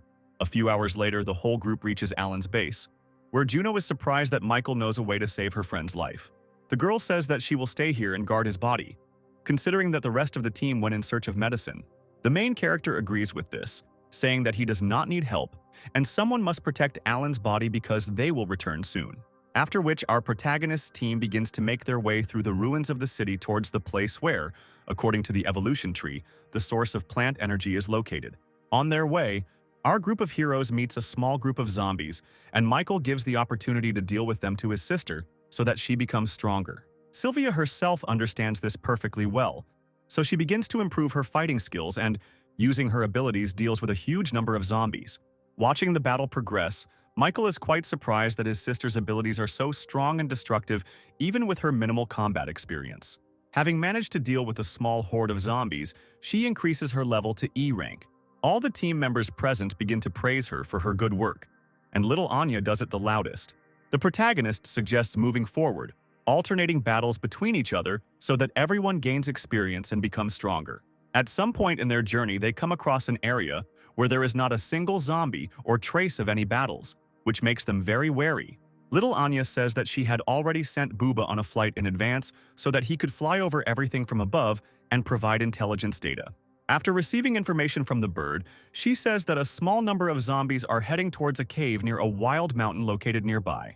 Michael immediately realizes that this is exactly the place they are looking for, because only plant monsters can spread the smell throughout the area, and thereby lure people and other mutants inside. A few hours later, they find themselves in the right place and see crowds of infected walking towards the cave, not paying any attention to them because they are intoxicated by the hallucinogen.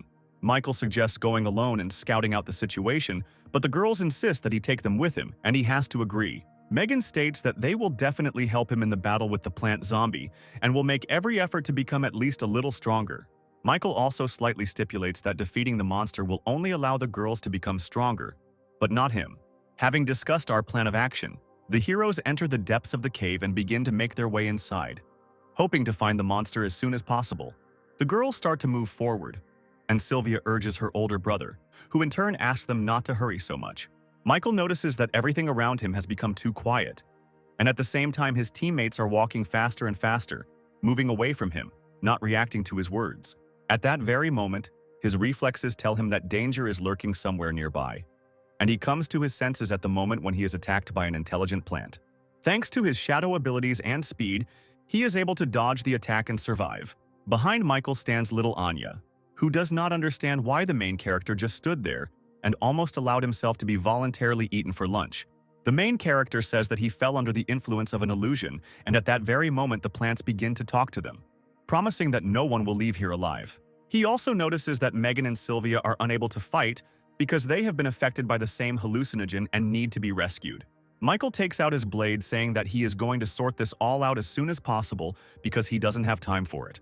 The plant monster says that it will kill the protagonist first because it senses a huge amount of both plant and natural energy in his body, and that it will soon become his.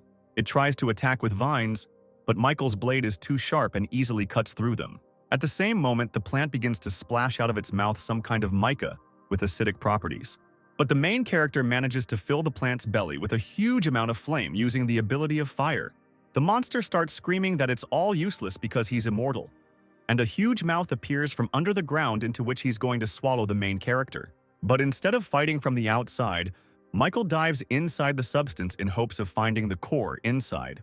At the same moment, the girls watching everything that is happening from the side are in shock, not understanding what is happening and assuming that their commander has lost. Looking at the plant, they hear it begin to grin and boast of its powers, promising to destroy them just as quickly. But literally, after a couple of moments, the soil and the plant's roots begin to crack, and it does not understand what is happening because its gastric juice dissolves even metals. After some time, Michael comes to the surface and they say that although he can dissolve almost absolutely everything, he cannot dissolve a shadow. The main character also holds the core of a plant monster in his hands, leaving his opponent stunned as he does not understand how he was able to find it. Without further ado, the protagonist immediately absorbs the plant's core, absorbing all of its powers. Megan and Sylvia, standing behind him, are checking to see if he is okay, because they were very scared and worried about him. Michael says that everything is fine, and the tree's life essence has been absorbed and now they can use everything else. Just like last time, a pool of life essence appears in front of them, and Michael says that he will take some for Alan, and the rest will have to be absorbed by them themselves. Having collected some essence for Alan, Michael also thinks about the fact that Skynet and the Disaster are two organizations whose activities still remain a mystery. He needs to become stronger. At this moment, little Goldie starts pestering him, and the main character apologizes to him because lately he has been devoting too little time to him, although he is the first member of his squad. After some time, the girls undress and begin to absorb the essence of life. But at the same time, one of them is clearly worried. For some reason, Megan is very embarrassed, even though she is the oldest of them, but she thinks about the fact that she offered Michael to absorb the essence together while being completely naked. Having finished all the business on the spot, they return to their base and inject the drug into Alan's body so that he can finally come to his senses. Gathered together in front of his bed, they eagerly await the moment when he begins to open his eyes and come to his senses. When he regains consciousness, he realizes that he suffers from mild amnesia and has a vague memory of what happened to him. Michael asks him not to move because, even though he got out of the other world, his body is still too weak and needs a lot of time to recover. I understand everything that happened to him. Alan is trying to find the words to apologize to the main character for having to deceive him. The protagonist says that he does not hold a grudge against him because everything is in the past, and first he will send him to his shelter where there are professional doctors who can get him back on his feet. After these words, everyone present is surprised because many of them do not know about the existence of the shelter. At this very time, somewhere nearby in one of the neighboring cities, the military is trying with all its might to defend itself from another horde of infected. The man at the control post is informed that the light base is under attack by a horde of zombies and is requesting reinforcements. He immediately rushes to report this to the commander, who does not believe his ears, because they are just a small base, and simply cannot do anything to counter it. Meanwhile, in the main and last stronghold of humanity, an emergency meeting is held under the leadership of Winston. All the assembled captains receive fresh information that a request has been received from the light base and a colossal horde of monsters is moving towards them. The current forces are only sufficient to protect the central shelter. There are no additional forces to send reinforcements, and I propose doing nothing. This question is not so simple. The scale of this horde exceeds those we have encountered before. If the city they are currently in falls, their next target will be us, so it will be to our advantage to deal with them before it is too late. True, in 3 days at most they will reach us and there will be many more infected, so we must help the city despite our situation. Winston realizes that the commanders are divided and suggests sending 70% of their unit to help the light base. Do you think that sending 70% is too risky? Because if the scale of the wave is not so big, then we can remain without protection for some time and fall under attack from the enemy. An awkward silence hangs among everyone as no one is sure what the right thing to do in this situation is. Someone present starts to remember Michael, but Winston says that he is now in another place and has his own business. The captain says that he understands what everyone is worried and concerned about, but he needs to somehow find a solution and get by on his own without resorting to the help of the god of war. While heated discussions are taking place in the negotiation room, the cattle standing outside notices someone approaching the room. Monsters are very bloodthirsty and ruthless, and they should be our main enemies, so we need to help the light base in any case. At this point, their conversation is interrupted by the cattle, who says that he has something very important to tell them and that there is no time to waste. He says that Michael has returned home and our protagonist enters the negotiation room. All the captains present immediately begin to rejoice at this news and the fact that the god of war is with them again, and now it will be much easier for them. Winston is also glad to see him back and asks him to come into his office to talk and discuss the next course of action. After listening to him tell him everything that has happened recently, he also reports on the attack on the light base, and Michael asks him not to worry. I treat this and other shelters as my home and will help if any problems arise, but I have a small favor to ask of you. The captain asks not to call this a request, because if he needs any help, he will definitely offer all his efforts to this, to which Michael says that his friend is very injured and needs medical help. Of course, this shouldn't be a problem. I'll arrange everything right now because we have soldiers with healing abilities. Michael thanks him and also informs him that he does not need additional people to help the light base because he can handle everything himself. Winston is very surprised as he hears from the main character that together with his squad, he will easily deal with the horde, as he also managed to find his younger sister. Michael suggests discussing this later when he gets back, but now he doesn't have time and needs to get going. Meanwhile, in the utility room, Sylvia asks Megan why her brother is so late, and the girl explains that he is a very important person for all the survivors. Literally 5 minutes later, Michael comes down to his friends and says that they have an urgent task. They need to immediately go to the neighboring city, and he will tell them everything on the way. He also tells Alan that he and Juno are staying here and will be well taken care of until they arrive.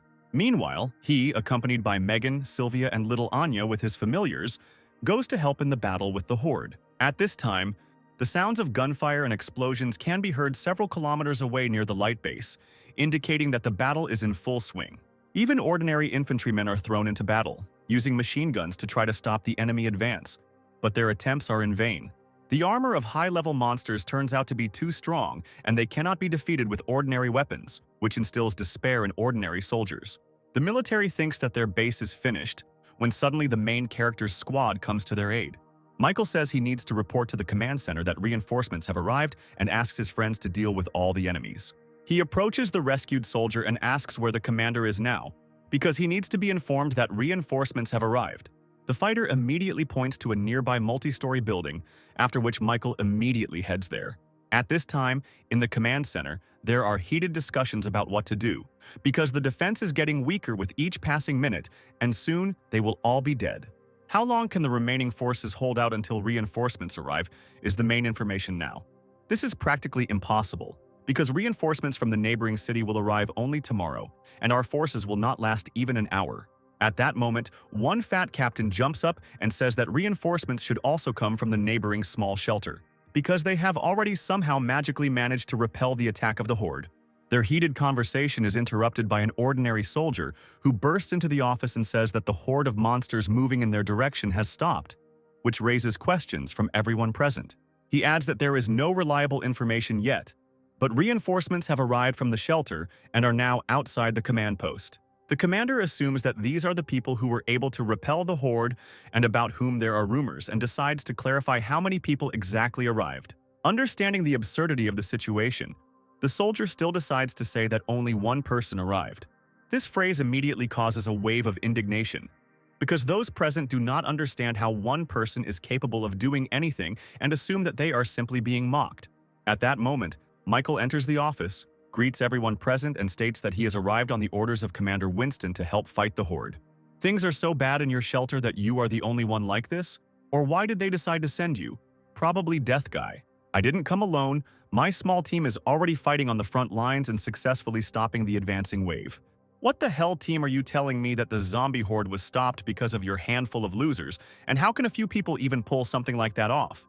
The fat commander begins to rage, pouring obscene language on the main character and telling him that they will all die soon.